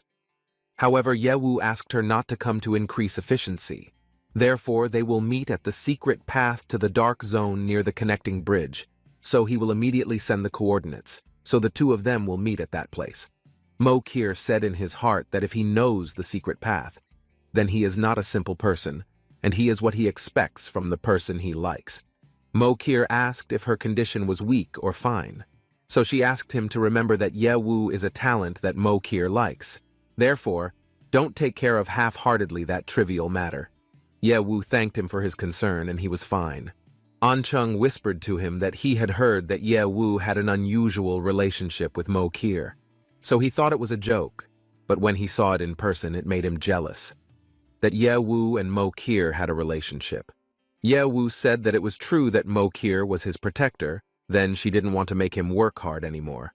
Then he would think about it more seriously. Then at the bridge connecting the 9th safe zone, everyone demonstrated and to let them in, because they probably didn't want to save him. But he asked them to wait and not panic, because they were waiting for a message from the superior. But if the monsters were chasing, then they had to open the door. In the secret path to the 8th zone, there was a man saying that they couldn't enter through the connecting bridge, because the screams of the civilians were so loud they could hear it from there. but the child had foresight. Then Ye-woo's mother asked when her son would come because she was very worried about him. But Yunfei asked her mother not to worry because she had just contacted her brother. Then he will come soon and surely nothing will happen to him. Then Nana saw her master who had come. Then Yufei immediately ran to hug him and she was happy because her brother was fine. But it was a blessing, because they could reunite as a family. However, her mother was worried about her who looked lethargic and whether she was okay. But Ye-woo was only a little tired and that rest was enough. Nana cried because she could be together again with him. But in her heart, Nana said that the feelings of lowly beings were really funny and almost made her vomit because of it. Ye-woo rubbed her head because she had worked hard that time, and he thanked her for taking care of her family. But Nana would do anything for him. But Nana said in her heart now he was weak and it was easy to finish him off. But his body still couldn't act according to his true consciousness, so she had to find a way to get rid of him. Then Ye-woo saw Mokir, who apologized for disturbing his family reunion. But now there was no time to immerse yourself in happiness, because the boss who led the monster invasion, Kashiwa Akao, has appeared. Because of the appearance of the boss, Kashiwa Akao, the monster group will be stable, and there is no tendency to continue attacking the 8th zone. But if that happens, the 9th zone will immediately become a dungeon world. Of course, humans will no longer live in that place and everyone will have to evacuate. In other words, those who intend to occupy that place as a nest directly hit the army line in the face of humans, then the developments in front of him and unreasonable behavior. So what are the monsters planning? Mokir explained that they are just a group of monsters whose unreasonable behavior is normal. So what they should pay attention to is the boss who has reached level 90. Ye-woo asked if she was sure that the boss's level was not a joke. Miaoya said that facing a level 90 boss is very difficult, especially a professional team. However, CU will not question his judgment, but is the source of the information reliable, because she feels that it is unreasonable. Mo Kyo said that she saw it with her own eyes, but did she really see her boss in person? Even though it was very far away, the monster almost killed her with just a glare. However, her 2 bodyguards protected her. Before the monster took the initiative to attack her, she retreated. Her body trembled because she remembered it clearly, even though it was only a glance, that the monster almost finished her off. Although she was not afraid of death, there was a fear that came from the bottom of her heart and could never be suppressed. Ye-woo patted her shoulder and asked her to calm down. No need to be afraid, because now she was able to survive his attack. It was already extraordinary. However, after seeing the 2 masked men giving her thumbs up, she felt that they had misunderstood. Mokir said that she was not a child who needed to seek comfort back to the topic, because she would immediately contact the Institute to contact the Hanmo Group Monster Animal Research and inform them that the boss was one of the 28 stars. So, since the beginning of the Earth Old Age, everything in the world mutated into monsters and wild animals. Scholars have discovered through years of research that the power level of monsters is arranged according to a certain law. So, the law only corresponds to the 4 elephants Winglong, Xuanwu, Zhukui, and Baihu. Below the 4 elephants, and there are 7 constellations of stars combined into 28 constellations. In terms, there are a total of 28 boss monsters in the group. So it is natural that he has never heard of it, because the information is not open to civilians. Kashiwa Ako is one of the 4 elephants Kinlong Ojuku. So, in history, Kashiwa Akai has slaughtered more than a dozen low-level cities. Although some people have organized their crusades, then everything will end in failure. Ye-woo said that it was not just about big interests before, because small-scale crusades must have only sacrificed their heads in the past. But according to the situation, sooner or later it will affect a large group like him. So the Hanmo group has sent elites to form a dungeon strategy team that will soon come to that place, according to reliable sources. If the big group will also gather team members to prepare to be the first to kill the boss. However, it all includes the Wangjung group. Ah-chung heard what she said if it was true, but it is likely that their group is on the way. Ye-woo said that the battle was beyond his expectations, because so, many teams from large groups fought for the first kill.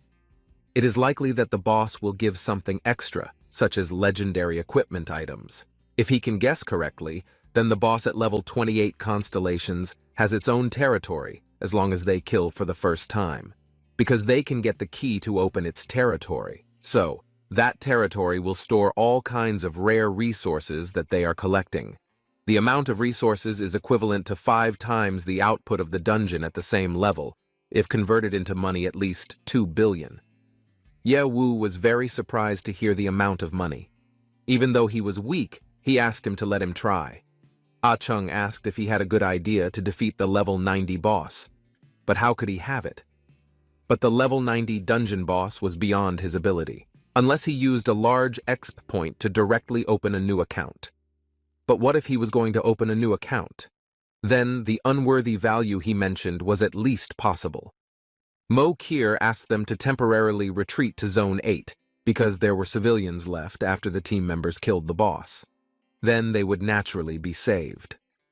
A black-haired man wanted to ask him about the coordinates of the section was only a small-scale secret for their security team, but how could he know? Ye Wu replied that a female security member told him that she belonged to the same Tianchuan group as him.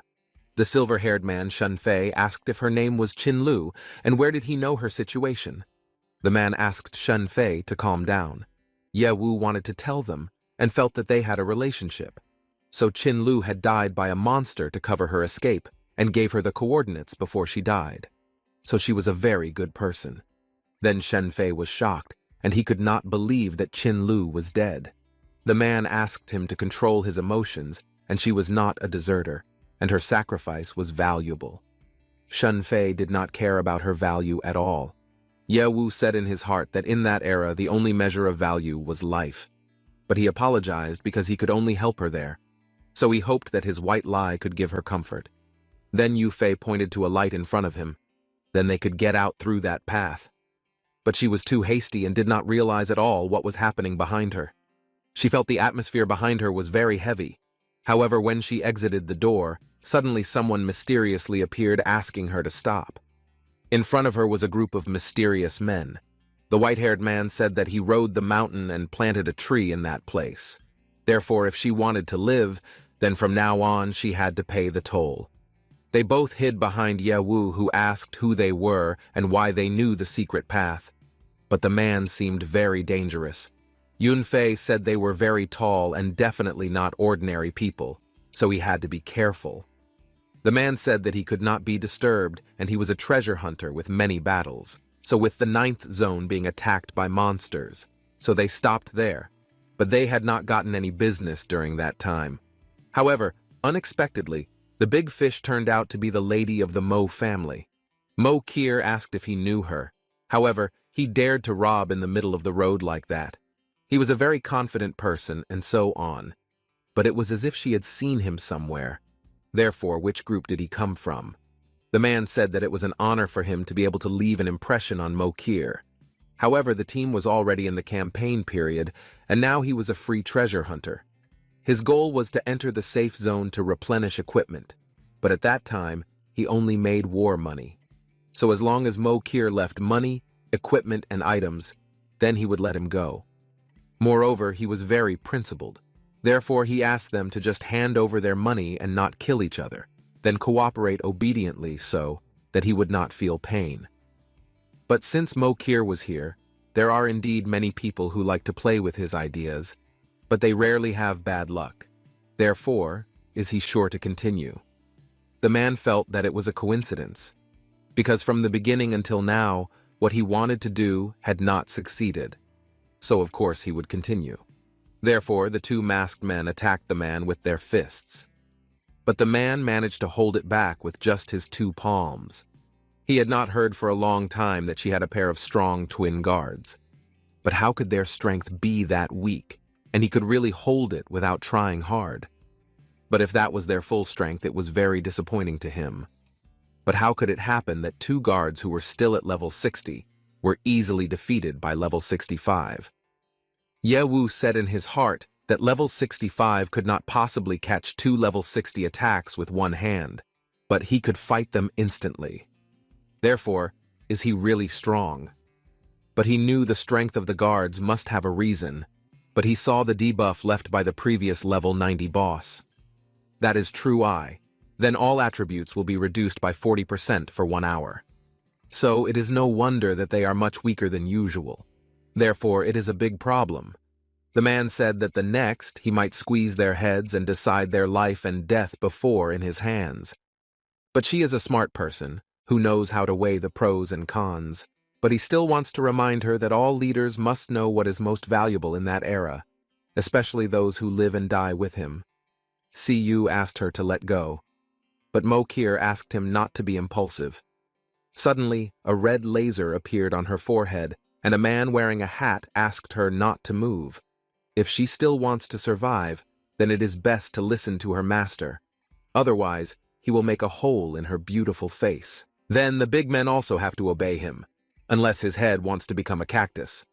The fat man asked them all to obey, because they do not have a small enough level, and there is nothing wrong with that. But it is time for him to let go if he feels a little hungry. One of her colleagues asked her to be quiet and not to disturb her reading the book. Ye Wu said in her heart that the level and temperament of those people were completely different from the treasure hunters she usually met in the black market. Not only was the individual strength tyrannical, but the cooperation was also perfect. However, she had 30 minutes left in her weak state. But even if she recovered, she would not be able to win without strong support. But the most important thing was the 2 million she had just earned earlier. So, she would not be able to keep it. Mokir said that money was nothing to her, because she had more than 80 million. So, she could give it to them and release her men. As for the others, don't worry about them, because the amount of wealth on their bodies would not be enough for her. The man released his 2 men, and it was all as she expected to be the eldest woman in the Hanmo group. She was proud of her acting style. However, he asked her not to be afraid of his jokes. Because it is not easy to come to the safe zone and maximize income. Moreover, in the wilderness besides strength, it is difficult to do without money. Therefore, he asked her to give him all the treasures on their bodies and not expect to stay. Mokir asked her to come to him if she was not satisfied. Ye Wu touched her shoulder and thanked her for blocking the weapons for them, but with the strength of their ranks at that time, they could not make her angry in exchange for the uncontrollable results. Even though he did not want to pay for it, but for the sake of the situation, he could only bear it with money. The man did not expect that she, an eldest woman with the highest rank, would appear for the civilians. Therefore, just hand everything over to them voluntarily. If she asked him to do it, maybe she would feel painful. However, this time he had made a lot of money. Unexpectedly, those people seemed inconspicuous. But in fact, they were rich. He laughed out loud and thanked them for their hospitality that time, because surely he would keep his words and leave the place. They gave their boss a compliment, because he could really persuade him, and Chen fell asleep after reading a book. Then Ancheng asked Ye Wu to be happy, because money is something outside the body, and the most important thing is to save his life. However, Ye Wu does not need his entertainment, because it is a process that has nothing to do with reason. Mokir asked them to wait, because it seems that she remembers who she really was, who used to be in the Huangzhang group. The man said that now she really remembers it, so she will not hide it anymore. So the man used to be one of them, and was one of them named Renaud Gray. So now he has told her about his name. If the group wants revenge or something, then just come to him, because Renaud will be waiting for their presence in the wilderness at any time. But suddenly a lightning sword scratched his back. Renaud asked who was so brave to attack his brother Fengxing. It turned out to be Ancheng, who said that he had been looking for him for 5 years. He did not expect to meet him in that place. Renaud asked who he was and what was wrong with the bone knife in his hand. He is not a human and a ghost, but he will let him go to hell. Ye Wu was shocked to see him who could smash a bone knife like a zerg that could kill level 50 in just one attack. Therefore, he had hidden his true strength. But what was happening with his appearance was never what Ye Wu thought. Ancheng never thought that he would meet him in that situation. Therefore, it was really fate. He had also been looking for him for 5 years, for one thing. Renault asked if he knew him, but he asked him not to stay silent because he had killed his brother. So he ordered his subordinates to finish him off, and he would bury him with his brother. So they would break him into pieces, as revenge for Feng Xing. However, Ancheng easily blocked the attack. He said that it was their problem, and had nothing to do with others. They would all die sooner or later. So he asked him not to use others to mess with him. Renault hit him, and asked him not to be proud of it, because he would not be able to win against 4 of them alone. So, don't talk nonsense to him, because he only has problems with many people in life. But there is no grudge against him. But he is very annoying because he dares to attack him, and whether his life will be long. However, Ancheng was not hurt at all. He asked if he remembered the name of Annie, his subordinate in the past. Renault said that he certainly remembered she was the output of the Grey Wolf team when he was on the Huang team. But then in the dungeon she embezzled their team property and disappeared since then. She is the woman who betrayed her teammates and also caused him to be expelled from the Huang team. So she ruined his bright future. That made him upset when he talked about it. However, Ancheng asked him to be quiet, because his brother was not that kind of person. Renault did not feel strange to him because he was Annie's younger brother. Then Renault asked 3 brothers to slaughter him, to pay off his brother's debt. So, just leave everything to those who really synergize. However, the man with glasses asked him not to be reckless because it was dangerous. He asked everyone to follow him because he would direct the action. Ancheng said that now it was their turn to pay for it, because it was the last chance for him. Suddenly, he turned into a monster with wings and horns on his head. The 3 brothers had experienced many battles that were so easily killed by him. However, he did not have a human form at all. Renault asked if he had trained a group of new children, but Ancheng asked him to tell him where his brother was. But Renault asked him not to think that he could change, because he was a Grey Wolf Renault, not just his name. So did he think he would be afraid of him, when Ancheng turned into a monster? But he killed more monsters in the wild than he knew.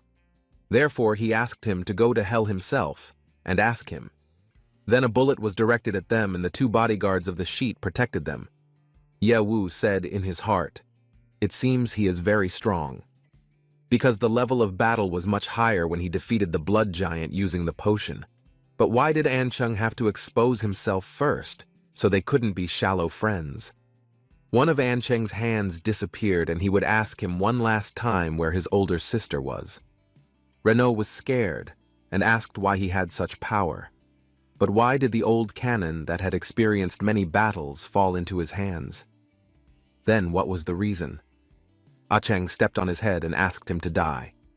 Renault would tell him not to kill him, and he also knew where his older brother was.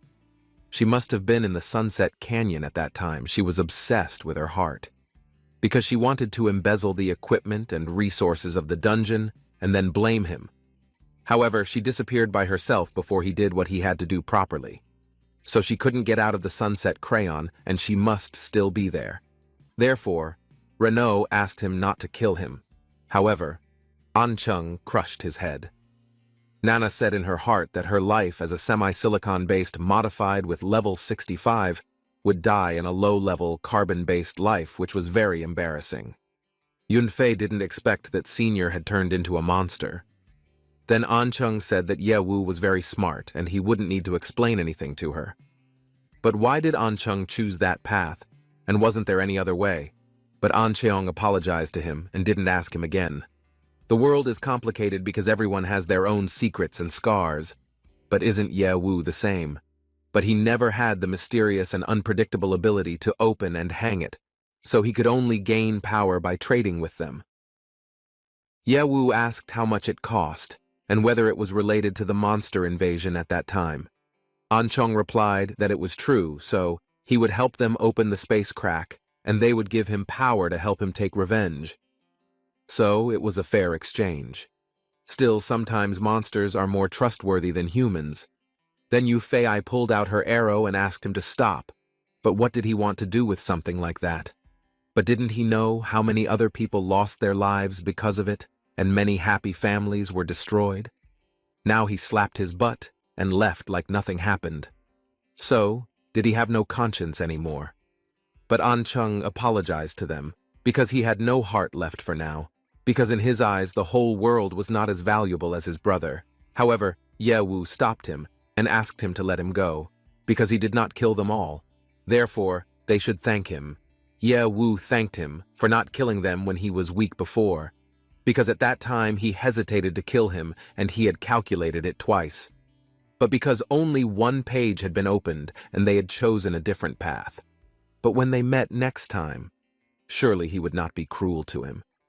However, before leaving, An Chung said that he was really not smart, because he really wanted to kill him, because he believed in him who had a happy family and strong abilities, but he would not do it and did not even know, so he hoped that he would not regret his hesitation in the future. But An Chung and Ye Wu were the same person. If he didn't have the king account system, he would have been stronger, to protect his parents and Yun Fei when they were in danger. Therefore, he might have made the same choice as him. Mo Kier invited them to leave, because their problems were over now, because the fight just now caused too much commotion. So it made him a little worried if it happened again. However, Ye Wu asked them to wait, because there was one very important thing that he hadn't done. Mo Kier asked if it was very important. Ye Wu said that it was certainly very important, namely to take the money and equipment that they had robbed. Yun Fei felt that it was something his brother had hoped for. Ye Wu said in his heart that this time it was really bad luck, if even because of the senior, his family almost went bankrupt. But he would forget about it and would think about it later and get straight to the point. So, the Black Tiger mercenary group gave him a lot of gifts last time, and he didn't know that time. Then Heist said that he had taken the money and equipment that originally belonged to him, and now he got 1.2 million. The impossible, shield device, blast robot, phantom slayer, phantom terminator, and nanofibber, 60 magic crystals. Ye Wu cried because he felt lucky. As expected by a level 60 hunter, money and equipment were much higher. Haste congratulated him for getting a kill reward of 100,000 XP points. So, the wave of lies won the blood, so he thanked An Cheng for his hard work. They all leveled up and Lun Fei got 10 levels in a row. So are they dreaming? Because what they fought was a level 60 master, so it's no wonder that she could get a lot of XP points. However, Lun Fei went thinking that it was all because of An Cheng. So she felt hard to be happy, and it made her feel very complicated. Ye Wu asked her sister not to think too much and just take care of herself, because at least they were still alive and she demanded justice in her heart. Then it became stronger with the desperation that was weak, and she was not worthy of talking about justice. Lun Fei replied that she understood, but was there any kind of persistence in her heart that supported her to become stronger? Ye Wu rubbed her head and said that his sister was really not smart, because it was obvious. Mo Kier invited them to leave that place and head to the coordinates agreed upon by his rescue team.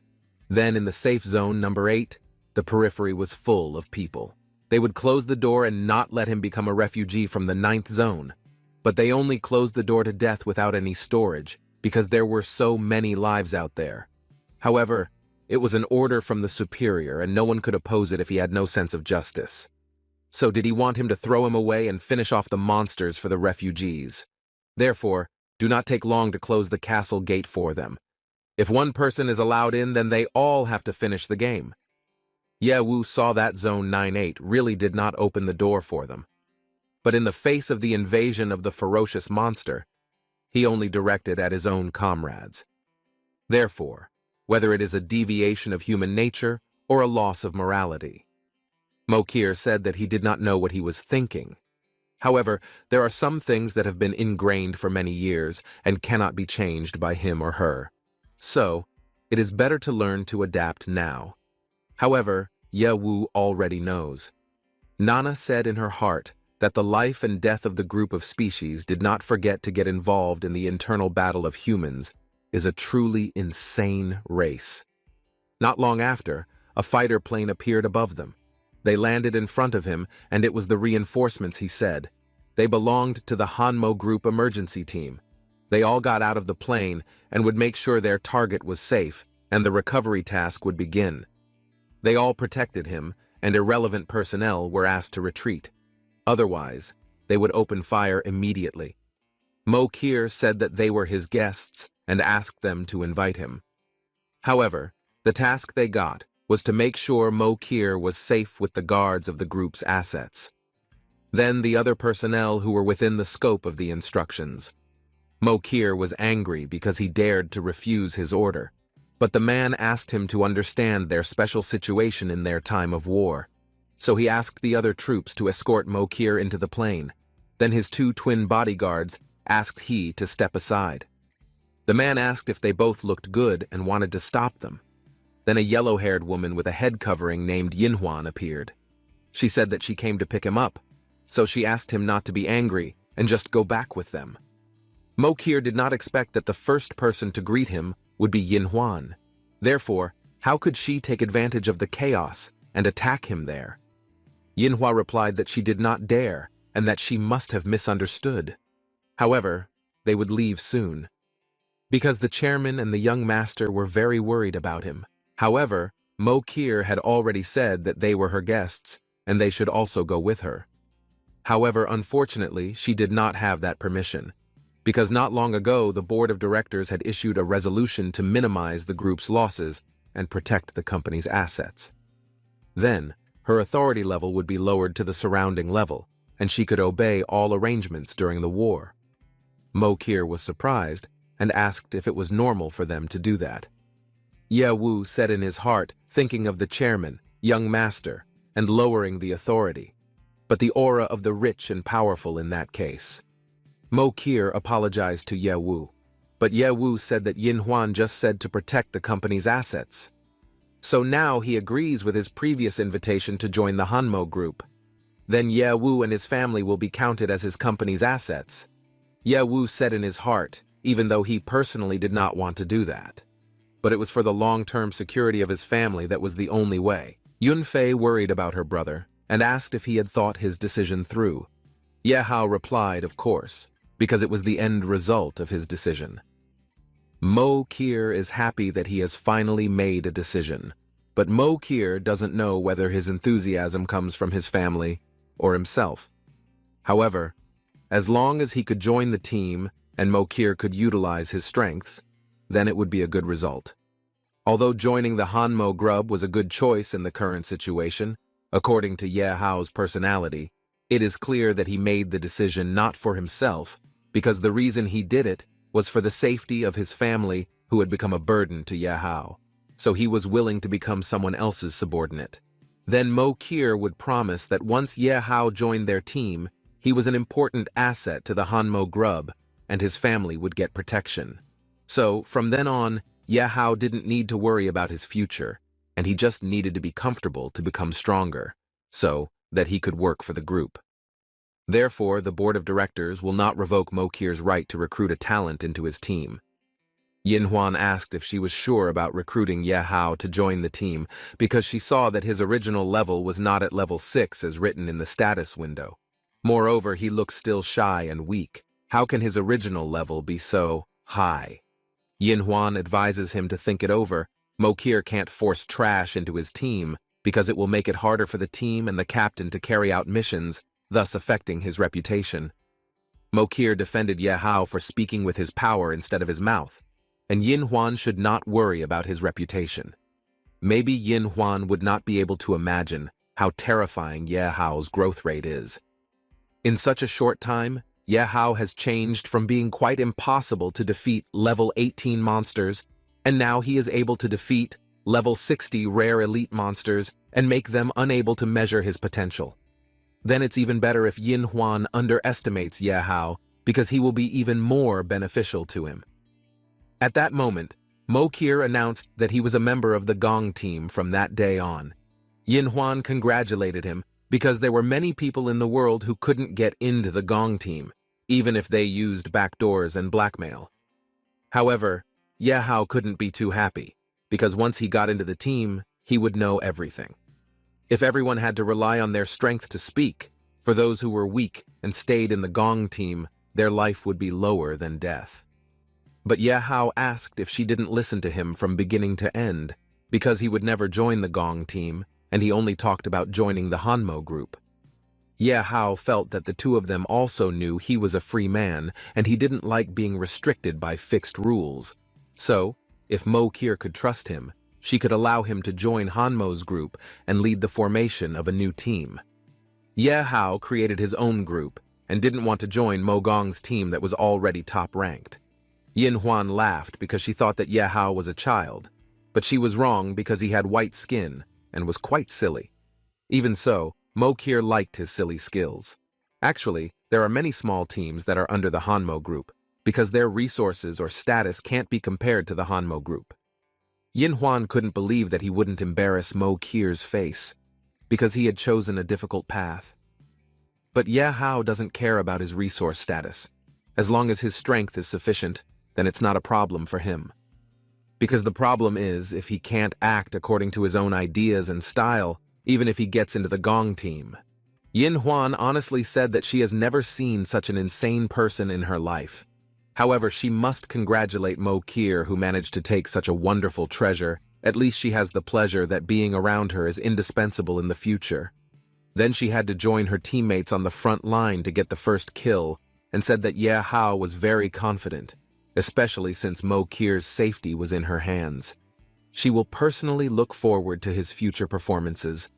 Ye Hao said that he wouldn't let his seniors down because what he said was serious, and he already had a team name, Team Wang Zheng. But Mo Kier was frustrated because she advised him to think clearly, even though there was a problem in forming a very simple team, and she imagined that growing stronger was very complicated. So the first most basic thing of team formation is funding, and members directly, he should determine the initial development of the team. Second, is the allocation of resources including crusade missions, team points, dungeon qualifications, after which a new team can be formed.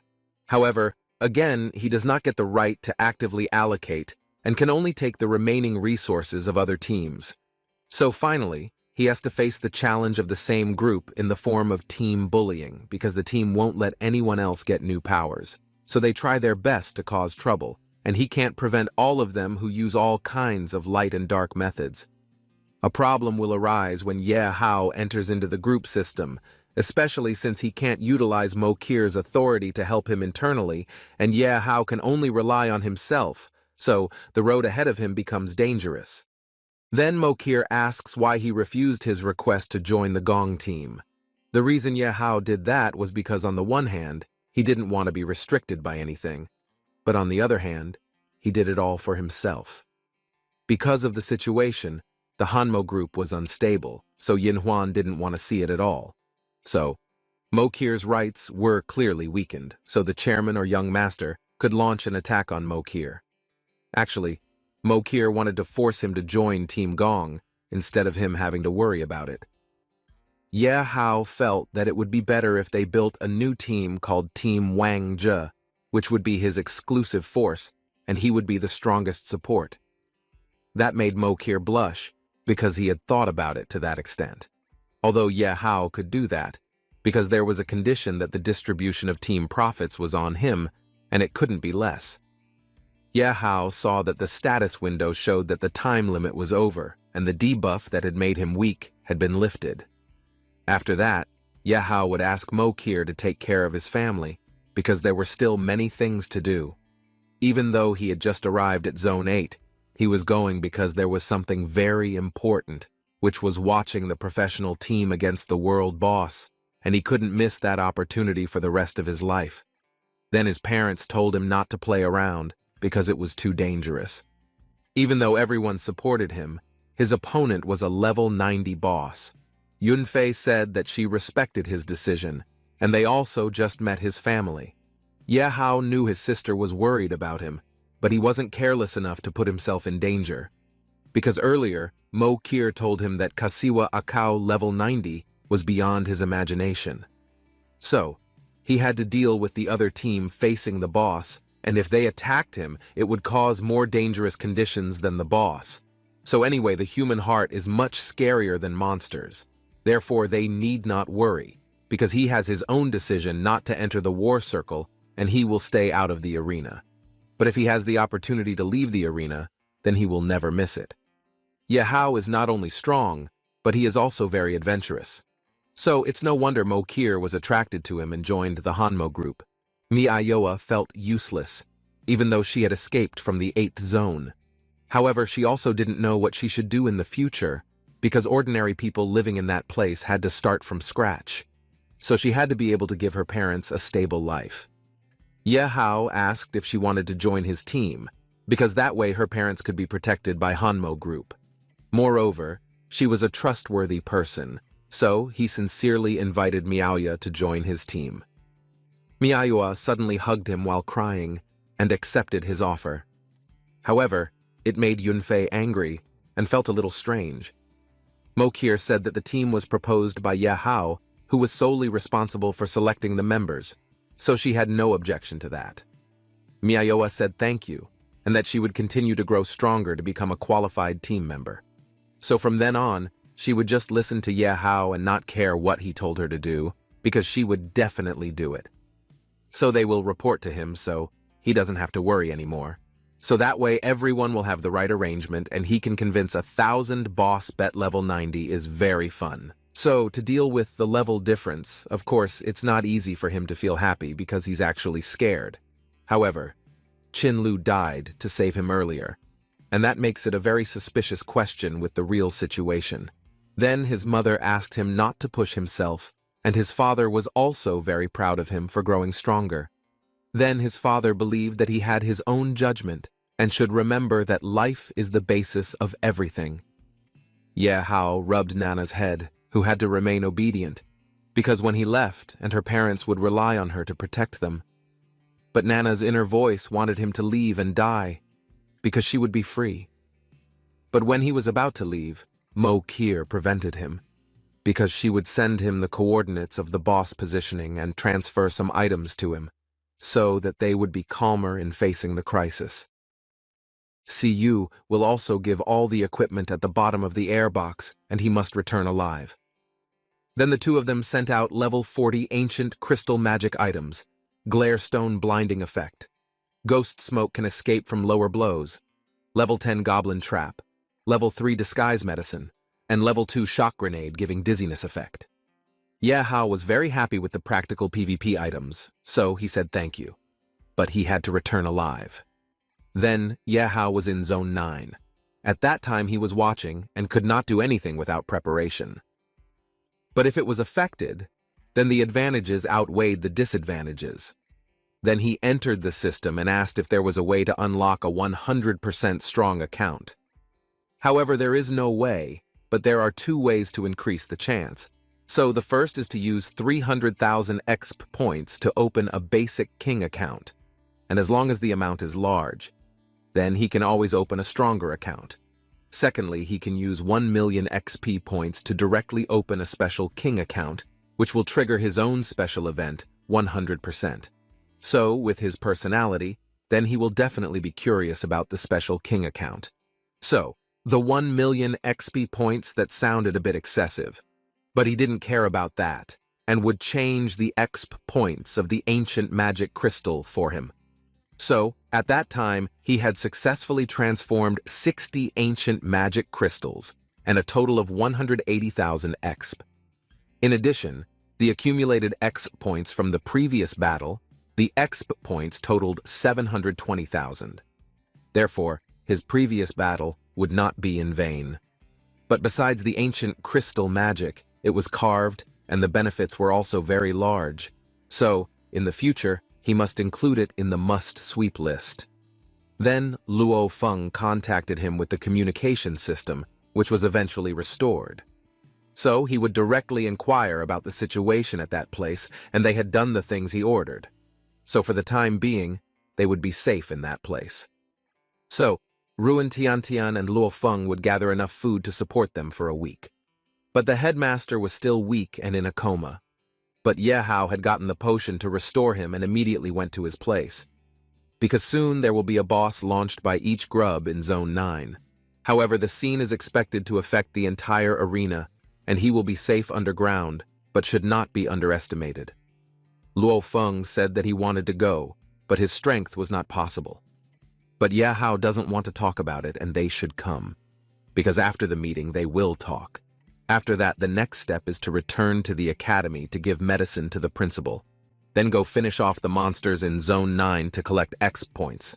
After that, unlock the special king account before the boss battle. Finally test on the edge of the boss battle and find out the leak. The sudden fighter plane passing over him was an escape formation of a certain group, so it made it difficult to see into Zone 9. Then several teams had gathered in that place, and he felt that the boss battle would start immediately, although there was only one boss. But it was likely that the two teams would not live in harmony with each other, but if they negotiated or engaged in civil war, then they would start fighting the boss. But that gave him time to collect exp.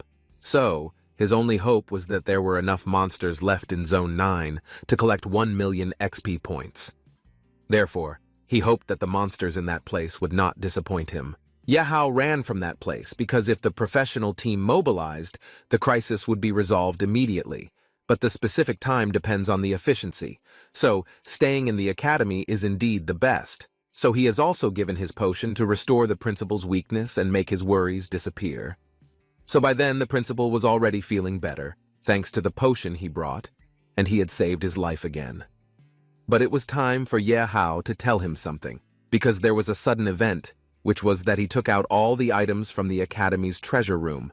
Some of the items he used in previous battles were included in the principal's personal collection. But he asked her not to blame him. The principal, however, thanked him for being so kind to him, because he had used his personal property and all the resources owned by the academy. But unfortunately, if his master's body was no longer useful, and if he also wanted to fight with him to eliminate monsters. But the principal was coughing because he was too excited and had just recovered from an injury. So he had to speak slowly, making Ye Hao's heart want to fall out, because his spirit was still there, even though he was old. So, after he takes care of business inside the academy, then he can also release his hands and feet to clean up monsters. However, along the way out of the academy, he never saw any monsters. But suddenly appeared the monsters Bloodthirsty Wolf, One-Eyed Hell, and Warhammer Bullhead. Wolf thought that if the humans in that place had escaped, but there was still one more to be sent to the door of death. Therefore, Akao asked them to stay the whole time, and they were not allowed to go out to kill humans. So, he seemed to be seeking death and complaining about their master, but he was a toy sent to them to relieve boredom. But Ye Hao asked what about the other demon friends, so why don't they call all their friends to watch, after meeting the living? Warhammer swung his hammer and said that he only level 6 dared to anger him, but he was enough to clog his teeth. But they both asked him not to be impulsive and not to smash him with the hammer, because they were going to play a little. Ye Hao took out a shield to block his attack. However, at that time he was not wearing red clothes, but he was very impulsive. Suddenly he slashed his neck and said that his X points of only 4,000 were not enough to clog his teeth. The bird monster didn't expect that he could defeat the Warhammer in seconds. Therefore, he must have hidden his power. Then the wolf will attack him. But Ye Hao said goodbye to them and stopped fighting. But they will chase him past the sleeping cat monster. The cat woke up from his human-eating dream, sensing someone passing by and not knowing what was happening. But the herd of monsters scolded the cat to chase it together. They all scrambled to fight with their prey. Then Ye Hao kept running and taunted them to keep chasing him, because if they caught him, then he would let them. But the monster kept falling behind and didn't know why he could run so fast. But if he stopped, then they would eat him gently. Then after he counted the monsters in the area by about 30, then he will stop and will fight it in that place. The monsters are exhausted and finally he stops, then he must surrender himself. Suddenly they were all trapped in a protective shield with level G. The skill would last 360 seconds and they would not be able to get out. But One Eye asked if he had run out of ideas, because he used the shield to trap himself with them. So maybe he caught them all in the shield, but everything he said was not necessarily true. Suddenly, there were Phantom Slayer and Phantom Terminator weapons, which were modified. It has a special effect of precise headshot bursts and lasts for 1 minute, with a cooldown of 3 hours. Then, when he threw laser bullets, they all panicked and ran away. But the purple monster scolded them that it was only because of one person that they ran away. So they would use 2 people to cover the bullet holes, and the others would follow him to finish him off. But suddenly there was a mushroom that had explosive robot legs, which could find enemies automatically and explode as soon as it approached, causing great damage. Then the robot exploded, and he had gained a lot of XP. Therefore, the battle was over, and his accumulated XP points increased by 120,000. He thought that was really cool because he could attract the swarm of monsters and gain XP. So that way the rest of the XP would be accumulated. So, the area was familiar. So, if he wanted to spawn again, then he had to go deep into the boss area, and it was a troublesome situation. But that problem would be solved later when on the battlefield. Because the previous battle was too big, but if it attracted other teams to slaughter the beast, it would not be worth the loss. So he had taken 860,000 coins, some magic crystals, and reinforcement materials. But he didn't expect to get the fragment of flying stone outsider the sky, which came from a low monster, but it produces legendary quality items. If it's 1/5, then that means there are 4 more fragments to look for. But he doesn't know what is engraved on it, because he has never seen such a pattern before. So, he has to find someone who can understand the words after collecting it. Then maybe he will get important information about it. But there was a man with a complete weapon asking what happened in that place, because it was very smoky. The man was the 4th squad, the Tianchuang Group Chuangxi team. The man named Lei Tu, a team leader, asked if he had done it all, but if his life is to be saved, then he must tell the truth. Ye Hao raised his hands and asked him not to shoot him, because he was just a harmless student. Then the robot checked his identity, which was confirmed to be just an ordinary student. However, Ye Hao did not know what happened to the arrest scene. Lei Tu said that it was all very strange, and he also didn't know who had killed those monsters, because suddenly he had missed so many XP and equipment points. Therefore, he took out a knife and asked him to answer honestly what a beginner with level 6 was doing in that place. Moreover, he had seen who had finished off all the groups of monsters. So, he had to give an honest answer and not hide anything. When the knife was on his neck, Ye Hao replied that the academy was attacked by monsters. So he ran away in a panic, being separated from everyone. So he just ran away to that place and he didn't know what was going on. But the Lei Tu grew suspicious of him because he managed to face the knife and not avoid it. Because most people would unconsciously take action to avoid it. Hence, he was a spoiled and slow student, not to mention ignorant of danger and martyrdom. However, the trash seemed to be very lucky, and he had lived alone until then. Moreover, he didn't need to be in that place anymore to interfere with his mission. So, it was in a crunch situation to start the battle with Mogong's team. So, if he didn't want to die, then he should stay away. Ye Hao knew the team was ranked the top all year in the team rankings. He also heard that every player of them would be very strong, because there was nothing they could conquer, and it was hard to find an opponent in the arena. Ye Hao didn't know if they would fight the Gong team. So it was an interesting piece of information if it continued to be played and continued. But Lei Tu was angry that he didn't tell him, and he also didn't care how strong the Mongong team was at that time, because he would beat them that day, and their Chuangxi team would replace them as the new strongest team. Then he also heard that Yin Huan was also there. Moreover, she was very beautiful, even though her level was very high. But if he can defeat their team, then he will be able to taste it. But Yin Huan is very strong and he will not be able to defeat her. Ye Hao asked if he could do it, and if he still had a plan.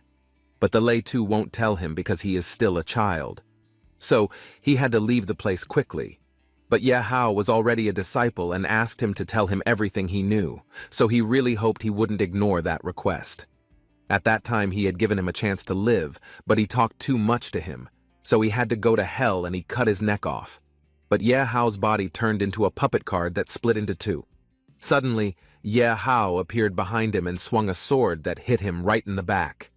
He did that because Lei Tu started first, so he can't blame him, because he has taken his X points. Ye Hao said inwardly, if there was no second level drop with his current link. But he also couldn't finish off level 50 in seconds. But the advantage of his starting hand was gone, so his battle style had to change. because not level 5 would not be good for him. Lei Tu was furious and didn't expect that he was so strong, but he had pretended to be weak and innocent, so he had deceived them all. So he ordered his troops to shoot him with a laser gun. Then he ran and smashed his body into pieces. After that, he took his corpse to feed the monsters. Ye Hao blocked the shot with his shield. He saw that his level was quite high, and Ye Hao wouldn't be able to last long. After all, it was a battle between level 1 and 5, so he had to cut them down one by one. Lei Tu raised both knives, saying he didn't know how he could act so foolish as to challenge them alone.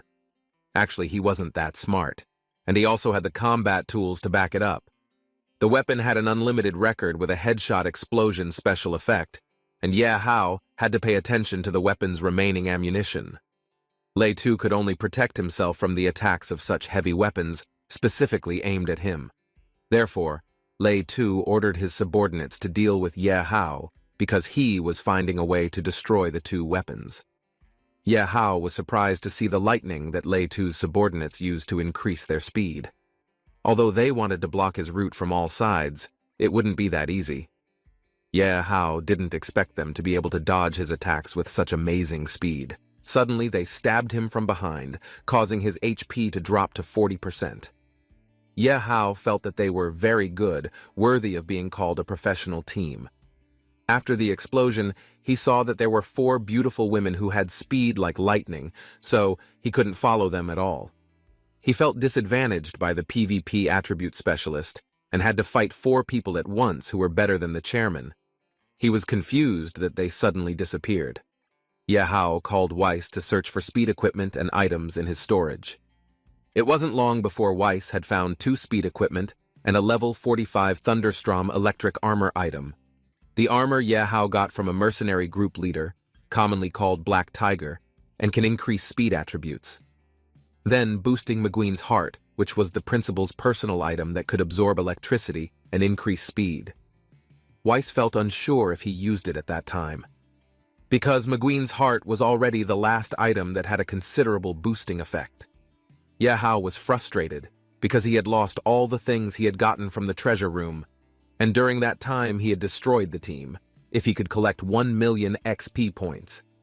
Although he had a hope to be able to open a strong account with destructive power.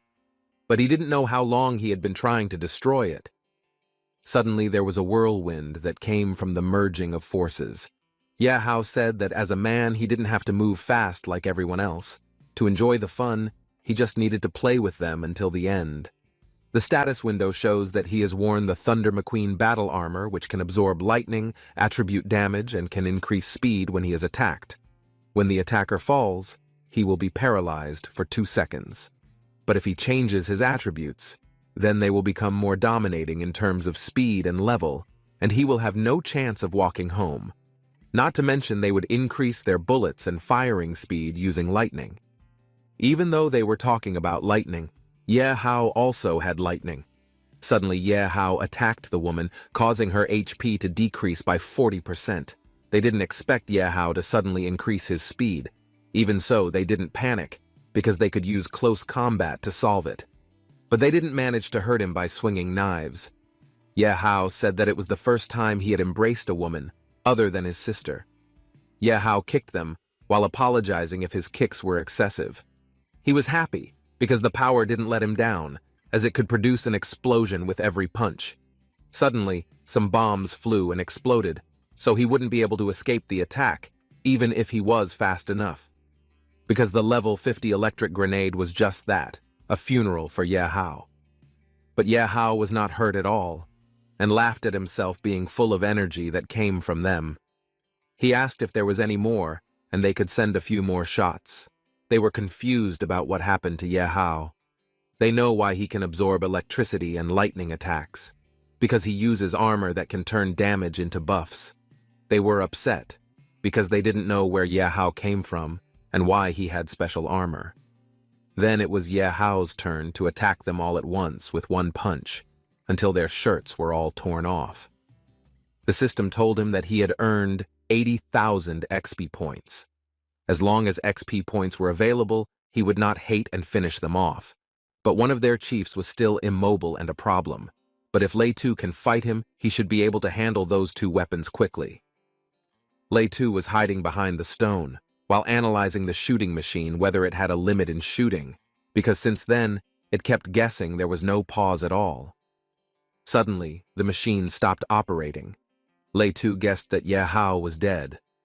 He is upset, because they took so long to carry out his orders that only fight small children to help him. Ye Hao says that he will not stop attacking, and asks if he will be there forever. Lei Tu is angry, seeing that he is still alive and has defeated his subordinates. Lei Tu considers a group of soil that is pretending to die on the ground. He kicks them to get up, but if they don't get up, they better not be able to come back. Ye Hao said that as a chairman he should take over to defeat the enemy, but he chose to hide behind and let a player attack. Lei Tu emphasized that they were not players, but his slaves. Ye Hao didn't know what was going on. They were all electrocuted. Lei Tu said that he was just a brat who deserved to fight with his slaves. He would play a second round with them. Ye Hao was upset with he for doing something wrong, because he used mind control power that caused the nerve center to be disturbed in a certain way. Ye Hao was surprised to see them all crying, and Lei Tu didn't deserve to be the chairman because he had attacked his own members. Lei Tu laughed, because he didn't care about himself in that world, and there was only victory in his mind. Although some of their lives were worthless, because he considered them disposable and could replace them at any time. Then Ye Hao stated that he agreed with his previous statement of having many ways to win, such as cutting off one of his hands. After that, the players collapsed. Lei Tu was frightened, begging to forgive him. Moreover, he really cared about the women, and surely he was attracted to them, so he could give the 4 women. Although they were useless, but there was still one place that was useful for them to be in bed. Ye Hao kicks him in the face to shut him up and stomps on his face, causing Lei Tu pain. He asks what she wants, and he can give them to Ye Hao. However, Ye Hao asks he to tell him his plan with Huang Zheng, who will face Mogong team. Ye Hao rubbed his head to make him say that Lei Tu was working with Huang Zheng's team, and they were preparing to attack them from behind, while the Gong team was concentrating on attacking the boss. However, Ye Hao felt that there were still a lot of important things he hadn't talked about the low-level tactics that a 3-year-old would think of, so that the Gong team couldn't handle it. Then Lei Tu begged him not to step on him again, because he was going to tell him everything. Based on the results of the Joint Reconnaissance Team's investigation, the boss monster permanently stayed in the central square of Zone 9. Around that place, there were many elite monsters wandering around, and the distance between the elite monsters and the boss was quite far, so it divided their attention. So, the Chuangxi team was tasked with restraining the elite monsters and keeping the Mogong team undisturbed, so they could attack the boss with peace of mind. Ye Hao asks if the Tianchuan group is a big company and why he's curious about their relationship wanting to help the Hanmo group. Lei Tu explains that their Tianchuan group is a big company on the surface, but Hanmo only provides 80% of the profits, and they are just one of the followers. They were also always called upon by Hanmo to perform some tasks without being paid. However, the last dungeon advantage was taken by Hanmo's group, and they didn't get a single point.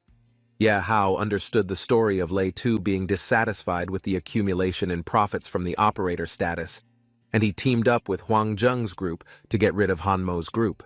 When Mogong suppressed the boss's HP to about 10%, they would draw the elite monster into the battle circle. It would then simultaneously force it out of the war and allow the elite monster to attack Mogong's team. When the Mogong team is at the bottom, then they will join Huang Zheng's team to finish off the remaining boss monsters and elite monsters. So that way they could share the resources gained evenly. Then, after they threw all the blame onto Huang Zheng's group. Actually, they didn't need to do that, because the most important thing was that they got abundant resources and destroyed the Hanmo group. Ye Hao felt that his plan sounded pretty good, but he would have the disadvantage of being too idealistic, because he made sure that the Mo Hing team had no defense against him. Lei Tu explained that they had 5 major truff cards from the unrivaled Mo Gong team, but they had a fatal flaw. which was pride.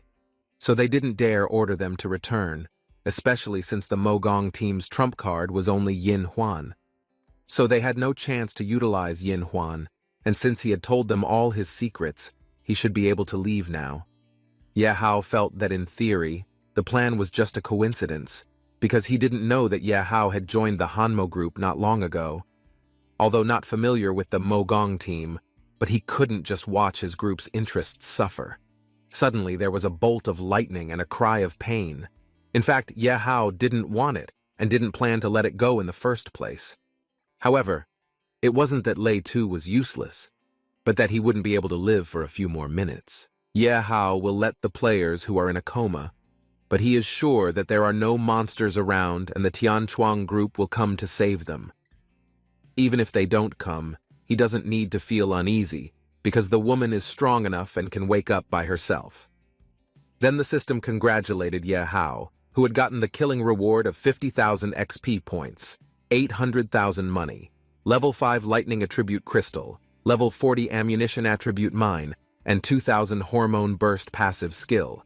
The hormone burst skill is a passive skill that can permanently increase the attractiveness of the opposite sex and has a certain chance of increasing the hormones of the surrounding same sex by making he become insane in a short time. But Ye Hao will discard that perverted skill, because it can make him control others like Lei Tu did. The status window appears showing the achievements he got from winning against 5 players, and he can also win against 10 players. So that he gets an additional bonus XP prize of 50,000, and Ye Hao's accumulation has reached 1 million XP. With experience, Ye Hao managed to accumulate 1 million XP, and he didn't have to wait to enter the system.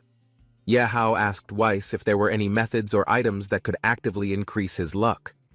Weiss replied that there was no such item, but he could calculate and analyze the state of Ye Hao's luck at that time. Not long after the results of the data that had been calculated, Ye Hao's luck was that the SSR level was the strongest level, so he didn't need any external help at all, and he had to trust him to solve it right away. Ye Hao felt that he was like a god of fortune, as his strength and fortune unfolded together. It was the first time Weiss had seen someone like him who possessed qualities throughout the dimension. Then Ye Hao would believe in his good fortune and activate the system to unlock the new Special King account. Suddenly, a gold-colored light came out and soon turned red. Ye Hao didn't know what was going on with the system that was releasing that very strange black substance. Weiss was scared to hide behind him, because he detected a strong wave of malicious energy, and he didn't know anything. Ye Hao was surprised because he didn't know what happened to the system, and asked if there was an undetected virus entering the account. The system said that the current system status was abnormal. Suddenly, his body was bound with a black substance that made his body unable to move. Weiss was shocked, because the evil value had exceeded the limit of her calculations, so the debuffs and all the immobile attributes continued to lower the HP value. The system told him it was under urgent repair, so he didn't need to worry and just waited. However, Ye Hao was very panicked, because he was almost dead. It wasn't long before the system had finally finished repairing and was about to return to normal, so the dark power binding him was fading fast. Weiss suddenly panicked at the sight of Ye Hao coughing because of his mistake due to his uselessness. Although he was still in a bad condition, he asked what about his god of fortune, even though he almost died at the beginning. Weiss explained that he didn't know because data usually can't lie in the first place. However, another account was about to finish off Ye Hao's life, and he would trace the origin of the account. Then the system congratulated Ye Hao, who had successfully opened the door to a new Special King account. Suddenly, a white-haired man was the Shadow King who had made the world tremble, a symbol of the power of the fallen blood race and a manifestation of the will of the ancient abyss. He has existed since ancient times and has destroyed thousands of worlds, and the gloomy stars in his hands summoned the strongest people from different dimensions, finally succeeding in destroying the Shadow King's body. The Shadow King is already waiting for his arrival and will let him qualify to become the next Shadow King. Ye Hao was surprised and asked if it was his king account that was a big villain. Ye Hao stood before a towering, glowing figure radiating immense power. He clenched his fists, bracing for a challenge. The mysterious figure pointed toward Ye Hao, summoning fiery energy. Ye Hao's companion warned him, their voices muffled by the tension. With a loud rumble, a dimensional portal cracked open behind the figure. Ye Hao prepared himself for the unknown ahead. Bright flames erupted, painting the surroundings orange. Ye Hao shielded his eyes but could feel the raw energy surging around. Emerging victorious from the chaos, Ye Hao's face showed determination. His eyes burned with the confidence of new power. Ye Hao's armor glimmered golden as his companion activated a system upgrade. Power surged into his veins, changing his destiny. The upgrade manifested a divine weapon in his hands, a blazing sword and shield. Ye Hao grinned, gripping them tightly. He unleashed a powerful strike, the weapons glowing fiercely. Sparks erupted, illuminating his unwavering focus in the heat of battle. Ye Hao lifted his weapon high, bringing it down with tremendous force. The ground cracked under his sheer strength. Exhausted but victorious, Ye Hao checked the system notification. A new skill unlocked, signaling another step in his epic journey. Ye Hao scanned the glowing map, his brow furrowing. The urban ruins ahead held secrets but also immense danger. Approaching the desolate area, Ye Hao's footsteps echoed.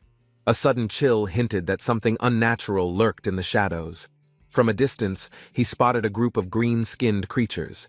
They moved swiftly, scavenging the remains of fallen enemies. Ye Hao paused, realizing the creatures had left behind only remnants. Anger surged as he calculated his next strategic move. He darted forward, eyes burning with determination. "I can't let anyone beat me to this boss fight," he thought. Ye Hao stopped mid-step, startled by a sudden greeting. He turned sharply, his instincts ready for a potential threat. A heavily armored man appeared, his smile disarming. Ye Hao glanced around, realizing the man had approached unnoticed. The man introduced himself as Shu Shaoji, a level 50 relic hunter. Ye Hao's eyes narrowed, observing his advanced gear. Shu Shaoji laughed heartily, offering a handshake. Ye Hao hesitated, unsure whether this stranger could truly be trusted. Despite his doubts, Ye Hao decided to listen to Shu Shaoji. The man claimed to know more about the ruins. Shu Shaoji explained his role as a relic hunter, someone who scavenges abandoned locations for treasures or vital information. Ye Hao pondered Shu Shaoji's motives, questioning his lack of aggression. A friendly scavenger was rare in this dangerous world. Shu Shaoji invited Ye Hao to team up, emphasizing the benefits of working together. Ye Hao mulled over the offer silently. Finally, Ye Hao agreed, seeing potential in joining forces. Together, they exchanged plans and prepared to enter the ruins. Shu Shaoji showcased a map of nearby players, their levels formidable. Ye Hao felt a spark of excitement for the challenge. The map displayed 3 high-level players in the vicinity. Ye Hao noted their skills and potential threats carefully. Shu Shaoji chuckled, assuring Ye Hao that their combined abilities could outmatch any adversary in the ruins. Ye Hao still felt wary, but appreciated Shu Shaoji's optimism. Their newfound partnership was off to an intriguing start. They packed their gear and began their trek toward the ruins, sharing quiet but determined strides under the setting sun. With a final glance at the map, Ye Hao promised himself he'd surpass even the strongest foes ahead. Shu Shaoji munched on his snack with confidence, joking about their adventure. Ye Hao remained silent, sensing something ominous nearby. A massive clawed beast erupted from the shadows, its crimson eyes glowing with rage. Shu Shaoji quickly shifted into a battle stance. Ye Hao lunged forward, dodging the beast's sweeping attack. Shu Shaoji grinned, readying his weapon, adrenaline coursing through his veins. The beast roared, slamming its claws into the ground. Shu Shaoji retaliated with a precise blow, aiming for its vulnerable flank. Together, Shu Shaoji and Ye Hao unleashed a coordinated strike. The beast fell, its life bar depleted, victory finally theirs. Shu Shaoji laughed nervously, brushing off the encounter. He admitted the beast caught him off guard, but it wasn't dangerous. Ye Hao, holding back a grin, reassured Shu Shaoji. The awkward tension faded, and they both prepared for the next step. Moving forward, Ye Hao noticed traces of past battles. He muttered quietly, realizing every journey left scars, and some were permanent. Ye Hao surveyed the crowded battleground from above, noting the large group of players fighting for resources and control. Xu Xiaojie pointed out the central stronghold, explaining it was the heart of the battle, holding treasures worth the risk. As they moved closer, armored players guarding the stronghold noticed them, their weapons glinting. Tension grew in the chaotic air. Ye Hao locked eyes with the leader, analyzing their strength. Xu Xiaojie joked nervously, breaking the intensity for a moment. The leader stepped forward, introducing himself with a smirk. His imposing presence hinted at the danger ahead for Ye Hao. Ye Hao and the leader exchanged a wary handshake. Though cordial on the surface, the challenge in their gazes was clear. The leader gestured toward his team, emphasizing their power. Ye Hao assessed them, formulating strategies to counter their numbers. Xu Xiaoji leaned in, whispering advice about forming alliances. Ye Hao dismissed it, determined to rely on his growing abilities. A rival faction's arrival interrupted their conversation. Tensions escalated as the three groups prepared for an inevitable confrontation. The battlefield roared to life, players clashing in waves of chaotic energy. Ye Hao's focus sharpened as the fight began. Ye Hao confronted the leader directly, deflecting strikes and responding with precision. Their duel drew attention amidst the raging battle. Xu Xiaojie supported from a distance, distracting enemies with traps. Ye Hao grinned, his plan unfolding perfectly in the chaos. The leader acknowledged Ye Hao's skill, stepping back to regroup. Ye Hao didn't relent, pushing forward with relentless determination. Just as victory seemed near, a new threat emerged. A monstrous beast summoned by the rival faction, shaking the battlefield. Ye Hao prepared for the challenge, his eyes burning with resolve. Xu Xiaojie shouted encouragement, readying himself for the beast's charge. The leader clapped Ye Hao's shoulder, praising his courage. Ye Hao accepted the compliment, hiding his determination for the next goal. As the sun set, the squad laughed, sharing their ambitions. Ye Hao quietly observed, pondering the path he had chosen. The leader extended a formal invitation, naming Ye Hao as part of the pickup squad. Ye Hao nodded with gratitude.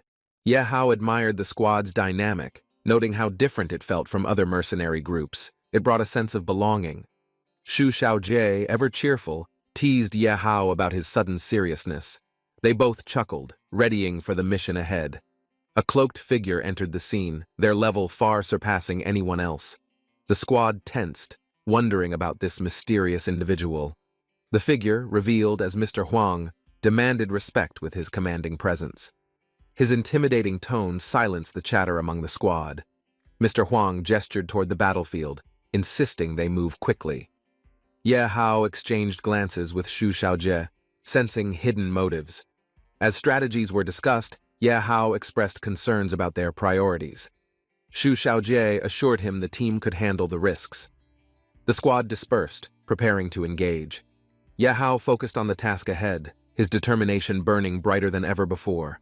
Ye Hao assessed the growing tension, realizing the rival faction was preparing to attack. The battlefield buzzed with dangerous energy. The squad's leader rallied them, shouting commands. Ye Hao clenched his fists, ready to prove his strength in this pivotal moment. Chaos erupted as both factions clashed. Ye Hao maneuvered through the chaos, his strikes precise and fueled by sheer determination. From above, a new threat appeared, a heavily armed rival squad unleashing powerful attacks. Ye Hao gritted his teeth, bracing for impact. A golden-haired warrior descended from the sky, interrupting the battle. Their presence shifted the tide, leaving Ye Hao in awe. Ye Hao dashed toward the enemy, his movements swift and precise. A golden-haired warrior descended, slashing through the chaos effortlessly. The golden-haired warrior landed beside Ye Hao, her presence commanding respect. Her calm demeanor added a sharp contrast to the battle. Ye Hao watched in shock as the warrior gracefully disarmed multiple enemies. She moved with unmatched precision, leaving him momentarily stunned. In the middle of the fight, she shielded Ye Hao from an ambush. Their brief exchange hinted at mutual understanding. The enemies retreated, overwhelmed by their combined strength. The golden-haired warrior turned to Ye Hao, her expression curious but confident.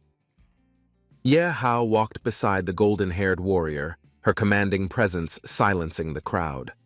Everyone watched as the atmosphere grew tense. The warrior leaned closer, discussing strategies with Ye Hao. Her piercing gaze hinted at secrets she wasn't ready to share. Ye Hao nodded in agreement, his expression firm. He knew this alliance would be critical for their survival and success. The warrior smiled slightly, signaling her approval. Ye Hao felt a newfound confidence, aware of the weight this partnership carried. The two prepared for battle, their united front inspiring the onlookers.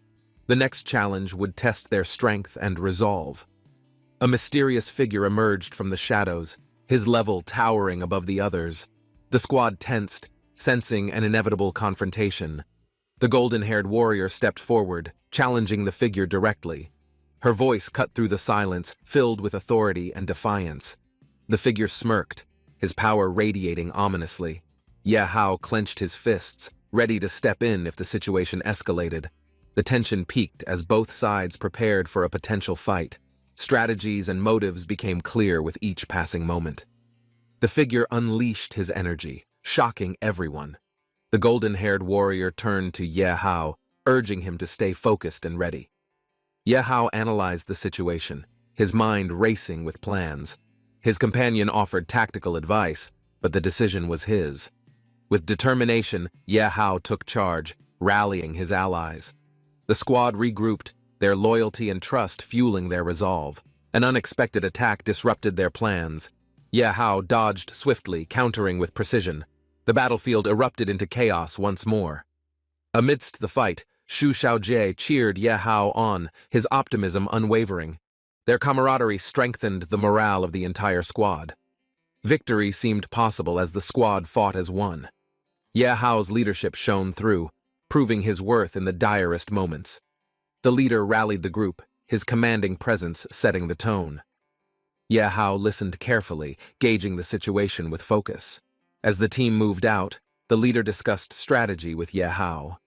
Confidence grew as they neared their objective. Suddenly, a rival group emerged, blocking their path. Ye Hao stepped forward, ready to confront the challenge with determination. The rival group's leader smirked, mocking the squad. Ye Hao's calm demeanor hinted at a plan already forming in his mind. A tense standoff ensued, but Ye Hao's clever words diffused the situation temporarily, buying time for the team to regroup. The leader expressed his respect for Ye Hao's composure. Ye Hao humbly brushed it off, focusing on the task ahead. Ye Hao's strategic insights impressed the group, solidifying his place within the team. Their bond grew stronger with each passing moment. The sun dipped lower, painting the battlefield in hues of orange. Everyone braced themselves for the approaching conflict with renewed determination. Xu Xiaojie cheered Ye Hao on, adding light-hearted humor to the tense atmosphere. The squad chuckled, breaking the tension for a moment. Ye Hao, standing tall, inspired his team with his unwavering resolve. The squad felt ready to tackle whatever lay ahead. The squad finalized their strategy, each member contributing their unique skills. Ye Hao's leadership brought out the best in everyone. A heated argument broke out among the rival group. Ye Hao noticed and quietly signaled his team to seize the advantage. The leader of the rival group refocused, glaring at Ye Hao. Their rivalry seemed destined to intensify with each encounter. Ye Hao gave a rousing speech, igniting the team's determination. Their eyes burned with resolve as they prepared for battle. As the first clash erupted, Ye Hao's confidence in his team paid off. Their unity overwhelmed the rival group's disorganized attack. Ye Hao confidently smiled, explaining his clever analysis to the team. His calculated words left them impressed and slightly puzzled. The leader hesitated, struggling to believe Ye Hao's ambitious strategy. Doubt lingered in his mind, but he couldn't dismiss it. Ye Hao raised his hand, declaring with enthusiasm, "Anything is possible." The team listened eagerly, curious about the detailed breakdown. Ye Hao and the leader confronted a cloaked enemy guarding a hexagonal barrier. The tension was palpable, both sides observing. The cloaked figure smirked, mocking their determination. Ye Hao's eyes narrowed as he prepared for what could be a trap. The enemy's words rattled the group, but Ye Hao stood firm, confidence radiating as he stepped forward with calculated calmness. Xu Xiaojie nervously whispered something, but Ye Hao gestured for silence. He knew this was the moment to prove himself. The enemy laughed loudly, raising his hand to activate a mechanism. The hexagonal field glowed brighter, signaling an impending challenge. The cloaked figure mocked Ye Hao's resolve, demanding proof of his skills. Ye Hao smirked, subtly preparing his strategy. Xu Xiaojie attempted to intervene but held back after noticing Ye Hao's determined expression. The squad placed their trust in him. Ye Hao stood his ground as the barrier's energy fluctuated. With a swift motion, he challenged the figure to a duel. The enemy's laughter echoed as he released a surge of energy. Ye Hao dodged swiftly, analyzing the weaknesses of the barrier. With a confident grin, Ye Hao revealed his countermeasure. His plan was audacious, leaving his team and the enemy stunned. Ye Hao leaped toward the barrier, breaking through its energy with sheer precision. His determination shook the enemy's confidence. Inside the barrier, Ye Hao faced the cloaked figure alone. The squad watched, knowing this battle would decide their success. The enemy unleashed an attack, but Ye Hao anticipated it. His calculated movements kept him one step ahead at every turn. Ye Hao's voice carried authority as he declared victory was imminent. The enemy hesitated, realizing his own trap was unraveling. With a final strike, Ye Hao shattered the barrier. The squad erupted in cheers, rallying behind his unshakable leadership and strategy. Ye Hao raised his hand, signaling the start. His energy sparked determination among the group, igniting their fighting spirit. The leader charged forward, wielding his weapon with precision. The team followed, each member moving with confidence and purpose. A massive enemy emerged, its attack shaking the ground. Ye Hao quickly calculated, directing the team to counter strategically. Xu Xiaojie braced himself, shielding his allies from the shockwaves. His grin never faded, fueling the squad's morale in the chaos. Ye Hao confronted the cloaked figure directly, his eyes sharp. The battlefield roared as their clash sparked an intense rivalry. The enemy countered fiercely, striking the ground with immense force. Dust filled the air, but Ye Hao remained calm, unshaken. Xu Xiaojie hurled a weapon toward the enemy, creating an opening. Ye Hao seized the chance, advancing with calculated steps. The cloaked figure laughed, taunting the squad's efforts. Ye Hao smirked in return, knowing his strategy was falling into place. The enemy unleashed a powerful energy blast, but Ye Hao's quick thinking redirected it. His skill left the enemy rattled. With the team regaining momentum, Ye Hao gave a confident nod. Their coordinated attack forced the enemy into a defensive stance. The enemy pulled out a potion, boosting their strength dramatically. Ye Hao observed closely, formulating a new strategy to counter the move. The battlefield lit up with a flurry of attacks. Xu Xiaojie cheered, rallying his teammates to push through the chaos. A brilliant beam cut through the air, neutralizing the enemy's advance. Ye Hao's leadership shone as the squad regained control. Together, they overwhelmed the enemy with synchronized strikes. The once dominant foe faltered under the relentless determination of Ye Hao's team. Standing victorious amidst the aftermath, Ye Hao tightened his grip on his weapon. His unwavering focus hinted at battles yet to come. Ye Hao unleashed a glowing energy shield, neutralizing the enemy's attack. His calm confidence began to shake their resolve. The cloaked figure staggered back, realizing Ye Hao had planned every move. Fear crept into his voice as he hesitated. Ye Hao smirked, his aura radiating strength. "Only the strong survive," he declared, readying himself for the decisive final strike. Ye Hao displayed his confidence, explaining his plan. His unwavering determination impressed the team, sparking curiosity and cautious optimism. The leader listened carefully, intrigued by Ye Hao's bold approach. The squad exchanged skeptical glances but felt a glimmer of hope.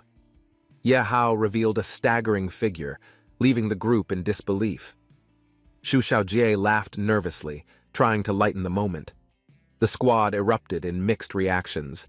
Some doubted the feasibility, while others admired Ye Hao's courage to think outside the box. Ye Hao clenched his fists, smiling confidently. He assured them this was their chance to rewrite their fate with bold action. The strategist stepped in, analyzing Ye Hao's plan with scrutiny. His sharp remarks tested the validity of Ye Hao's bold claims. Xu Xiaojie observed nervously, whispering to the others. Despite doubts, a growing admiration for Ye Hao's fearless vision spread among them. The leader leaned back, contemplating the stakes.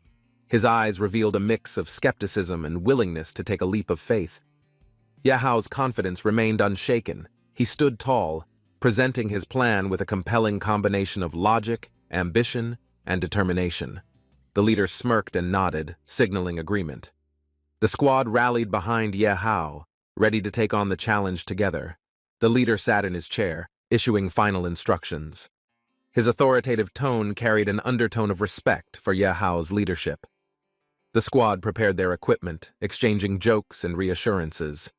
Xu Xiaojie's optimism lifted their spirits, blending camaraderie with the anticipation of battle.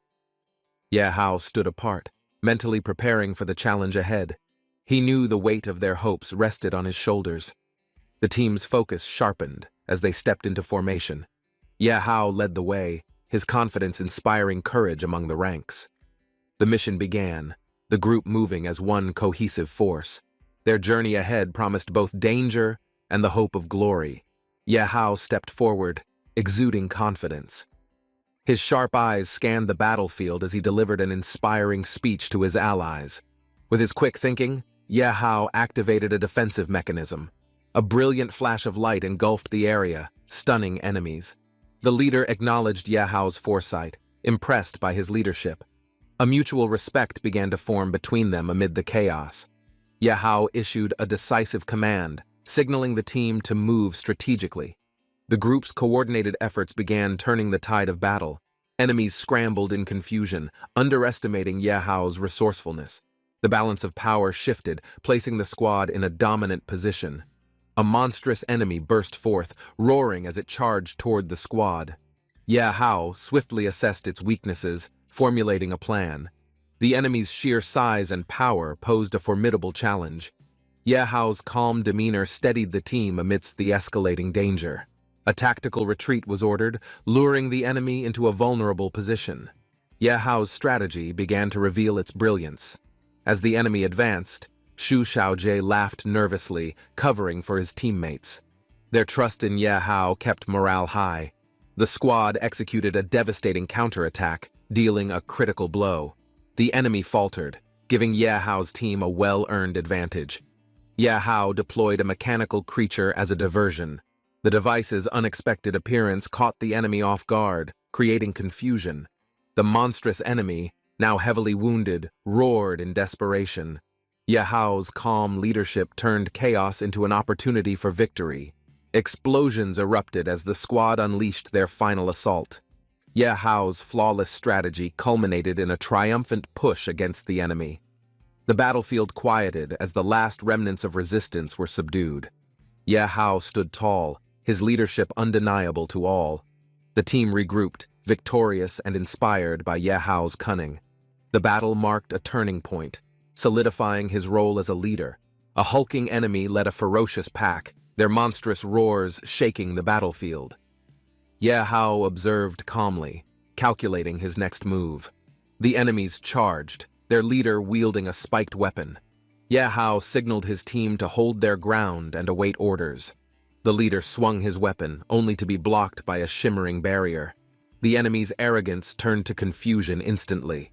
Ye Hao's clever trap activated, encasing the attackers in a glowing hexagonal cage. His strategy left the enemies helpless and cornered. The cloaked enemy in the distance watched in shock, realizing Ye Hao's intelligence was far beyond anything they had anticipated. Ye Hao and his squad stepped in with confidence, facing their allies.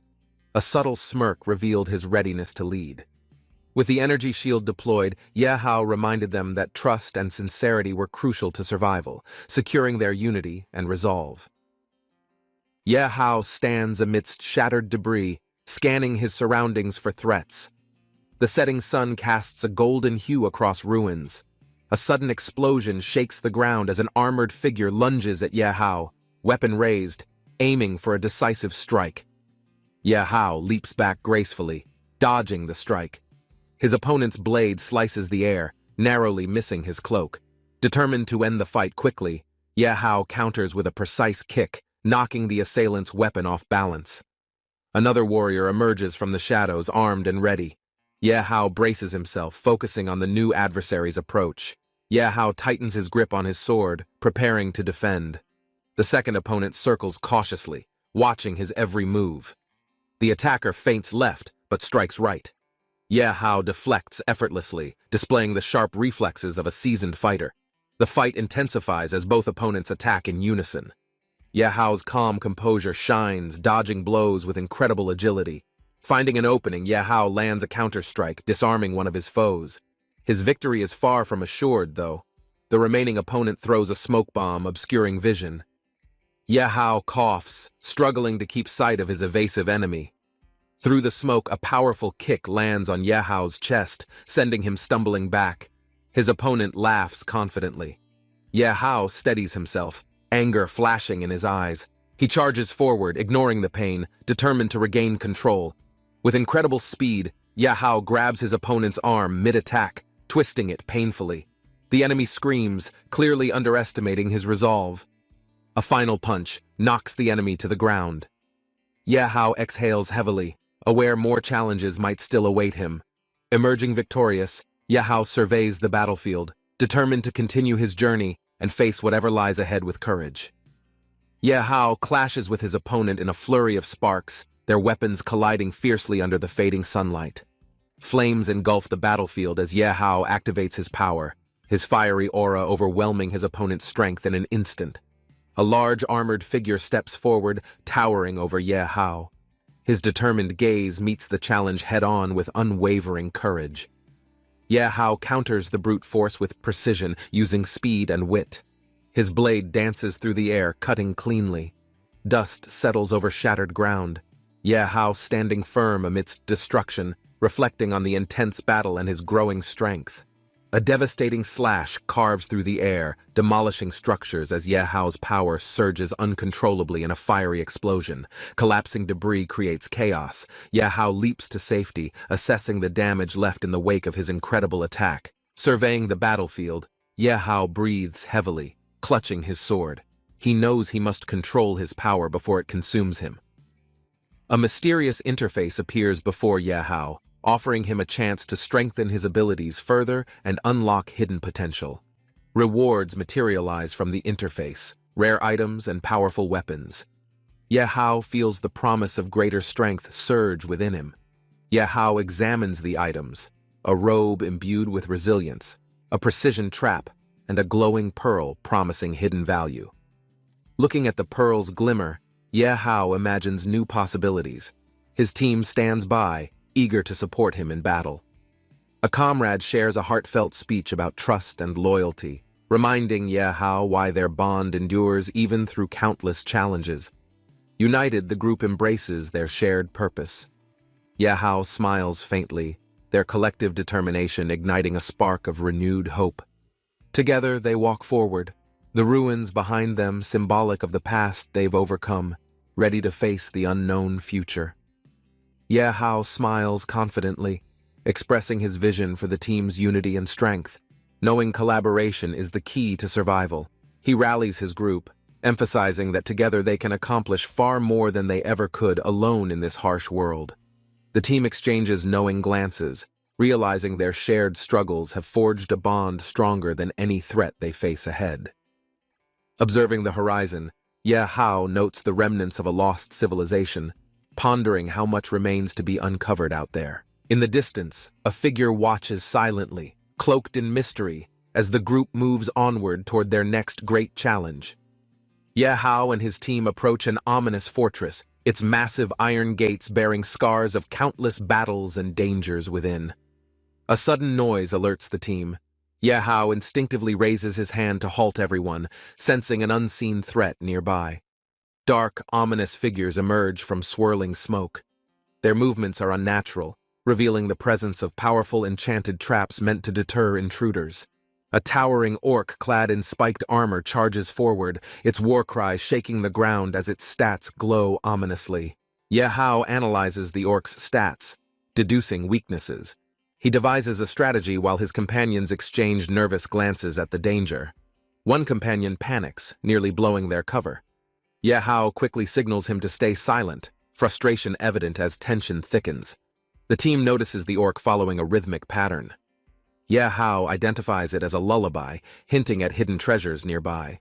The group debates killing the orc for rewards, but Yehao insists on caution, aware of risks tied to its death. Peering closer, they spot a glimmering chest behind the orc. Yehao signals the team, preparing for a stealthy approach.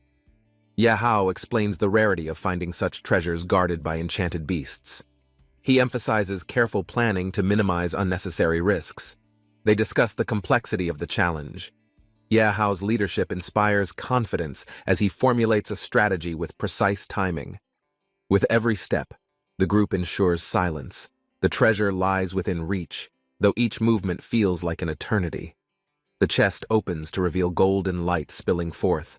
The group marvels, realizing the prize is far greater than expected.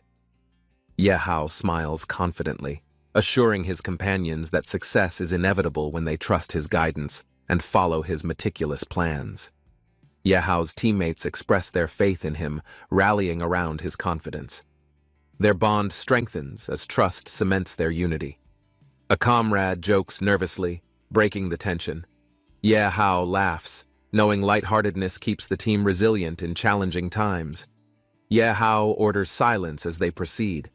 The group obeys, each member moving with heightened awareness and careful precision. Success comes with teamwork. Yehao praises everyone's contributions, demonstrating leadership that motivates his companions to strive for excellence. Yehao reveals their next move, outlining the strategy with confidence. The team eagerly prepares, energized for the challenges ahead. The goblin hoards treasures, boasting loudly. Its sinister grin fades as shadowy figures emerge, signaling a greater threat than expected. Startled, the goblin freezes. Yehao's team watches from a distance, intrigued by the tension unfolding between goblin and intruders. The shadows demand the goblin's loot, mocking its feeble defenses. The goblin clutches its treasures, refusing to surrender without a fight. A chaotic chase begins. The goblin bolts away, screaming, while the team observes, strategizing how to exploit the unfolding chaos. Yehao smirks, sensing opportunity. He instructs the team to intercept the goblin while keeping the shadowy figures distracted. Yehao activates a radiant sword, cutting through the goblin's escape route. The goblin panics, realizing it's surrounded by danger. The goblin retaliates, wielding surprising strength. Its desperate attacks send tremors, creating obstacles as Yehao counters with precision and agility. The chase intensifies. The goblin attempts to flee through a hidden passage, only to be cornered by Yehao's swift maneuvering. The goblin tries to plead, but Yehao's focus remains sharp. He knows hesitation could cost the treasure and safety. As the goblin leaps for its lair, a golden shield activates. The team marvels at the enchanted defense surrounding the treasure. The golden barrier repels attacks, forcing the team to pause. Yehao analyzes its mechanics, searching for a way inside. The goblin taunts from within the barrier, emboldened by its temporary safety. Yehao calmly signals his team to remain patient. Observing the barrier's flickering edges, Yehao deduces its weak point. He prepares a concentrated strike to shatter its defenses. With precise timing, Yehao unleashes a powerful blow, cracking the shield. The team braces for what lies beyond the barrier. As the barrier collapses, a blinding light erupts. The goblin screams in panic as Yehao steps forward to claim victory. The goblin panics as Yehao's strike breaks the barrier. It crouches defensively, trembling at the sight of its pursuers. Yehao's team surrounds the goblin, cutting off every escape route. Determined to end this, they demand the treasure's surrender. Grinning mischievously, the goblin performs a mysterious hand seal. A sudden surge of energy conjures multiple clones, spreading confusion among them. Yehao notices the clones mirroring the goblin's actions. He narrows his eyes, analyzing their pattern to identify the real one. The squad spotted danger ahead. One yelled, "Split up and flee!" Panic pushed them into separate directions. Two pursued the threat. One asked, "Is it slowing?" But the creature's pace was deceivingly swift. Seeing it escape, the blonde shouted, "I'll speed up!" He activated his skill, the Eye of the Hunter. His vision sharpened instantly. The system revealed enemy movement, allowing him to chase with deadly precision and speed. Using dryland surfing, he dashed forward, laughing confidently. "This terrain's tricky, but I've mastered it through training." While sipping tea calmly, the man sighed, "Why can't you act with grace like I do?" He floated effortlessly on a magic carpet. A system window explained its features and stable flying capabilities. The others shouted in protest. "That's cheating!" they yelled, pointing at the carpet soaring without effort or bumps. A teammate cracked the ground with force. "If the captain's flashy, I must show my strength too." With power and confidence, he launched into the air, yelling, "Mighty nature!" As he leapt toward the sky, blazing light exploded upward as the man yelled, "Bestow me infinite power!" The rocks shattered instantly. System text revealed the skill's source, Beauty United Season, a rare power tied to hidden game mechanics. Enemies emerged rapidly. "They're immune to skills!" shouted one. Explosions surrounded them, leaving no time to react. One teammate looked to the captain. "It's summoning reinforcements. This boss isn't meant for solo fights." The boss opened a dark portal. "Stop it now! Don't let him escape to his base!"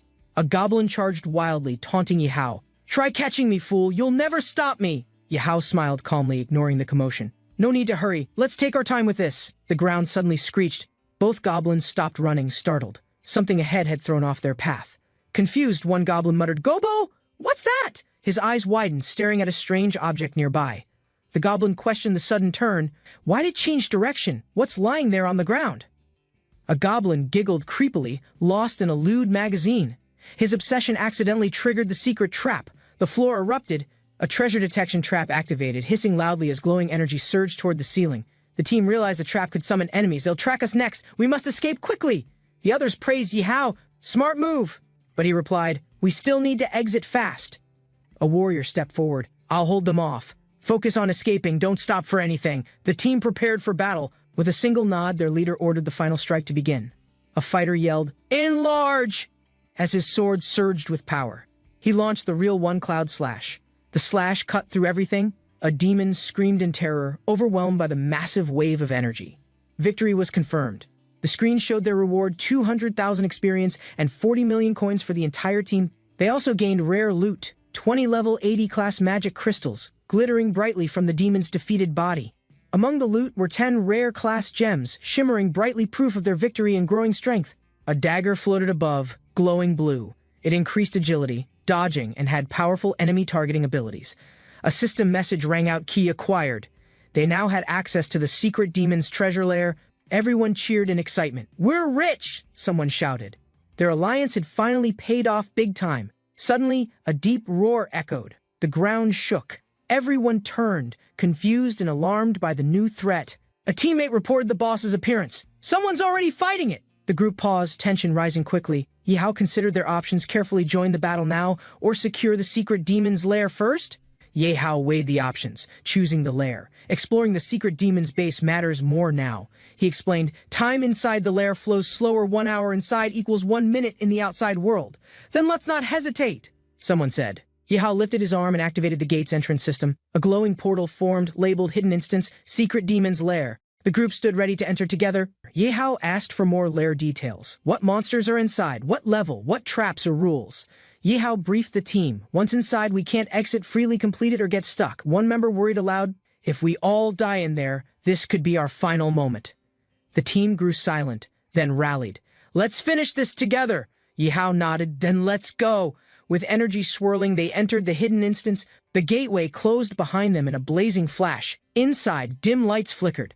"This place is huge," someone whispered. "Stay sharp. One wrong move could kill." They peered over the ledge. "Don't be loud," someone whispered. Below, flames flickered in total darkness. Shock spread. "There's a battlefield below. Dozens of enemies are already fighting something," one of them said. A teammate adjusted glasses. "This fight's been ongoing. We can sneak in while attention stays on them." He launched down using his glider skill. 3 minutes of airtime, plenty to land safely, he calculated mid-flight. With a loud crash, he landed. Goblins panicked. "Centaur?" he yelled. "This loser's stronger than he looks," the goblin captain shouted. "Kill him now!" The others charged in formation, confidence glowing in their eyes. He smirked, activated his ultimate skill. "Let's see you dodge this one!" Blades of light slashed through. Dozens of goblins screamed as the spinning slash wiped them out. One yelled, "Retreat! Retreat!" Landing calmly, he said, healing while slaying lives. His stance radiated confidence, energy still glowing behind him. Another teammate arrived. "I'll cover the front." He deployed turrets and drones to hold their ground. The goblins panicked. "He's casting something," one shouted. Flames swirled as Yehao prepared his move. "You said burn? Here you go!"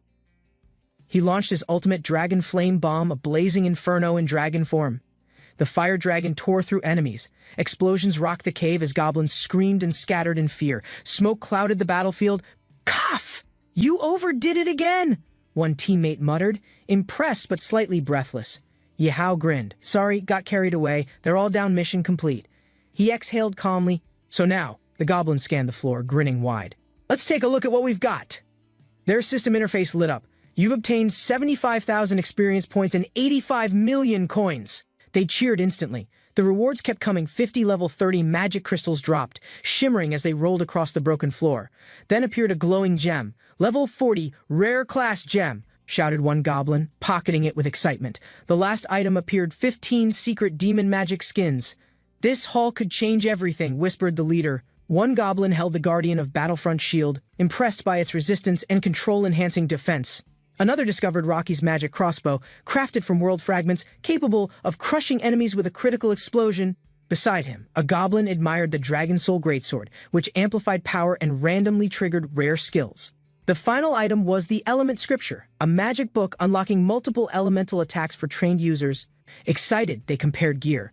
"We're so lucky," one said. "This crossbow's amazing." Another added, grinning wide. Yehao observed calmly. "They've upgraded well," he said. "Stay focused, this was just the appetizer." He pointed ahead. "The real prize is that glowing chest. It holds the most important treasure." The team crowded around the glowing chest. "Is this some gift?" one asked. "Let me open it." Another quickly stopped him. "Wait! Don't act rashly," he warned. "Something about this chest feels really off," he continued. Those treasure guardians danced around it strangely. "Didn't that seem too respectful for ordinary loot?" "Right," one replied, narrowing his eyes. "They acted like they were worshipping this treasure chest or something." Yehao stepped in. "Spirit or not, we follow proper wilderness procedures before opening unknown chests." One goblin warned, "Always check first. Some treasure chests are traps." The team hesitated, stepping back cautiously. Suddenly, the chest sprang open. Sharp teeth emerged as it transformed into a snarling red monster. "Holy shit! The chest is a monster!" someone yelled, watching the creature's health bar appear above. "It's a treasure chest monster!" another shouted. "Not a rare one either, it's a level 80 elite." Yehao narrowed his eyes. "Even bosses outside wilderness don't match this power. We can't rush." A teammate slammed his fist. "Fighting that monster isn't an option now. We need another plan." They all turned to Yehao. "What do you think?" someone asked. "We'll follow your lead." Yehao thought briefly, then said, "Let's split the money we earned earlier. It's the safest choice." "Right," the others agreed. "Better to keep what we've got than lose everything to that monster." Another added, "Thanks to Yehao, we've gathered 140 million. I suggest he gets half." "Objections?" The group laughed. "We couldn't even earn a penny." Yehao scored everything, yet shared generously. Yehao looked on, thinking, "They didn't betray me despite temptation. This team truly deserves my trust." He nodded. "I'll hold the money for now. You all agree we'll spend it wisely?" A teammate confirmed. "That's right. We've got weapons. This money will sustain us for a long time." A prompt appeared. "Receive 70 million. Yehao smiled. "All right, let's go." "Okay." The team cheered. The scout hesitated, warning Yehao about dangers. His voice trembled while scanning the massive golden chest. Yehao froze as soldiers barked, "Stand still!" Their weapons pointed directly at his exposed position. One of his allies shouted urgently, "Let's go!"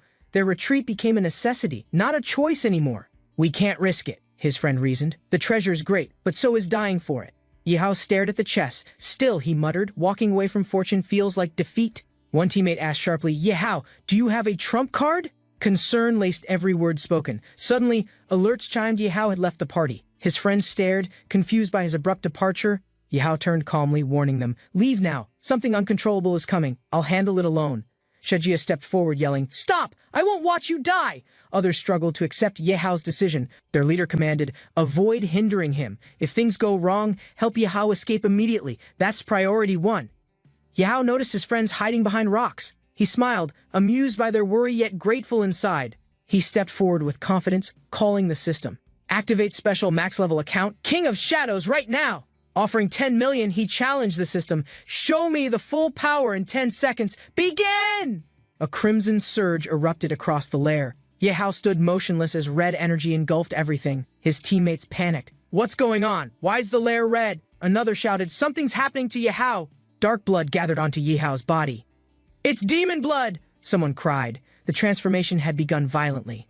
Suddenly, a mysterious figure sprouted bat-like wings from her back. Her presence overwhelmed the tense silence. Bats flooded the lair. What? Where'd they come from? His team screamed as the skies blackened above. The demon expert descended confidently. How did Yehao awaken the bloodline? She questioned, clearly startled. Another warrior speculated. If we hadn't seen it, we'd never believe such power is possible. The system confirmed Yehao's King of Shadows account bypassed normal activation triggered by desperation alone. A monstrous shadow beast lunged from beneath. Without hesitation, Yehao countered it with precise shadow control. Shadow transformation ready, the system declared. With speed, Yehao's arm shifted and struck through the monster. The beast lunged and sank its fangs into Yehao's arm. Blood spurted violently from the wound. Yehao screamed in pain. His arm was nearly torn off by the monster's crushing jaws. The creature backed away with erratic movement. It's escaping? One teammate said. It's taking something with it. Blood dripped midair as Yehao pursued fiercely. His injured arm twitched, but his will stayed unshaken. The monster halted abruptly. What's wrong with it? Someone asked. Yehao stared. Something unexpected was about to begin. Blood poured from Yehao's wound. From it, red tendrils extended violently toward the escaping monster. A teammate screamed, Look! Something's coming out of Yehao's blood! Demonic forms emerged, glowing red with rage. The chest monster shrieked as the blood legion overwhelmed it. Abnormal state, blood spell echoed from the system. Red shadows drowned the beast. Its body twisted while Yehao's countdown reached its final moments. Yehao's voice deepened. Sleep in my blood forever. The system announced fusion countdown nearing its end. A divine seal lit above Yehao's head. His body hovered as transformation reached its peak. Golden hands erupted from the ground, grabbing and tearing away the dark armor surrounding his body. He collapsed, panting. The pain's unreal, he muttered. Stronger than mixing 10 elite power potions together? Though wounded, Yehao grinned. Even elite-level beings can't survive this system boost if I strike right. A system message appeared. Achievement Treasure Chest Terminator. The lair's curse was now broken by Yehao. Yehao's victory granted 500,000 experience and 200 million coins for slaying the elite nightmare boss. A glowing sword materialized, Tristan's dragon-slaying sword. It offered rare bonuses and increased chances of artifact drops. Next appeared the Broken Angel's Wings cape. It allowed flight, but safe landings weren't always guaranteed. He unrolled the fortress construction drawing, a level 90 blueprint capable of shielding entire player strongholds when built. Finally, 10 super restoratives dropped potions that could heal all players' HP and SP within 60 seconds. Yehao obtained 40 rare-class magic crystals. Essential crafting materials dropped only from level 90 elite monsters. Next came 20 level 90 rare-class gems, each with immense enhancement value for weapons and armor. Then appeared a Stone of Treasure Chest monster, an exclusive material tied to rare monster transformations. Another drop, the Arthropod of Treasure Chest monster, sharp, durable, and used in advanced equipment crafting. Yehao smiled wide. So many rare materials and artifacts. I really defeated a treasure-class boss. Yehao's teammates rushed in.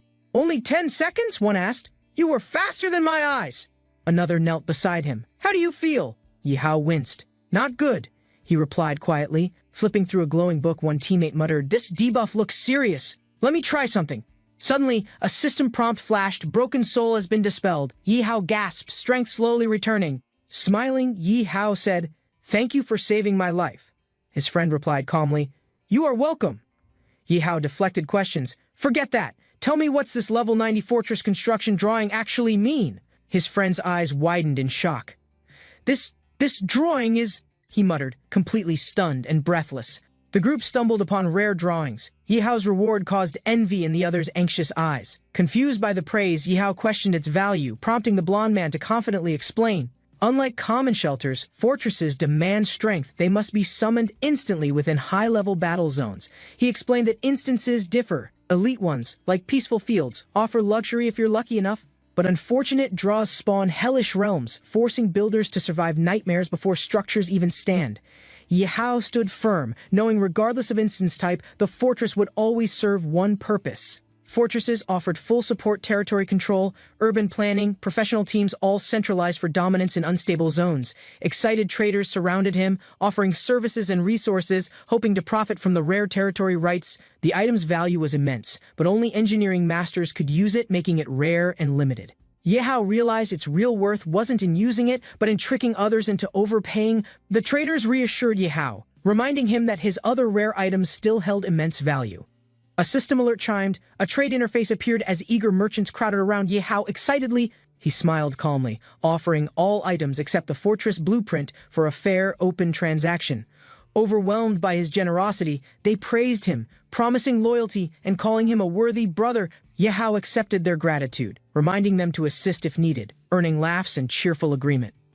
An hour later, Yehao and the others stood near an exit, discussing their next move. One asked about plans. Yehao confidently replied that he had already thought of the next step. His goal was to restore the fortress, defeat the boss, and clear the hidden secret instance.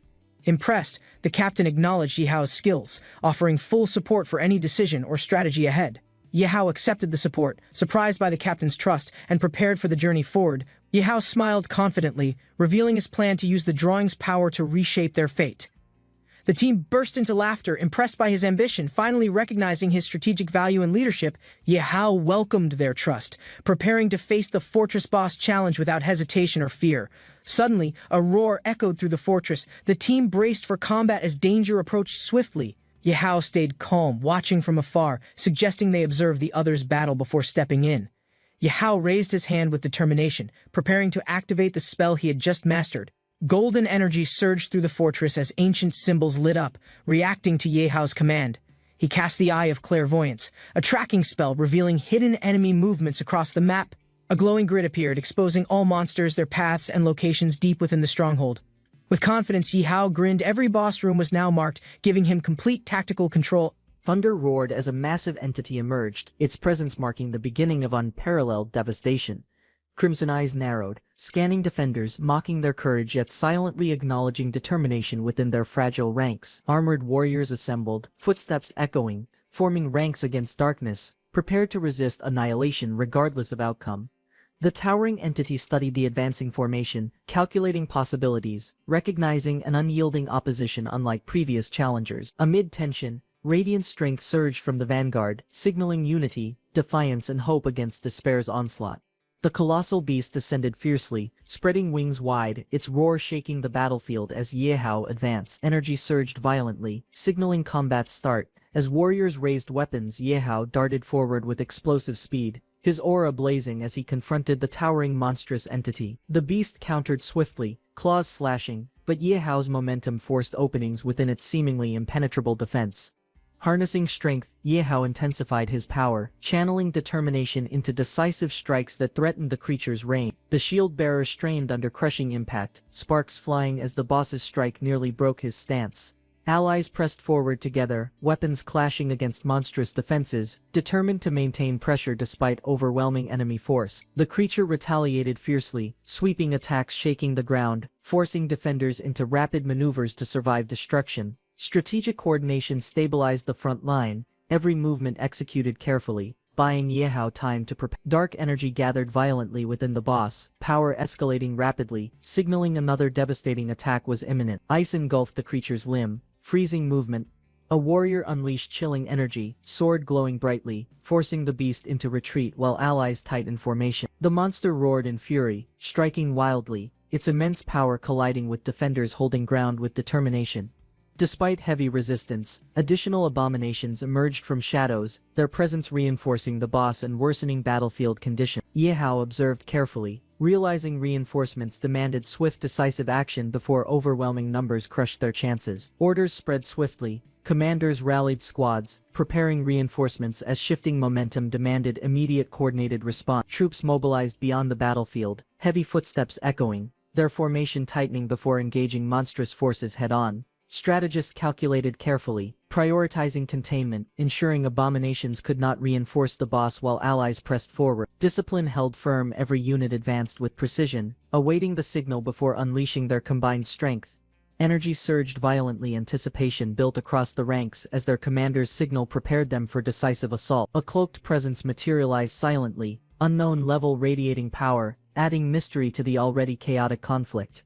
The boss's defense hardened, each strike deflected with brutal force, proving resistance far stronger than anticipated. Allies pressed attacks relentlessly, but progress faltered as defense absorbed blows, leaving exhaustion visible across ranks. Commanders debated strategies urgently, realizing prolonged battle drained stamina while the boss endured without weakening sign. Despite losses, determination held every unit resolved to fight onward, even against impossible odds threatening survival. A newcomer stepped forward calmly, revealing intentions, his sudden arrival shifting attention across the tense battlefield. Blades and energy clashed as defenders reacted swiftly, uncertain whether this arrival brought aid or hidden threat. The stranger countered the assault decisively, gripping his opponent's strike, forcing stillness through sheer calculated overwhelming strength. Energy erupted around him, fragments scattering, his composed stance confirming purpose to intervene against chaos unfolding. The beast roared fiercely as it confronted the intruder, its eyes burning with anger and confusion. Steel clashed violently as the warrior's weapon met the enemy's strike, sparks exploding across the battlefield. The soldier staggered backward, struck down by the overwhelming force, crashing painfully into the hard stone floor. A cunning enemy seized the opportunity, locking arms around the struggling warrior, restraining movements with calculated precision. Standing victorious, the captor mocked their helpless foe, promising merciless retribution against anyone daring to resist. The demon dashed forward, claws blazing, its terrifying presence threatening to overwhelm Ye Hao and allies. Ye Hao's comrade leapt courageously, blades piercing through the darkness, striking with force against the monstrous giant. Energy radiated violently from her weapon, carving wounds into the demon's chest, proving teamwork could succeed. Ye Hao stepped in confidently, announcing his support, determination burning as he prepared to change the battle. Recognizing Ye Hao's resolve, his comrade steadied herself, realizing their combined strength could finally overcome this threat. Ye Hao's flames surged violently, his eyes sharp, declaring the end of cooperation and enemy schemes. With a confident smirk, Ye Hao vanished instantly, leaving only blazing sparks marking his sudden disappearance. Allies grew uneasy, questioning Ye Hao's trustworthiness, fearing betrayal during the most dangerous moment of battle. The captain dismissed doubts firmly, commanding everyone to focus on defeating the boss without further distraction. Swords clashed, rubble shattered, and cries of pain echoed as the battle reached a desperate climax. The monstrous brute crashed down violently, shaking the ground, forcing Team 2's defenders to their desperate limits. Their leader roared commands, insisting they endure longer, buying precious time against the relentless monstrous advance. Chaos erupted everywhere, soldiers overwhelmed, but their leader reminded them survival meant holding until reinforcements arrived. Desperation filled the battlefield as warriors charged fearlessly, knowing hesitation meant immediate death against monstrous onslaught.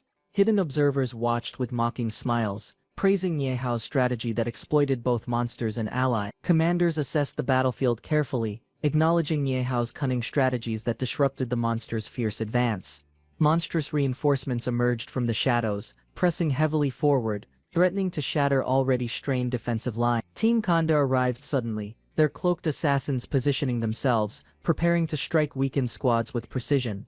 Orders spread swiftly as Team Kanda's elite squad advanced, their venomous fangs promising ruthless and calculated destruction. The squad's leader issued a cold proclamation, insisting Ye Hao's forces could never penetrate enemy fortresses. Strategists predicted the assassination squad's interference, buying critical moments for their allies to execute planned maneuver. Troops acknowledged the orders, reorganizing their formation, determined to protect weakened lines while following tactical commands. Assassins debated intervening directly, but priority remained weakening opposition before striking decisive blows against leadership. Their leader assured victory, explaining that as long as opponents struggled with monsters his squad would succeed. Explosions erupted violently, scattering debris across the battlefield. The demonic boss revealed terrifying abilities, each attack unleashing devastation, forcing opponents into desperate defensive maneuver. Orders were shouted quickly, urging coordinated strikes, but pressure mounted as exhaustion weakened even the strongest fighters. Overwhelmed squads faltered, struggling against relentless monsters, their formations collapsing under endless waves of violent assault. A clever tactic emerged, faking death to deceive enemies, yet the captain noticed the ploy almost immediately.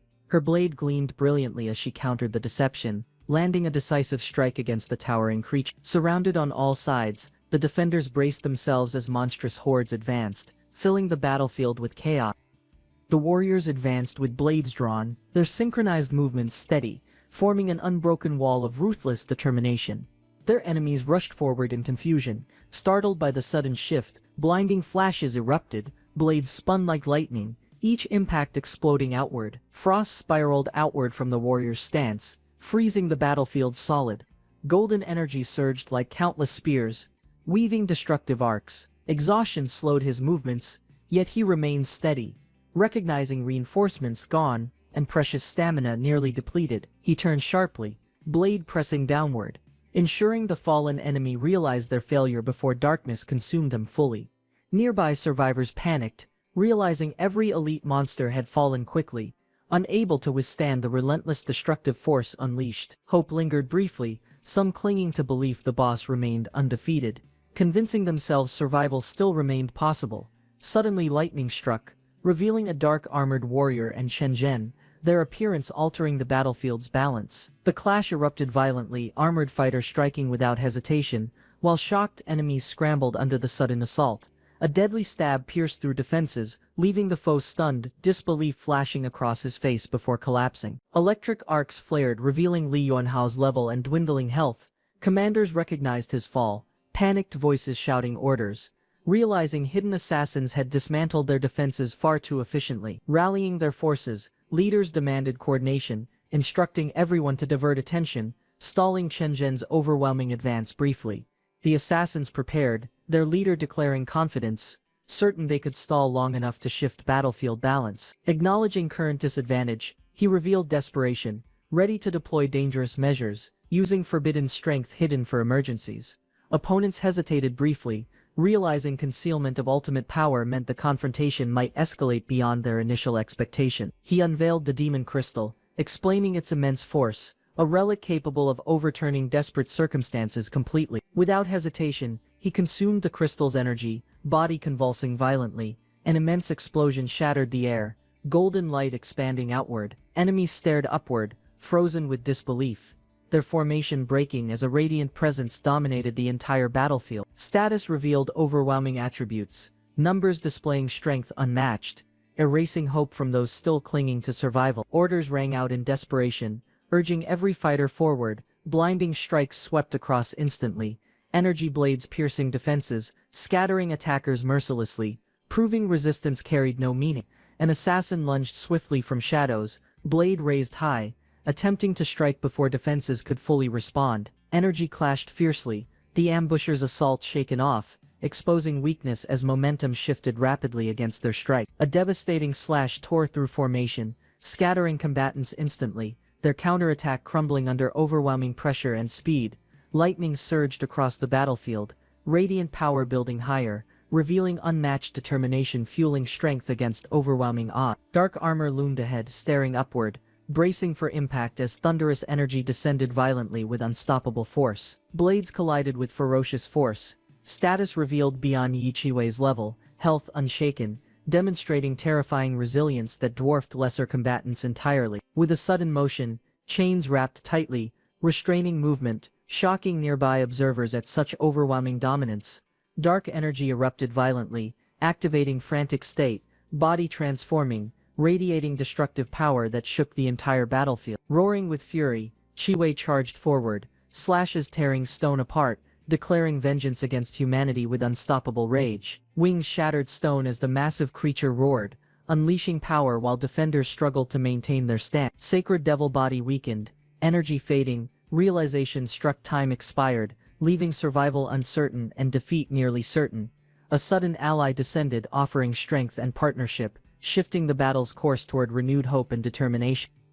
Ye Hao restrained the woman firmly, aware her resistance threatened their fragile balance within collapsing surroundings. With tremendous force, Ye Hao smashed downward, debris scattered violently, and the woman realized his overwhelming strength disrupted everything, leaving destruction across the battlefield. Stunned, she stared back at Ye Hao, shock overtaking pride, as disbelief clouded her desperate thoughts. Onlookers whispered in awe, realizing Ye Hao's breakthrough shattered boundaries, marking him unstoppable within this chaotic war. Ye Hao released his grip suddenly, propelling his opponent away with force, causing surrounding ground to tremble. Landing firmly, Ye Hao straightened his posture, his expression calm, exuding dominance that silenced nearby onlookers. With confident steps, Yi Hao advanced, every movement radiating pressure, proving his unmatched strength and control. Unfazed, Yi Hao's presence grew heavier, overwhelming resistance entirely, leaving only despair carved into opposing hearts. As shadows deepened, a monstrous beast appeared, but Yi Hao stood prepared, determination burning without hesitation. Yi Hao declared his intent boldly, confidence shining, determined to claim victory regardless of looming threats. Observers were stunned, unable to comprehend Yi Hao's fearlessness, realizing his resolve defied every ordinary expectation. Whispers spread quickly, acknowledging Yi Hao's arrogance, yet none denied his strength and fearless determination. Opponents tightened their grip, acknowledging Yi Hao's growing dominance, preparing desperately for a battle they dreaded. A seasoned enemy mocked Yi Hao's defiance, dismissing his ambition, unaware determination would soon shatter arrogance. Supporters defended Yi Hao's potential fiercely, warning doubters his strength would soon surpass every expectation imaginable. Others reluctantly admitted Yi Hao's ability, acknowledging his growing dominance as tension spread through uneasy ranks. A sudden flare of energy erupted violently, Yi Hao's aura expanding. The monstrous boss unleashed crushing power, but Yi Hao endured, standing defiantly within the storm's fury. Observers trembled, realizing Yi Hao's might rivaled legends, proving strength beyond calculation within the desperate battlefield. Dark energy erupted violently, Yi Hao's strike colliding, forcing surrounding enemies backward with overwhelming destructive force. The towering boss mocked Yi Hao, claiming no attack could threaten its immense, monstrous form.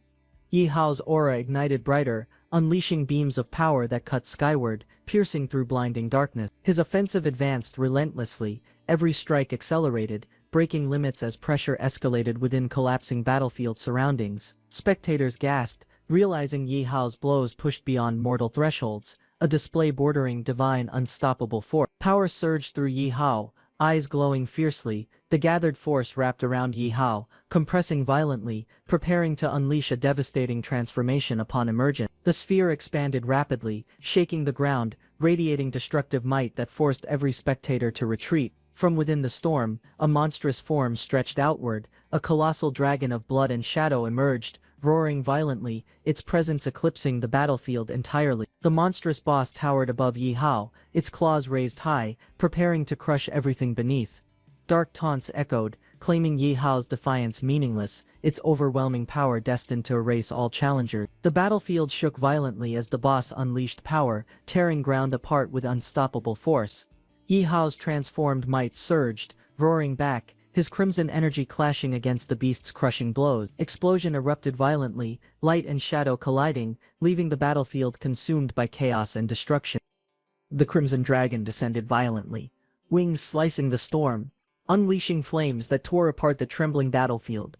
Its roar echoed across burning skies, lightning flashing wildly as terrified soldiers scattered, unable to withstand overwhelming destruction. From the shadows, warriors watched in awe, realizing Yi Hao's unmatched power had changed the tide completely. His enemies trembled, questioning reality itself, uncertain how one man could surpass leaders and command such monstrous strength. Spectators whispered in disbelief, comparing past battles, yet none could rival the terrifying display now before them.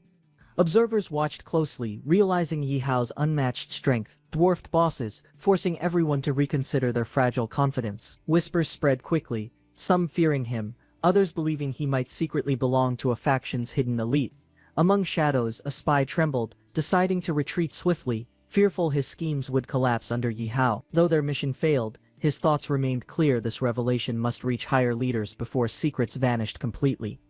The dragon's gaze narrowed, sensing kinship, questioning why Yi Hao resisted primal instincts yet wielded overwhelming dominance. The dragon's claws pierced through defenses, its eyes burning fiercely. Dark flames engulfed its towering frame, the beast declaring dominion. Witnesses staggered backward, powerless, watching Yi Hao's duel close as the monster unleashed devastating waves outward. A blazing circle erupted violently, swallowing skyward lightning. Tremors rattled buildings, soldiers clung together desperately, questioning how Yi Hao endured when others could not. The dragon faltered midair, confusion flashing across its monstrous eyes as its balance suddenly collapsed downward. With a deafening crash, the beast plummeted, flames scattering. Warriors bracing themselves for an unstoppable strike. Dust and fire swirled violently, forcing allies to retreat while Yi Hao's presence anchored their trembling resolve. The battlefield trembled as comrades rallied together, vowing unity, unwilling to abandon their leader in peril. A monstrous roar erupted, lightning splitting heavens, unleashing catastrophic blood waves that threatened to engulf everything nearby. A radiant sword emerged from swirling darkness, its brilliance defying chaos, anchoring hope amid crumbling despair. Yi Hao grasped the divine weapon firmly, dragging immense power forth, stabilizing raging forces within controlled precision. Allies gasped in awe, marveling at his composure, certain destiny had chosen him to wield transcendent might. Excitement spread among companions, some dreaming to follow, while veterans warned his path demanded ruthless determination. Energy trembled violently, the system announcing awakening, granting Yi Hao greater dominance as new powers converged. Yi Hao clenched his fists, frustration boiling, realizing resources wasted unnecessarily weakened his position moving forward. He reflected deeply, blaming reckless impulse, knowing survival required discipline instead of luck-driven, costly dependent. Companions approached carefully, observing his struggle, sensing both resilience and fatigue within his determined expression. Despite congratulations for victory, an uneasy silence spread, veterans fearing attention drawn from hidden, dangerous enemies. Yi Hao acknowledged their concerns, silently resolving to restrain himself, understanding power invited envy and unavoidable threats. Tension rose as Team Moon appeared suddenly, their presence sparking conflict over rightful ownership of reward. Allies stood firm beside Yi Hao, unwilling to retreat, determined to protect him despite overwhelming odds ahead. Their leader stepped forward confidently, extending invitation, offering Yi Hao alliance within Moon, acknowledging his unmatched strength. The captain's rare invitation shocked everyone, since he usually rejected countless warriors unworthy of joining. One warrior furiously objected, claiming their recent victory relied on fortune rather than genuine skill or contribution. Another fighter loudly protested, insisting strength was undeniable and victory possible regardless of the enemy's remaining health.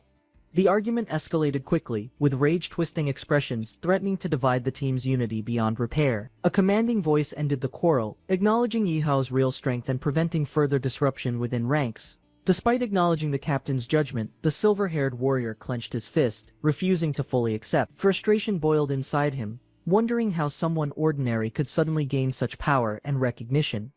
Anger twisted his face as he swore Yi Hao would eventually suffer for daring to stand.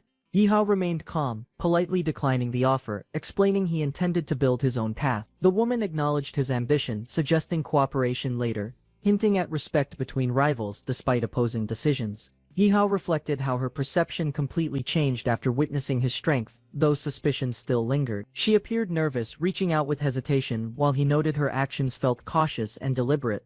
Accepting her gesture, Yi Hao smiled politely, treating her behavior as earnest despite recognizing deeper contradiction. Unexpectedly she lunged forward, startling him, pressing close in a sudden embrace that caught him off guard. Whispering softly she confessed her debt, vowing never to forget his aid, seeking ways for repayment. Yi Hao remained calm, assuring her repayment could wait, promising she would know when required. She reluctantly agreed, uncomfortable owing favors, yet surprisingly accepted since the debt was owed to him. With composure, she dismissed her team, preparing to leave, signaling their departure with a graceful turn. Yi Hao cheerfully waved farewell, watching them disappear into distance, content with how events had ended. Nearby teammates marveled at his connection with her, praising his strength, while he downplayed their excitement. A companion reminded Yi Hao of their shared past, cautioning him about challenges of leading independently. Yi Hao responded confidently, insisting his path was chosen, ready to face obstacles without fear or hesitation. Another teammate acknowledged his determination, but questioned whether he was prepared for heavier responsibilities awaiting ahead. Yi Hao explained his motivation, desiring freedom to protect loved ones while shaping his destiny alone. Encouragement followed, advising him to build strength gradually, gain allies, and prepare foundations for his vision. Yi Hao's determination shone as he declared he could manage alone, facing challenges without outside help. He eagerly looked forward, suggesting they collect rewards, excited for treasures earned after defeating the boss. Among rewards appeared the Devil Dragon's heart, pulsating mysteriously, rumored useful though its purpose remained uncertain. They obtained divine dragon residue, precious remnants from before the boss's transformation into a corrupted beast. Lastly, a dragon eye ring was revealed, capable of enhancing intelligence and spiritual power for wearers. The dragon tooth sword appeared, forged from a dragon's fang, radiating strength capable of cutting through enemies. Alongside it, a mysterious key emerged, inscribed with markings that hinted at deeper hidden ancient secrets. Yi Hao's eyes widened, realizing this was no ordinary prize, but a path toward greater opportunity. Others compared the rewards with past treasures, unsure of value, though Yi Hao's focus remained unwavering. Raising the key proudly, Yihao declared his intent, determined to unlock the boss's true territory. A companion questioned the value inside, comparing it against treasures once found in the lair of demons. Yihao revealed shocking information, declaring the territory's resources were valued at an astonishing 2.5 billion. Two adventurers, Mark and Leo, were stunned by Yihao's account balance, showing unimaginable fortune. Mark and Leo excitedly dreamed about the endless wealth, convinced it could last their entire lifetimes. Greedy thoughts overwhelmed them, and both attacked Yihao from behind, attempting to claim everything selfishly. Yihao calmly countered with his shadow system, explaining difficulties of raiding dungeons without reliable companions. Another adventurer, Eric, proposed a transaction with he, astonished by the massive displayed fortune. Mark, Leo, and Eric were shocked, questioning he's decision to recklessly spend huge money, calmly reminded Eric of the earlier agreement, promising payment of 100 million. Eric protested angrily, claiming they already earned 70 million, questioning why he offered money again. Yihao explained bonus rewards came unexpectedly, insisting 100 million was his promised payment. Mark and Leo cheered loudly, praising Yihao's fairness and leadership, acknowledging him as their dependable boss. Mark urged Yihao to hurry, while Leo carried supplies, both struggling under exhausting pressure. Eric encouraged the group, reminding them survival required cooperation, especially when dungeons contain deadly surprises. Eric then explained to Yao the importance of allies, urging trust, despite past betrayals. Yihao listened carefully, nodding slightly, acknowledging Eric's words while preparing his next decisive strategy. As the sun set, Yihao reflected on new challenges awaiting beyond the dangerous mountain path. On the cliffside path, Eric suggested expanding their team, urging everyone to build independent forces. Curiosity spread among the group, and Leo asked Yao to explain his reasoning clearly. Calmly, Yao noted smaller groups were easier to control, yet traitors would still appear. Reflecting on resource growth, Eric argued larger numbers could strengthen influence, unlike their struggling past. Mark and Leo finally agreed, realizing survival required allies, while praising Yao's vision for change. Eric laughed confidently, teasing Yihao's group, while boasting about his own strong mercenary experience. Credit was given to his leadership, which sharpened their responses and improved overall coordination. Eric then proposed using 100 million as starting capital, investing directly into building strength. Excitement spread quickly. Mark, Leo, and Eric shouted in unison, agreeing wholeheartedly with the plan. With determination, Yao accepted their loyalty, preparing wings of ambition to soar toward dominance. Empowered by divine wings, he soared upward, leaving his companions in awe. Struck silence, Mark, Leo, and Eric waved enthusiastically, shouting encouragements while wishing him safety on his journey. Suddenly, Yunfei appeared, questioning Yihao's absence and expressing concern for his prolonged silence. With speed unmatched, Yihao descended toward District 8, wings slicing air as buildings approached rapidly. Illuminated by moonlight, the Hanmo Group's luxurious high-rise condominium stood proudly within bustling District 8. Within Hanmo's grand hall, Lian sat elegantly surrounded by masked guards, calmly addressing Yihao. She invited him to remain seated patiently, promising explanations once immediate matters were resolved properly. Yihao responded with a polite smile, though suspicion brewed about the gathering's concealed intentions. Outside commotion erupted. Rival forces loudly declared opposition, aiming to challenge Hanmo Group's powerful authority. Lian urged Yihao's cooperation, but he confidently assured assistance, determined to confront incoming threats. Xi's expression turned sharp when she recognized the domain dungeon key unexpectedly revealed in his possession. Yihao reassured his sister Lin Shui, confirming the boss was defeated through his cunning strategy. A mysterious woman, Mei Shiran, confronted Yihao, accusing him of stealing victory from her team. He explained he acted swiftly when fortune aligned, seizing the fleeting chance to strike decisively. She demanded clarity, questioning his exact method, while Yihao promised detailed explanations later. He analyzed threats, warning Xi about Hanno Group's growing power and inevitable dangerous conflict. Sitting confidently, Mei Shiran revealed her authority, declaring control over Black Attack Team's crucial operations. Confidence in his smile, he warned that enemies hidden in shadows were plotting against her. Leaning closer, she challenged his intentions, doubting if his words concealed another hidden motive. Lin Shui interrupted suddenly, her cheerful outburst breaking tension, insisting rewards must be distributed fairly. With laughter, he suggested cooperation, proposing shared profits as half of the gains exchanged. Mei Shuren, eyes sharp with determination, raised her voice firmly, insisting she had 2 reasons. He explained clearly. Power wasn't his purpose. Instead, survival and strategy guided his every decision. Since combat teams lacked resources, he emphasized unity, claiming cooperation ensured survival against external threats. A sudden declaration surprised. Shi Yihao claimed everything he planned was meant for her. Shock widened Shi's eyes, but relief followed quickly as her subordinates praised his loyalty. Ordered to sit, Yihao faced Mei Shuren directly, awaiting judgment about his standing and loyalty. From above, she outlined expectations, clearly, stressing discipline, coordination, and the necessity of absolute group cohesion. A confident reply came from he, assuring there was nothing impossible when determination guided action. Surprised, she noticed his conviction, realizing his strong mindset suited leadership within dangerous environments perfectly. After consideration, she accepted his proposal, assigning responsibility, while he confidently agreed without hesitation. Ye Hao mentioned District 6 problems, unwilling to rush decisions, preferring careful thought before acting boldly. She stressed consistency, warning constant hesitation would weaken authority and eventually lead to resistance. She paused at the doorway, turning back with determination, announcing another matter requiring his attention. With a swift motion, she tossed him a card, entrusting responsibility for independent movement. Grateful, he praised her generosity, while Lin Shui teased that Miss Mo enjoyed prolonging interactions. Ye Hao apologized politely, requesting temporary accommodation, hoping to secure a safe resting place. Locals discussed his request, noting the location's reputation for both advantages and troublesome hidden issues. Lin Shui eagerly supported the idea, her excitement overflowing as she imagined finally having their home. Joyful agreement spread quickly, and Yi Hao's determination strengthened, realizing he fought to protect their happiness. With resolve burning in his eyes, he declared firmly that this was his purpose. Under the night sky, Yi Hao reflected on humanity's struggles, determined to protect his family's peace.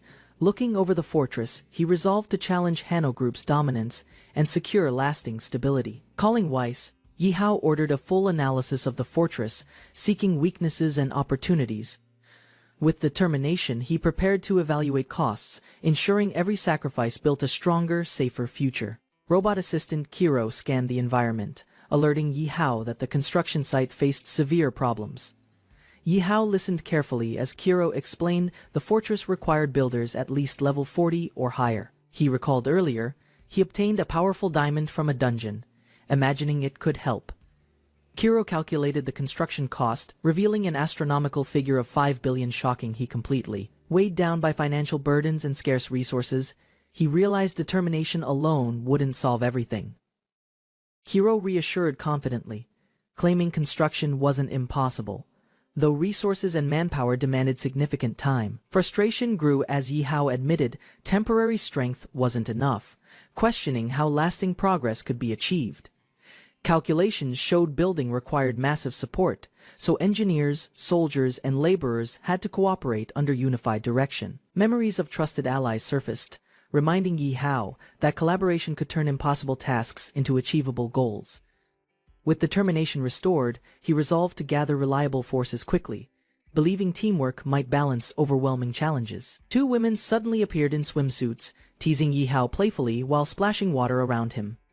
Embarrassed yet amused, he forced a smile, realizing their carefree behavior masked underlying tension and purpose. Splashing intensified as Yi Hao miscalculated his footing, causing an unexpected stumble into deeper water below. One girl quickly urged him to remain careful, reminding survival required composure, even during light-hearted moments. Red eyes glowed with determination, as Yi Hao vowed never again to lose focus during distractions. Playful splashing escalated, and both girls challenged Yi Hao with energy, declaring victory within today's contest. Water erupted violently as his counterattack launched, but excitement nearly caused him to lose stable balance. Distant city lights glimmered, revealing the imposing headquarters of Hanmo Group, powerful and secretive within society. Inside the towering structure, an opulent chamber awaited, filled with golden light and commanding authorities' presence. A mysterious woman in armor discussed dangerous strategies, planning Hanmo Group's moves against rising external threats. A tall man in a black suit stepped forward confidently, his gaze sharp and commanding presence undeniable. Facing him, the armored woman lowered her stance, realizing strength alone might not secure this confrontation. His sudden movement forced her backward, crashing violently to the ground as dominance shifted entirely his way. Cold words followed, reminding her that weakness determined fate, and only overwhelming power secured survival within chaos. Status revealed astonishing strength. Mo Chi, level 90. A Hanmo Group enforcer, terrifyingly beyond her immediate reach. Mo Chi's blade struck mercilessly, forcing the armored woman down, pain surging as dominance was displayed. He leaned closer, voice filled with scorn, claiming loyalty meant nothing without strength to defend it. Suddenly, another voice echoed from across the chamber, calling him to restrain himself before matters escalated. Anger still burned within his eyes, unwilling to concede weakness, though authority demanded he withdraw immediately. From the shadows stepped Ke Wuqing, level 130, Hanmo Group's ruthless combat advisor, exuding menace. Mo Chi struck again without hesitation, his attack forcing the armored woman backward, leaving her weakened badly. Ke Wuqing reminded him of past mistakes, warning not to underestimate hidden talent within company's ranks. Tension filled the chamber as information revealed Yao's registration, unexpectedly tied to Hanmo's combat team. Confusion spread quickly.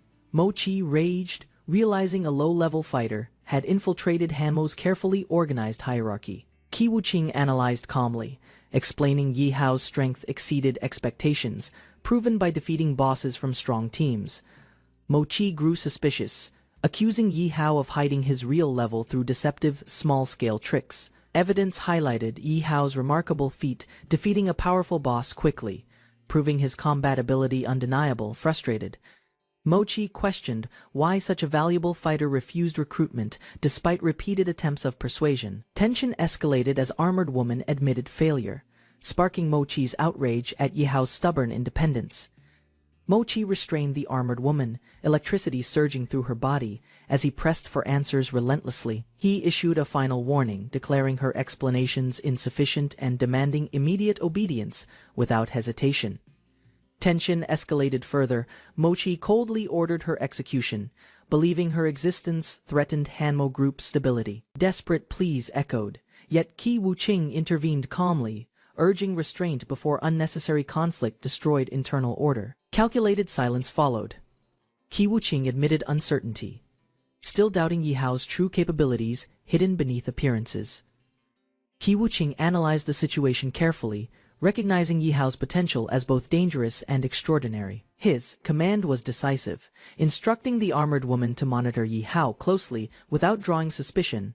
Although reluctant, she acknowledged the order, admitting Yi Hao's talent made him difficult to approach directly. Under moonlight, she reflected quietly, uncertain if observation alone could reveal his true hidden strength.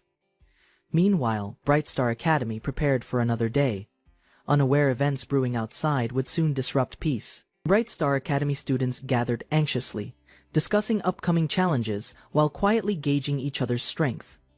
Competitive tension rose as instructors reminded them survival required discipline, teamwork, and adaptation during dangerous trials.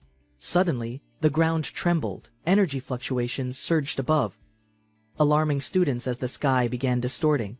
A deafening explosion erupted, releasing blinding light and shockwaves that threatened to shatter surrounding academy structures. Emerging from chaos, a winged fighter descended aggressively, overwhelming students who realized danger arrived far sooner. Students rushed forward, warning their leader that the fierce battle outside academy walls had begun. Yi Hao stood surprised as classmates celebrated his arrival, mistakenly assuming leadership rested firmly upon him. Academy officials observed cautiously, assuring others that strong reinforcements would arrive soon to stabilize chaos. Teachers debated Hanmo Group's interference, acknowledging threats extended beyond simple competition into dangerous political power struggles. The principal praised Yi Hao publicly, declaring confidence in him to face upcoming trials successfully. Yahao declared his duty as an academy student, promising to protect others without hesitation. Excitement erupted among classmates, admiration quickly turning chaotic as many rushed forward with passionate enthusiasm. Arguments broke out between students, each demanding Yihao's attention, sparking jealousy and heated rivalries.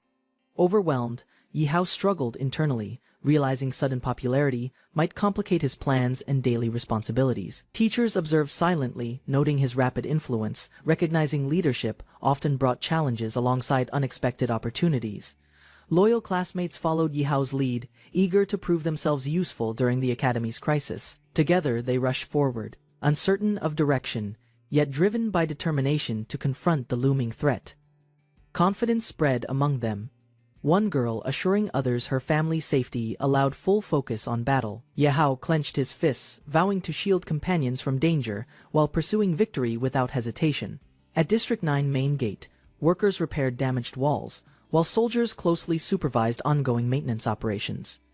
Guard Zhang stopped Yihao, Ruan Tiantian, and Luo Feng, questioning their sudden approach toward the gate. Yahao calmly explained they were only students leaving temporarily, needing to handle certain matters outside town. Guard Zhang became suspicious, declaring students required temporary passes, otherwise leaving city boundaries was forbidden and punishable. Luo Feng angrily confronted Guard Zhang, mocking his low level and demanding respect for their powerful boss. Guards shouted for order as tension rose, warning everyone present not to create unnecessary disturbance. A calm gesture followed Yihao, handed over his identification pass, asking them to verify carefully. Suspicion lingered on the soldier's face, muttering about Yihao's unfamiliar pass and uncertain authority. Another guard suggested he might be new, explaining the pass system wasn't fully recognized by everyone. Their captain intervened, recognizing the symbol immediately, angrily reprimanding the soldier before striking him across the face. Captain explained the importance of leaving temporarily, assuring the guards that students carried valid authorization documents. Heavy gates rumbled open, gears grinding loudly as Yihao's group finally stepped beyond city boundaries. From behind, guards reminded them not to wander recklessly, urging focus on whatever task awaited outside. Captain muttered to himself, suspicious about their sudden departure, then secretly contacted reinforcements for further surveillance. Miles away, Assassin Masha prepared silently, her blade resting on her shoulder, awaiting orders to strike. Exiting District 9, the group gazed at the vast wilderness ahead, distant mountains looming. Ruin Tiantian remarked on the harsh conditions outside, reminding everyone how dangerous the wilderness was. Yahao nodded, clarifying their objective, urging the group to stay alert, prepared for danger. Captain then raised concerns about possible encounters, suggesting strategies to avoid drawing attention or risking harm. As they walked, Luo Feng noticed a strange notification flashing on his communication device. Yahao reminded everyone the meeting spot was close, suggesting they discuss matters while walking.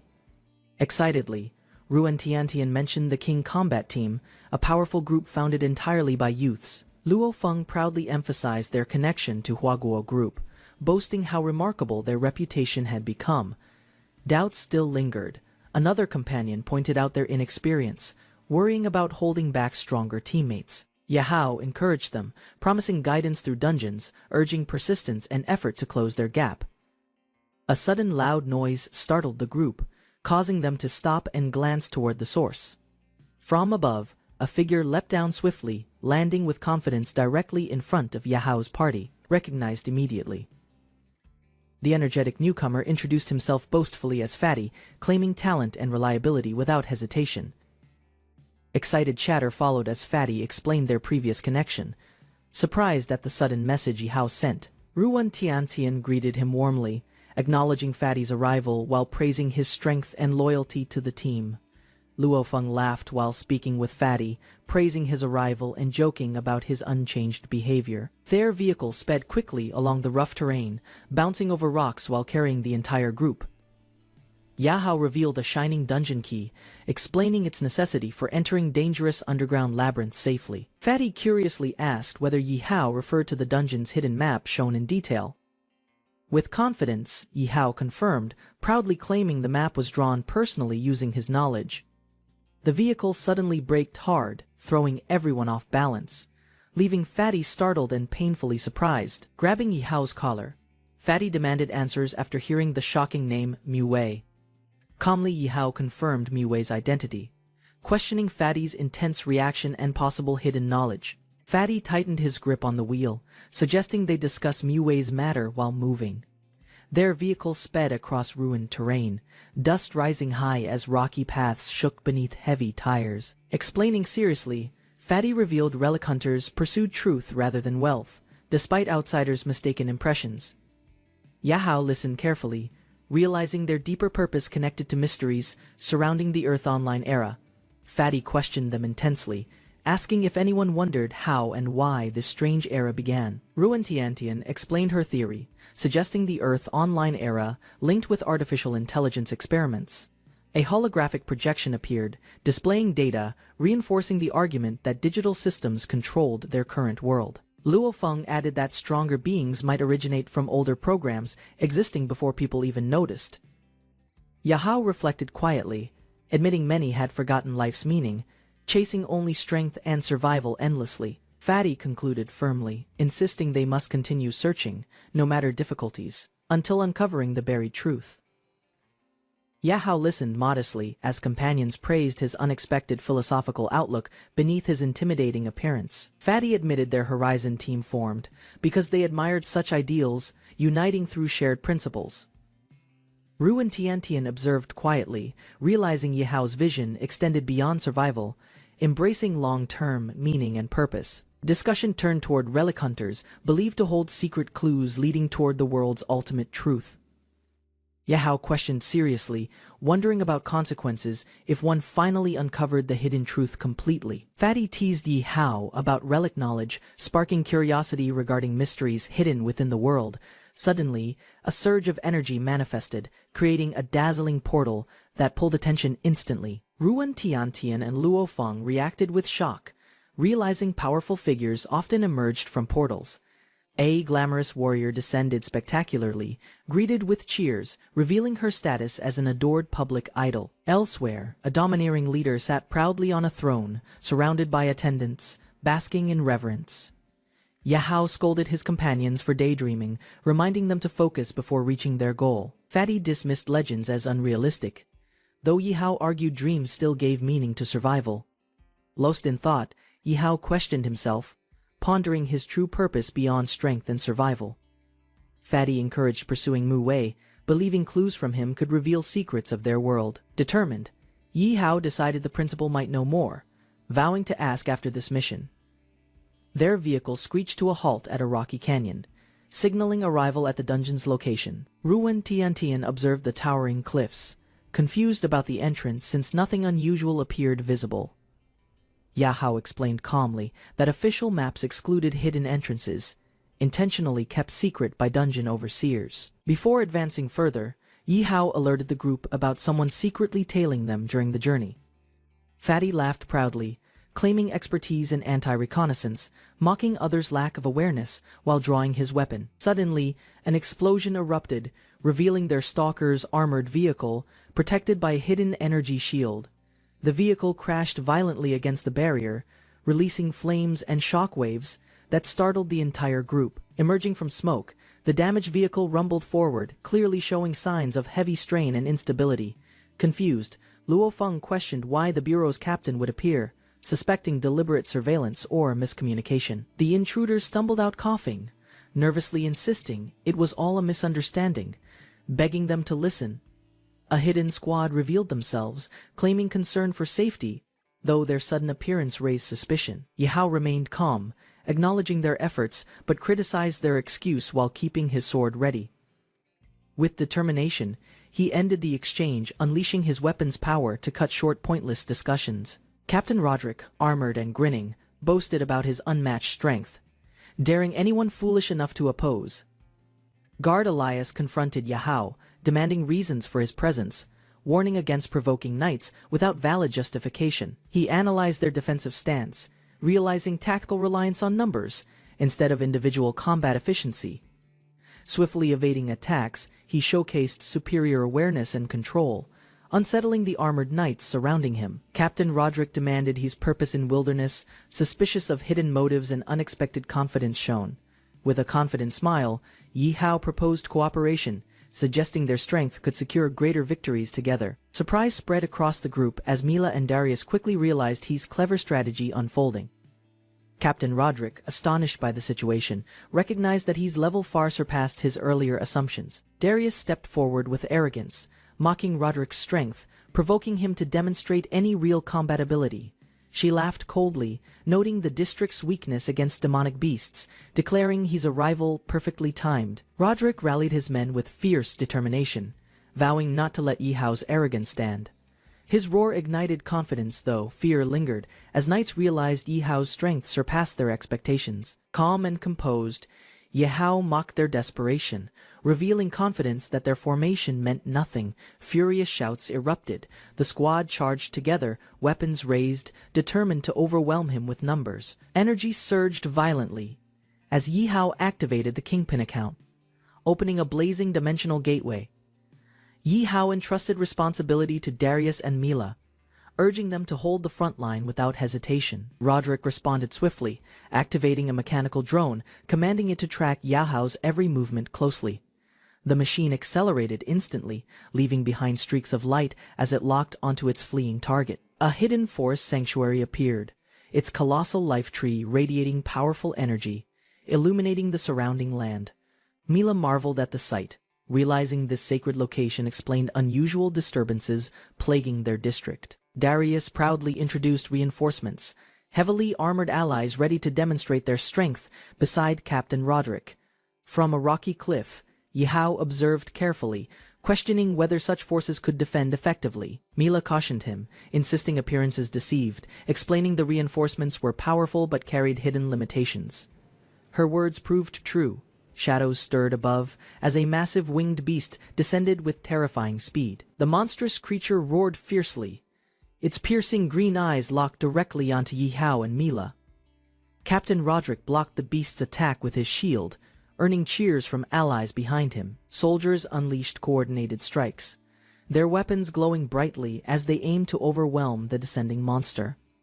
Yi Hao watched silently, noting their desperate effort revealed more weaknesses than true coordinated battle strength. Confidence in his system grew. He realized relying on these knights would waste valuable potential. Roderick proudly stood victorious for the moment, reminding everyone why his men called him unstoppable. A monstrous demon emerged, towering over the battlefield, its crimson eyes glowing with overwhelming killing intent. Soldiers froze in terror, struggling to comprehend the nightmare towering above them, radiating endless destructive power. The beast lunged forward, jaws wide, seizing helpless knights instantly, while blood sprayed across the ground. Screams echoed. One knight begged desperately for Captain Roderick's protection as despair overtook their formation. Yi Hao calmly assessed the carnage, telling Mila this threat proved why allies remained unreliable distractions. A reckless knight charged forward confidently, boasting he could defeat the level 40 demon alone. Yi Hao noticed the mysterious egg suddenly reacting violently, its unstable energy causing immediate concern. Cracks spread quickly across the shell, revealing something powerful inside struggling to break free. Yi Hao stood surrounded by glowing cubes, aware the Millennium Treasure Wheel's judgment would decide everything. Golden weapons appeared against him, forcing he to recall rare materials he had recently gathered. A treasure chest materialized before he, unlocking mysterious contents with unpredictable potential for his survival. He realized the chest's reaction matched his strongest artifact, possibly unlocking immense hidden power. Grinning confidently, he revealed the heavenly devil dragon, prepared to elevate the battle's decisive moment. The egg trembled violently, reacting to Yi Hao's provocation, showing fear before his overwhelming presence. He mocked its hesitation, declaring higher lineage alone meant nothing without strength or courage. He demanded the creature prove itself or remain useless inside the fragile shell forever, wasting potential. The egg roared angrily, provoked by Yi Hao's taunts, releasing cries that shook the surrounding air. With explosive energy, the egg prepared to hatch, light bursting outward as Yi Hao observed closely. A radiant explosion erupted as the egg hatched, releasing a beastly aura that overwhelmed everything. The system congratulated Yi Hao, informing him the newborn beast required a proper name for recognition. Ye Hao proudly named it Crimson Comet, as the fiery dragon revealed its magnificent burning form. The system displayed Crimson Comet's stats, proving its strength rivaled formidable monsters already dominating this battlefield. Nearby, a warrior sensed the power surge, turning in shock as danger gathered suddenly behind him. Crimson Comet stood beside Yao, its intimidating aura shocking enemies and drawing immediate hostile attention. A reckless gunner aimed boldly, seeking experience points, believing Yi Hao's beast would grant valuable rewards. Crimson Comet roared fiercely, slashing forward, its power overwhelming the gunner's so-called epic weapon instantly. The beast's bite struck mercilessly, crushing defenses, leaving the gunner helpless, regretting his foolish provocation instantly. Another warrior advanced cautiously, wielding flails and shield, questioning if this terrifying beast was merely a monster. The shield warrior clashed against Yi Hao, shocked when his weapon bounced harmlessly from the defense. Yi Hao realized his opponent possessed extraordinary resilience, making the fight harder than he initially expected. More challengers appeared, including a mage and archer, coordinating attacks while he held position. Crimson Comet snapped forward aggressively, biting near the mage, who panicked and barely avoided serious injury. Ye Hao warned everyone sternly, commanding Crimson Comet not to kill recklessly, but to intimidate them. A thunderous roar echoed from the massive ancient tree, startling everyone as Crimson Comet reacted fiercely. Yi Hao observed carefully, realizing the unusual energy emanating from the tree carried immense hidden danger. The armored warrior approached Yi Hao, insisting cooperation was necessary to survive this threatening environment together. Another group arrived, discussing strategies for exploration, revealing this forest was once ruled by powerful beasts. Ye Hao studied the glowing surroundings, determined to uncover secrets hidden deep within this mysterious forest. Ye Hao listened as the guide explained the forest's danger and the system's multiple exploration modes. The team entered deeper, activating exploration mode, scanning the area cautiously for hidden threats and resources. They switched to survival mode, adjusting pace carefully, ensuring traps and ambushes would not catch them. Soon, bloodthirsty monsters attacked, triggering slaughter mode, forcing players into relentless combat for survival and progression. A dark armored figure appeared, activating detective mode, exposing weaknesses of enemies and uncovering hidden opportunities. The girl explained dungeon dangers, unaware a Spinosaurus emerged, its towering presence threatening immediate death. Shocked, she froze as the monster lunged. But Crimson Comet intercepted, striking fiercely to defend her. The Spinosaurus howled in pain, its health dropping quickly under Crimson Comet's relentless and fiery assault. Relieved, the girl thanked Ye Hao, while Crimson Comet roared, prepared to finish the battle. The enraged dragon roared fiercely, its massive body releasing violent energy, threatening to crush everything around. Ye Hao and Ruan Tiantian widened their eyes, shocked by the beast's sudden ability to speak. The system spirit explained calmly, reminding Yi Hao his soul synchronization allowed understanding of the dragon's language. Beside him, the fire beast companion flickered brightly as Yi Hao noticed their levels were directly connected. The dragon lunged forward with murderous intent, unleashing devastating power, while Yi Hao prepared to counterattack swiftly. The dragon's body ignited with flames, unleashing its skilled dragon breath, shaking the battlefield violently. Ye Hao and the fire beast clashed against the attack, both struggling under the dragon's power. The dragon roared louder, declaring its superiority, while the fire beast endured, refusing to retreat. Ruan Tiantian shouted desperately, her voice filled with worry as she watched the terrifying fight unfold. Ye Hao clenched his fists, realizing the opponent's might, yet determined to stand firm against impossible odds. Ye Hao smirked confidently, planning to exploit the dragon's arrogance by feigning weakness during battle. The fire beast charged forward, striking the giant tree fiercely, shaking the ground with tremendous force. The dragon's eyes glowed coldly, mocking their efforts, claiming no resistance could defeat its overwhelming might. Flames burst outward as the fire beast unleashed full strength, clashing violently against the dragon's hardened scales. The dragon roared angrily, sustaining damage, its pride shattered as the supposed weaklings continued resisting stubbornly. The fire beast's blazing strike slammed into the dragon, reducing its health bar sharply in moments. The dragon staggered backward, colliding with rocks, as repeated fiery impacts shattered the battlefield violently. Wounded and furious, the dragon roared desperately, demanding the relentless beast halt its merciless barrage immediately. Its health plummeted further, pride collapsing as it realized these weaklings possessed unstoppable, terrifying strength together. With a final roar, the fire beast launched a massive blazing sphere, aiming to end everything. The dragon's burning body twisted in agony, unleashing its final roar as flames consumed everything around. The fire beast stood victorious, glaring proudly while Yi Hao's companions watched the unbelievable outcome. The dragon collapsed, health reaching zero, its once terrifying strength extinguished completely by relentless teamwork. Luo Feng and Ruan Tiantian's bodies glowed, both leveling up rapidly, gaining strength from the battle. Yi Hao smirked slightly, amused by his companion's excitement, yet focused on greater challenges awaiting ahead. Yi Hao explained the flower's unique scent, noting they were perfect for luring beasts into traps. Luo Feng and Ruan Tiantian listened carefully, surprised such simple plants had extraordinary combat usefulness. Their laughter grew when Yao revealed the baby dragon's obsession with food caused reckless behavior. The baby dragon happily accepted roasted meat, wagging its tail proudly while Yi Hao encouraged it. With spirits lifted, Yi Hao suggested eating together, and the group cheered before resuming their journey. A system notification appeared, revealing completion of a hidden quest and granting Yi Hao unexpected rewards. Meanwhile, a group of mercenaries argued nearby, frustrated by their repeated failures and wasted efforts. Their leader grew suspicious, noticing strange phenomena in the forest, sensing danger quickly approaching their position.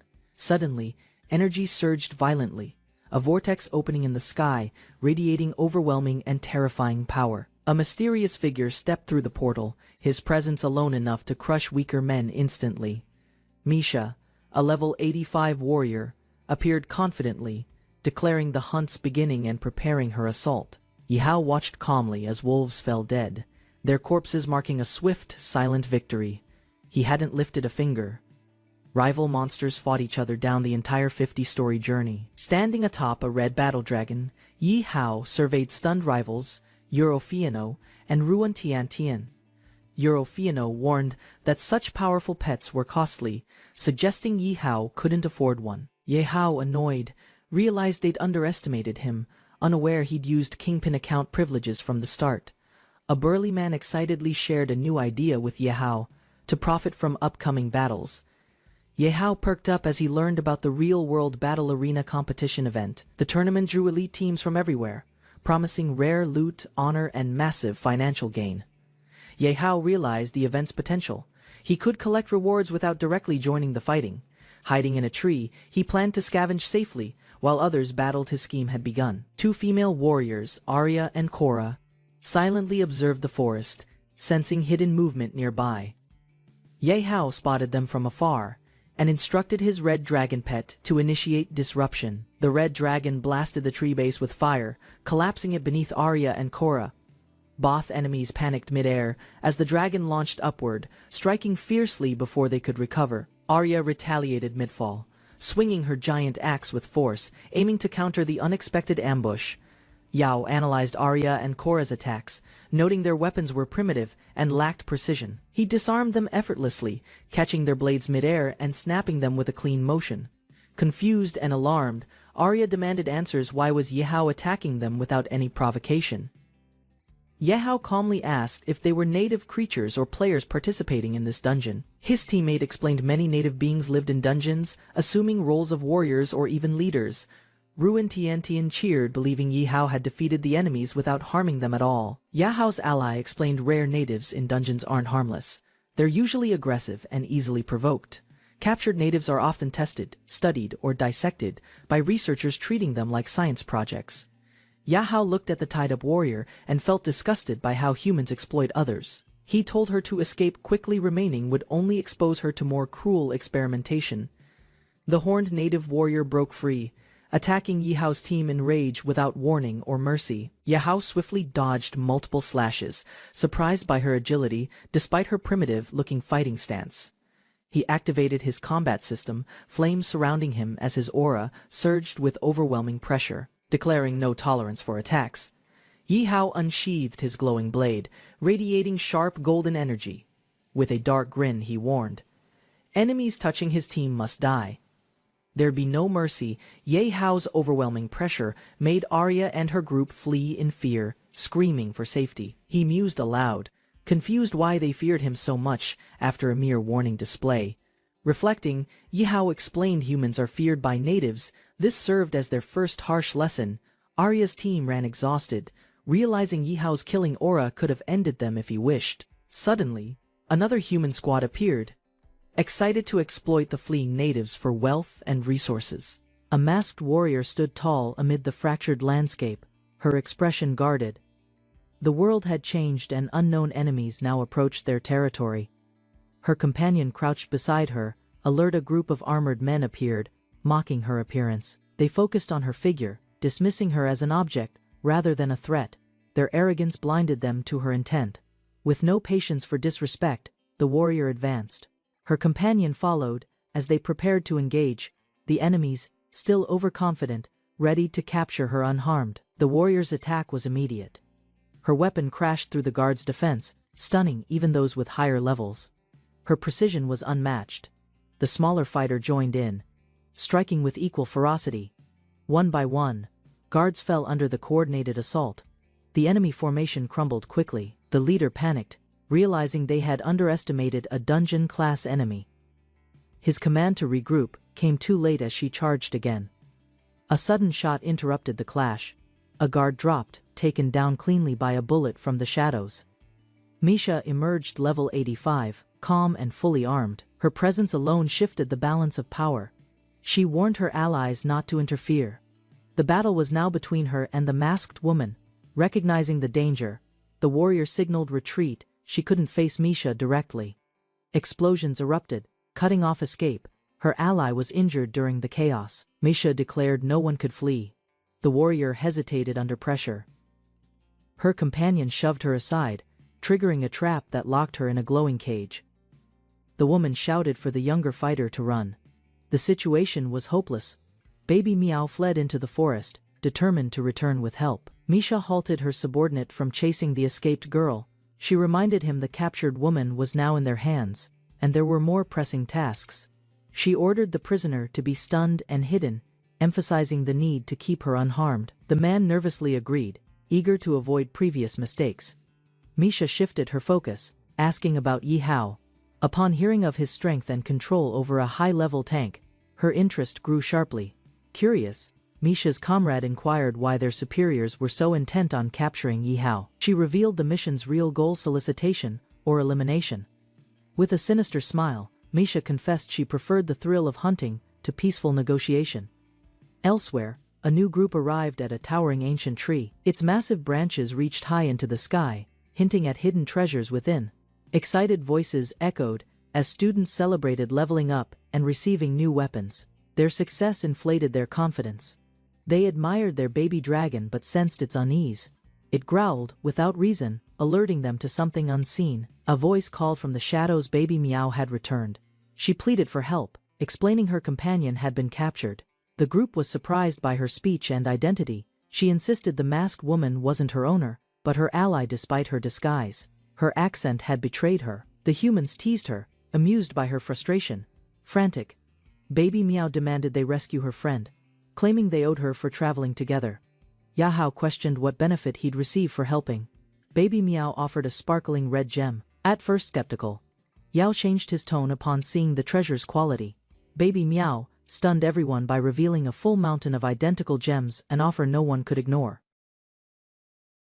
The beast-like creature glared at Yao, enraged by his claims of possessing so many resources.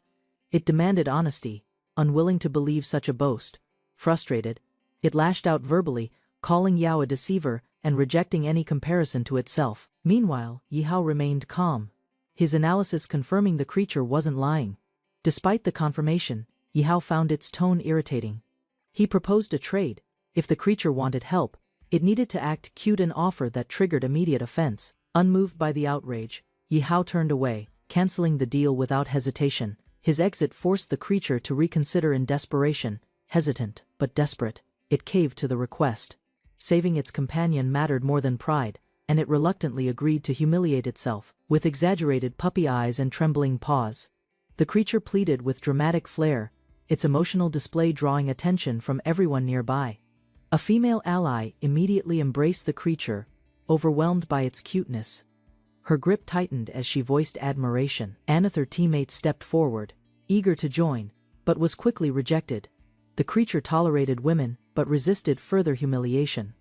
Yahao crouched, calmly stroking its fur. Though growling, the creature endured the contact. Caught between embarrassment and survival instinct, Yahao, satisfied, agreed to help.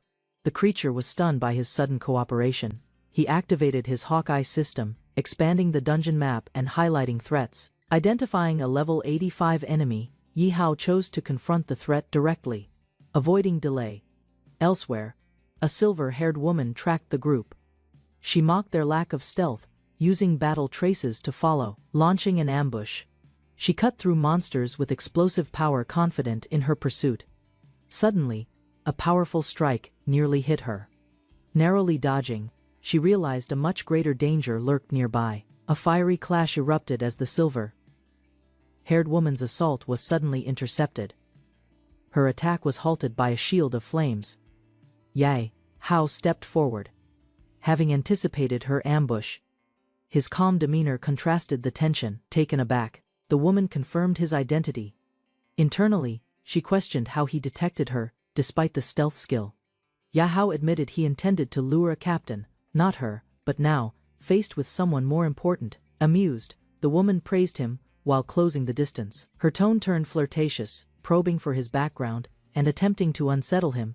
Though she used playful words, her intent was sharp.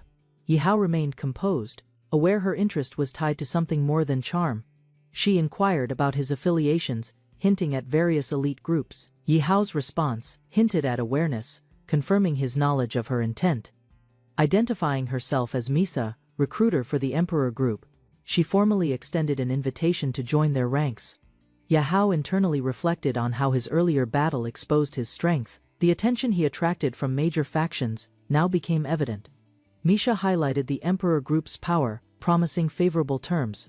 Yihao rejected the offer outright, standing by his principles. She warned him of his vulnerable position, drawing her weapon.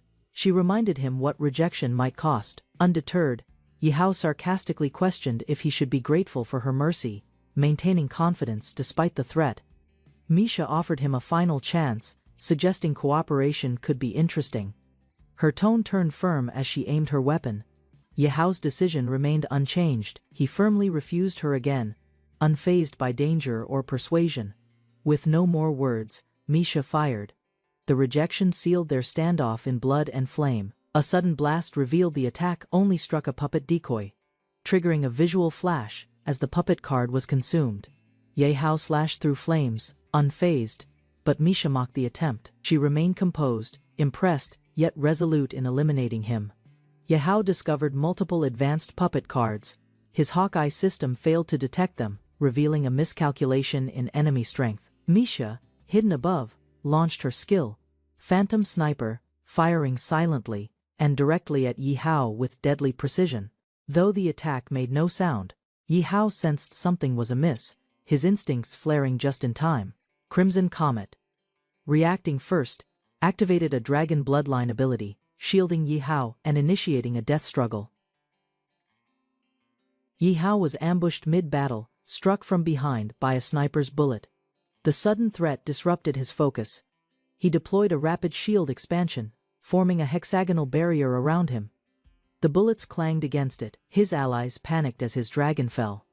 One girl moved to help, but another held her back, warning her that rushing out would result in death, due to the sniper's superior aim. Yihao gave his fallen dragon an advanced potion, its glow triggering immediate recovery. The creature slowly stirred. The dragon awakened, eyes wide and alert. Yihao encouraged it, knowing their bond wouldn't break even in danger.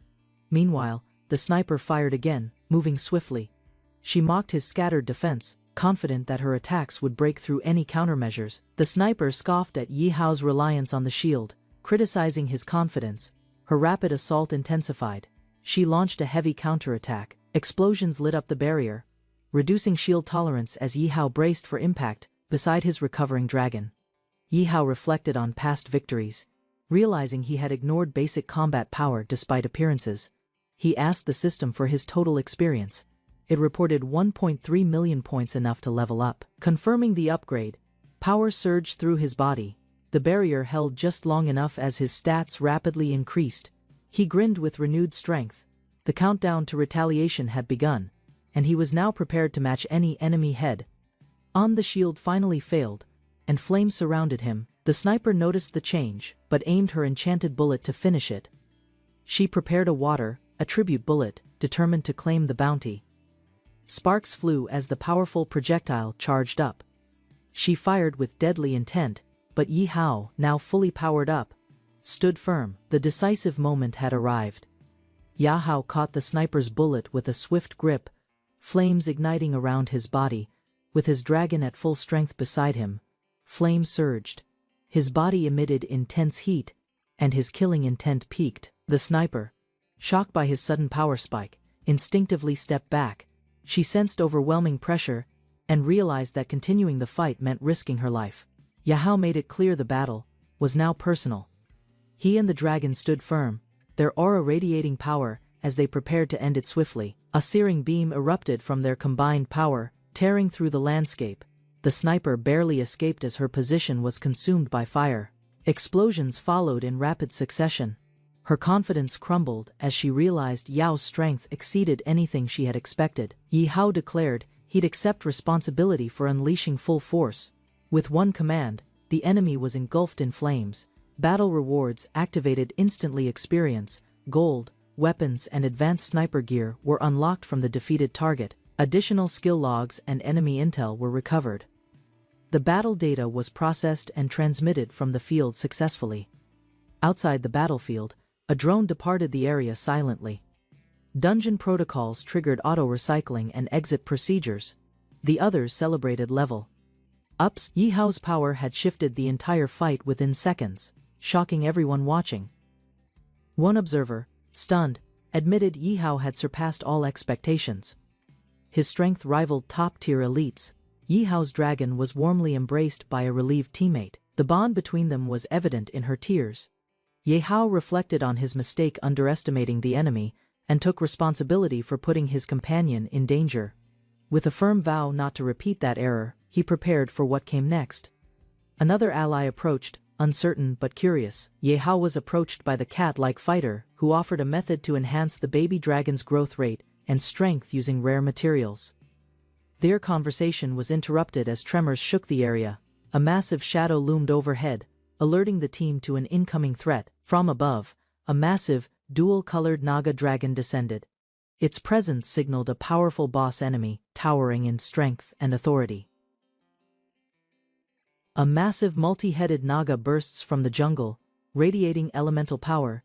Each head bears a distinct color, signaling danger.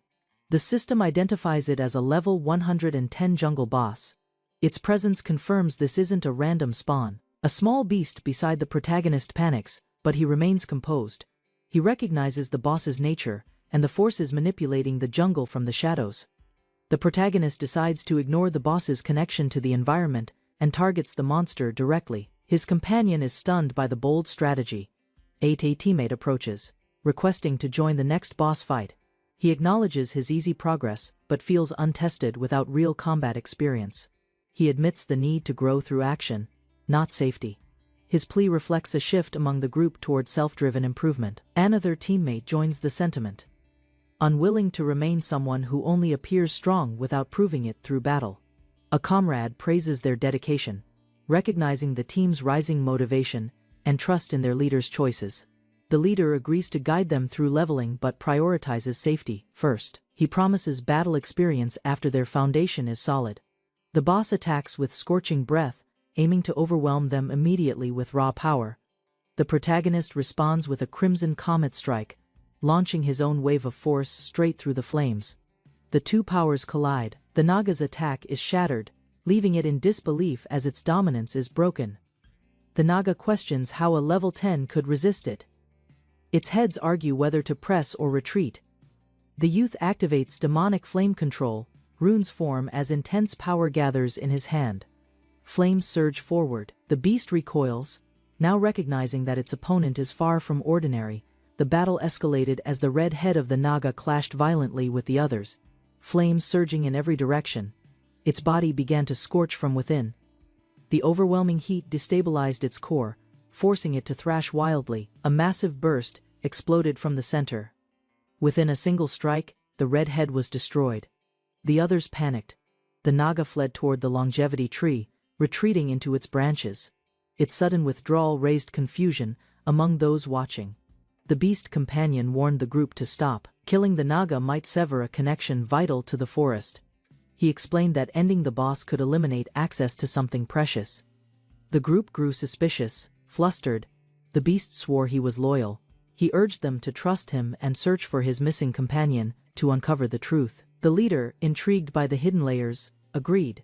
What began as a simple dungeon had clearly become much more complex. Rallying the team, he ordered a search for the indigenous girl, suspecting she was linked to the hidden secret. Elsewhere, a man stood atop a cliff, musing over the beast's value, and declaring he might keep it as a pet. He impatiently waited near a sleeping girl, annoyed by the delay and mosquitoes. His crude remarks revealed no respect for her presence. Thou warned not to touch her. He rationalized staring at her as harmless. Lust clouded his judgment as he reached forward. Suddenly, he froze at a noise.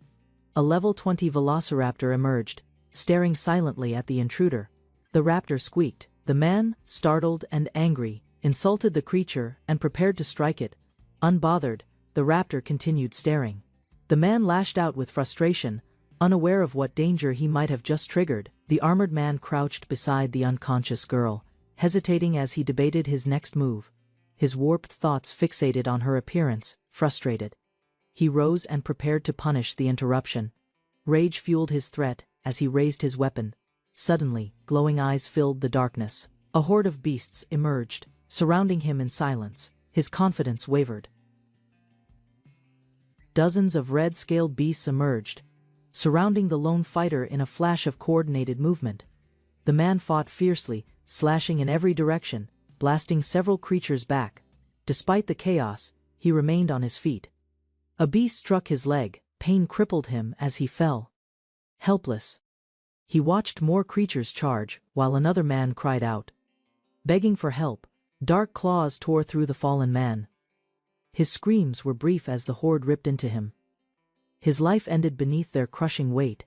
A burst of golden light exploded from above. A woman landed amidst the creatures, cleaving through them with speed and force. More monsters surrounded her. She stood unfazed, facing the enemy from all sides. Her weapons raised and eyes locked forward. A drone updated its tracking. A body was moving unnaturally fast through the forest, drawing immediate suspicion from the observers. Soldiers debated whether it was advanced technology or a kidnapping. They pursued, confused by the impossible movement of the unconscious girl. A tiger-like creature dismissed the demon theory. It warned the group that someone worse than demons was behind it all.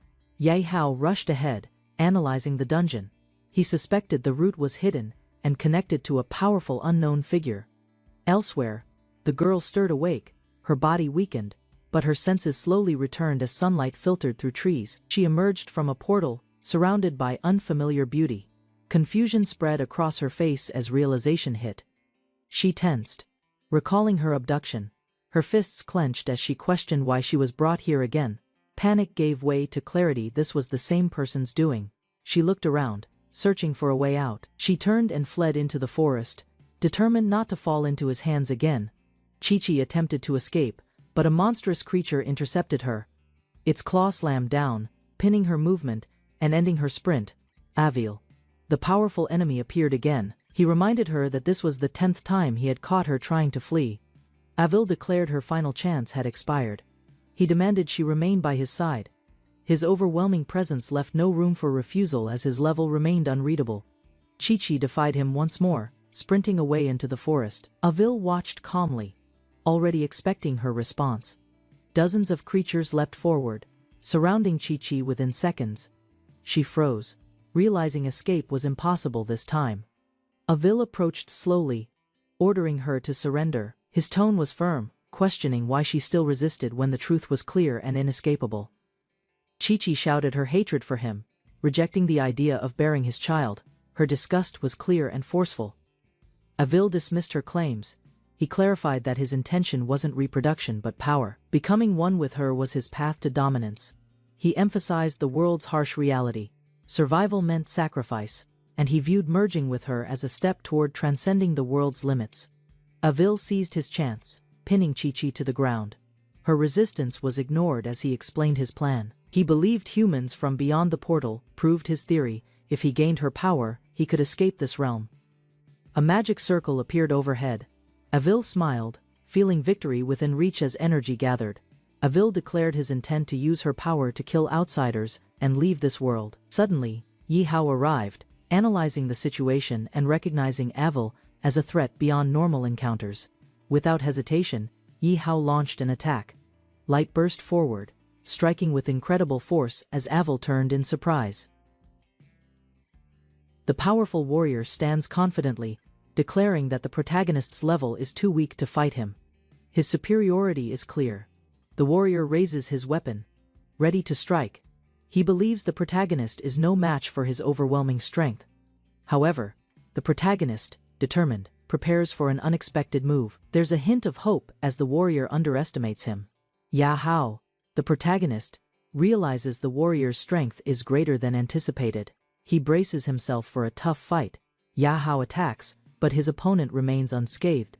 The warrior's power seems endless, and Yao doubts his own abilities. The combat system displays damage stats, showing that Yi Hao's blow was significant, yet the warrior's strength is still far greater. The warrior, Avil, dismisses the idea of sneak attacks, claiming his power is unmatched, and his mount, the Jade Incubus, makes him unstoppable. The Jade Incubus roars as it prepares to unleash its fury. Avil's confidence grows as he readies himself for a fierce battle. The warrior stands unyielding, certain that no one can defeat him, but Yi Hao is not backing down. Ye Hao faces Avil's Jade Incubus, a monstrous beast, knowing he must push his limits to survive. Ye Hao doubts the source of Avil's strength. Something about his opponent feels off. As the battle intensifies, Ye Hao wonders if his strategy will be enough to overcome such immense power. Ye Hao prepares for the final strike, knowing the fight is critical. He orders his ally to provoke the enemy, trusting his judgment despite the risks. The ally hesitates, but follows orders, believing in Yi Hao's plan for victory. The scene intensifies as a warrior charges, determined to land a decisive blow. A massive explosion follows the strike, sending debris flying through the air. The warrior seems uncertain, realizing his opponent isn't as easy to defeat as he initially thought. Yi Hao's ally reflects on the battle's ease, noting that his health has only dropped by 20%. He wonders if his opponent's level is similar to his own. He deduces that the warrior's level mechanism is linked to something special. It explains why Yi Hao's attack didn't do more damage. As they strategize, Yi Hao's ally eagerly asks if he can help in the fight, not wanting to be left out. Yi Hao's ally is handed Tristan's dragon, slaying sword, a legendary weapon. He questions if this is the weapon meant to defeat the dragon. The weapon glows as it resonates with immense power. The ally, now armed, is ready for the next phase of battle, knowing they have an advantage. As the battle draws nearer to its climax, Yi Hao's ally is determined to use the sword's legendary power. The battle continues as Yi Hao faces off against a powerful foe, whose strength is now apparent. The moment of reckoning is near. Yi Hao and his ally share a brief but serious look. Preparing to unleash their combined might, their strategy is set. The battle intensifies as the final blow approaches, and the warrior's strength is tested to its limits. The enemy leader, Avil, is shocked after the protagonist's successful counterattack. Allies, including a small companion, marvel at the feat, with one even commenting that Avil has rarely shown such an expression of defeat. Companion grins proudly, knowing that their combined strength and teamwork have led them to this moment of triumph. The beast-like companion gratefully acknowledges the rescue, suggesting a deeper bond with its owner. Meanwhile, the protagonist remains composed, showing little emotion in response. Shifting the topic, the protagonist inquires about the crucial matter regarding the longevity tree and the three-headed naga. The warrior grins as he revels in the power flowing through his body, his confidence soaring with the strength granted by the Kingpin account. His opponent, a fearsome beast, charges forward, prepared to strike, while the warrior calmly observes. With a smirk, the warrior proclaims that by turning the battle into a one-on-one fight, he can easily control the outcome. Fury erupts as the beast's rider notices his mount has been slain. He seethes with anger, swearing vengeance. Despite the anger directed at him, the warrior remains unfazed, readying himself for a direct confrontation. The rider, with his face twisted in rage, vows to take the warrior's life in retaliation for the destruction of his mount. Realization dawns on the group as they reflect on the grave consequences of killing the beast's mount. The leader of the group brushes off the concern, emphasizing the necessity of eliminating threats in order to survive. Meanwhile, the aftermath of their actions settles in, with everyone processing the immediate consequences of their decision. The group begins discussing the importance of a multi-headed dragon, whose various colored heads represent different powers. The dragon's blood holds immense value, as it allows them to cultivate special fruits that enhance their strength. Time is of the essence now, as they must quickly acquire the dragon's blood to harness its powers before it's too late.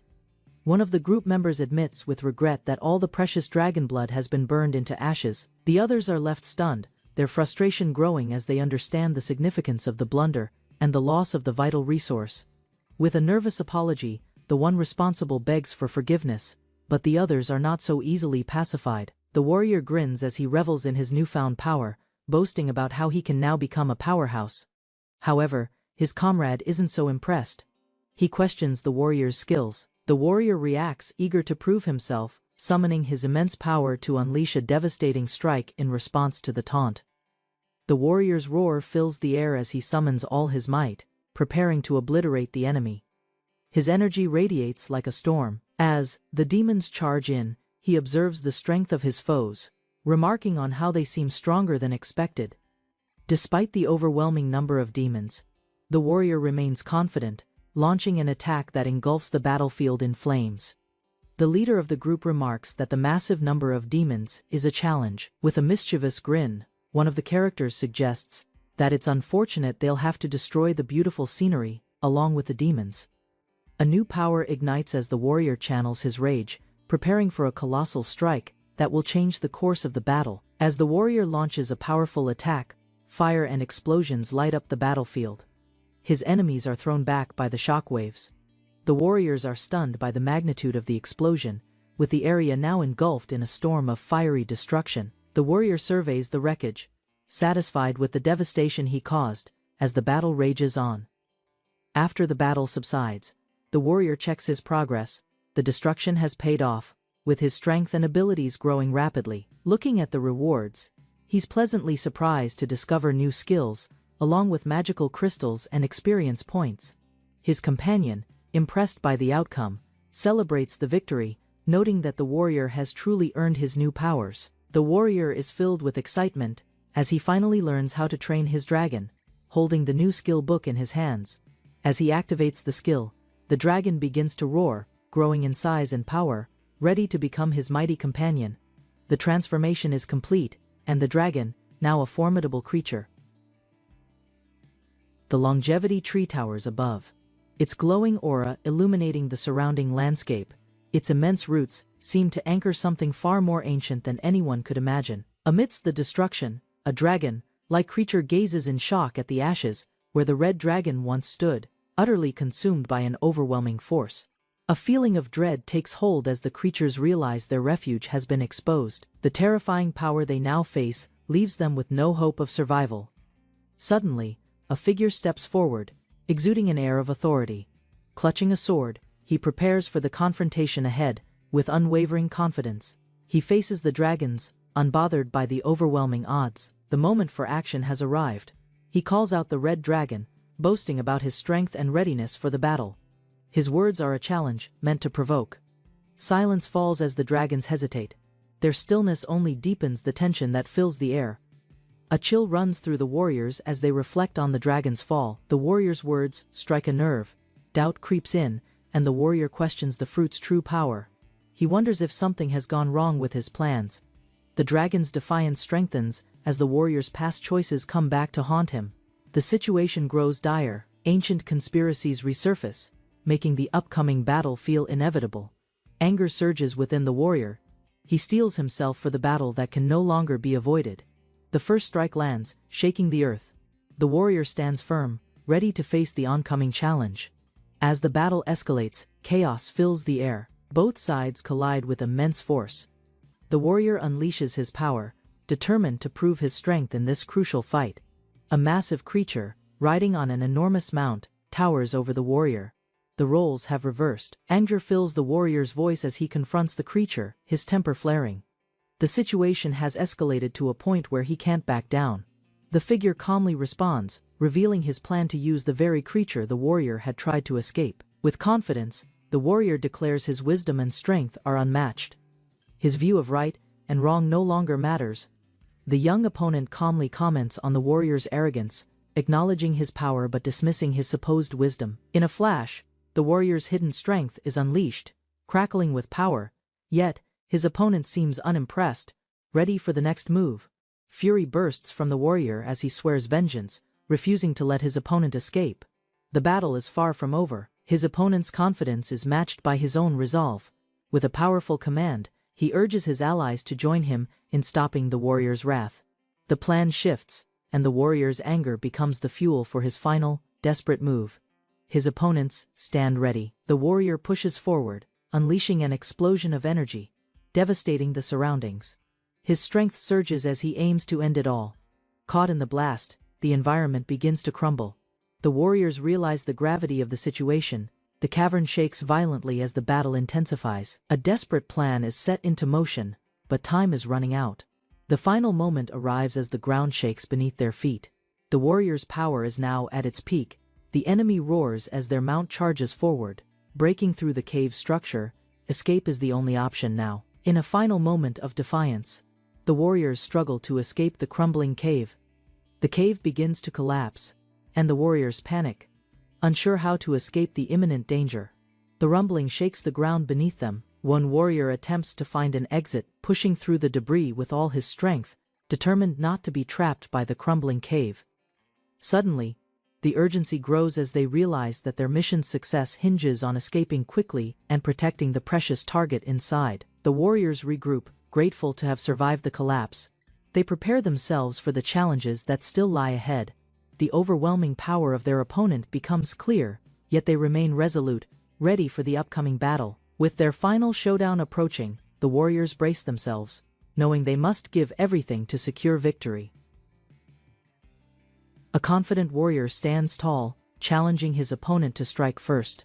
His stance exudes power, ready for whatever comes next. His opponent, a dragon-like being, expresses disdain for the idea of dignity. Survival is more important, and he sees no reason to fight with honor in this harsh world. The warrior, angered by the disrespect, declares he won't back down. Tension fills the air as both prepare for battle. The warrior charges forward with explosive speed, determined to destroy the longevity tree first, his energy crackling in the air. The dragon-like being struggles to maintain his balance. As the warrior's attack hits, pain and frustration mark his face. The warrior reacts, furious at the opponent's challenge. He vows to defeat him once and for all. Fiery energy bursts from the warrior as he delivers a powerful punch, determined to end the battle in one move. The dragon-like being, weakened and surprised, feels his health rapidly diminish from the punch's force. The warrior, unimpressed, remarks on how weak his opponent is, preparing for the final blow. Stands victorious, his opponent near defeat. He relishes the triumph, a moment of total dominance. His opponent, gasping, struggles to stay conscious. The warrior prepares for one final, destructive strike. A powerful punch lands, and the dragon-like being is crushed, the battle ending in the warrior's complete victory. The warrior looks over his fallen opponent, reflecting on the easy victory and the mysterious power of his Balrog control. He realizes how much stronger he's become, but there's a sense that more challenges await. The defeated foe, in disbelief, acknowledges the warrior's power, but as the dust settles, both know that greater trials lie ahead. A creature excitedly declares that someone who can be its master is extraordinary. Meanwhile, a frustrated man clenches his fists, upset by the twist of fate. He had almost escaped the world's grasp, but now finds himself bound by it. A powerful presence manifests, explaining that this was all part of the grand plan. Fate was always going to tie the man to this journey. The warrior unleashes an immense burst of energy, striking with all his strength to take down his opponent. With the destruction of the hidden boss, a congratulatory message appears, marking the success of the fight. The warrior contemplates the eerie feeling of being controlled. He wonders whether the outcome was truly his own, or if it was influenced by a higher power. As loot falls from the sky, everyone is mesmerized by the bright colors and magical effect. It's a spectacle they've never seen before. The group discusses the unexpected loot, surprised that the hidden boss's defeat didn't lead to losses but instead led to great rewards. The leader shifts the focus to the bigger picture, reminding the group that their journey is far from over. The group reaches the Altar of Life, an impressive structure. One member asks if their master built it. The master explains that the altar existed long before them. It's a place of mystery, holding secrets they can't yet understand. Despite the unsettling discovery, the group prepares to face whatever comes next. The group continues their journey, heading into unknown territory. Tension rises as something ominous lurks ahead. Dragons emerge from the shadows, signaling a powerful challenge that awaits them. One character expresses surprise at the simplicity of the task, but a child hints that things are not as easy as they seem. The character realizes that extracting blood from the master is more complicated than expected, despite the lack of threats. The group notices the tree has borne glowing fruits, signaling something extraordinary excited. The character observes the fruits' legendary quality, feeling that their efforts have paid off.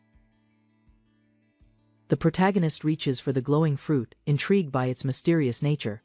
Despite his efforts, the fruit remains firmly attached.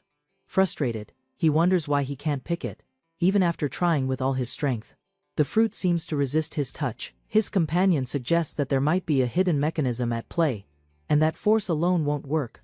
A woman appears and explains that the fruit can only be picked by the natives of this place. Outsiders like them will be unable to touch it. Eager to obtain the fruit, the protagonist asks for the woman's help, hinting that they may have met before, trying to seem familiar. The woman pauses, then hints that he must do something for her in return. She wants a promise before proceeding. The protagonist agrees, swearing he'll do whatever she asks. He assures her that he never breaks promises. He smiles, confident that he can handle whatever comes next, but remains cautious of the woman's request. With a deal struck, the woman activates the mechanism. The fruit begins to glow brighter, signaling the start of a strange process. The fruit responds to the woman's touch, glowing as energy flows around her, hinting at the fruit's hidden powers. The protagonist watches, realizing there's more to this woman than he first thought. He senses the beginning of something bigger. As the fruit activates, the protagonist feels a strange connection, wondering what role he'll play in the events unfolding. The woman removes her mask, revealing her true form. The protagonist is stunned by the revelation. The atmosphere shifts as the woman's true face is unveiled, and the protagonist feels a wave of warmth. In awe, the protagonist realizes he's stepping into a much larger world with unexpected dangers and allies. The woman's energy grows stronger, radiating in vibrant colors as the ritual reaches its peak. Mesmerized by the transformation, the protagonist watches as the woman unleashes her newfound power around her. The flowers shift to a darker hue, signaling the completion of the ritual and the awakening of something powerful. Suddenly, the stone pillars crack and crumble, leaving the group in shock. The disruption leaves them questioning if the ritual has ended.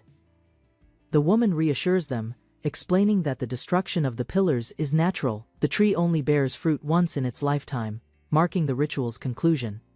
With a smile, she passes the fruits to the protagonist, inviting him to accept the gift that has been earned. A mysterious message appears, congratulating the protagonist for obtaining two legendary materials, the wisdom fruit and the life fruit.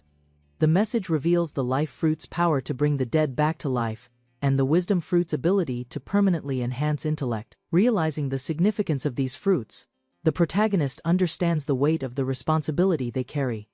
Roger expresses his disbelief, questioning the existence of such potent potions. The protagonist is stunned, realizing the fruits' true potential. A new message confirms that the protagonist has unlocked the Master Alchemist title. He must now gather rare ingredients to craft the legendary potions. With a clearer goal, the protagonist begins to prepare for the journey to obtain the necessary materials. As the protagonist reflects on his next move, the woman reminds him of the promise he made earlier, asking for a favor. Unexpectedly, she requests a baby, leaving the protagonist in complete shock at her bold demand. The companions react with disbelief, while the protagonist nervously laughs, unsure how to handle this startling wish. The protagonist is taken aback as the woman suddenly starts crying, accusing him of lying about his feelings and breaking her trust. Flustered, he tries to explain himself, but the woman keeps crying, calling him a liar and making a scene. His companions watch the drama unfold and tease him for unintentionally breaking the woman's heart, joking about his peach blossom luck. The protagonist tries to explain the meaning of love to the woman, saying it's not something that can happen casually between people. Confused, the woman asks for clarification, but the protagonist struggles to explain, unsure of how to put it into words. Finally, he promises to stay by her side until she understands love better and agrees to help her in the future. The protagonist reluctantly agrees to her request, but only if she stops bringing up having a child. As the group prepares to leave, they focus on their journey's end and the dungeon ahead. A brilliant light appears in the distance, drawing their attention to new possibilities and challenges.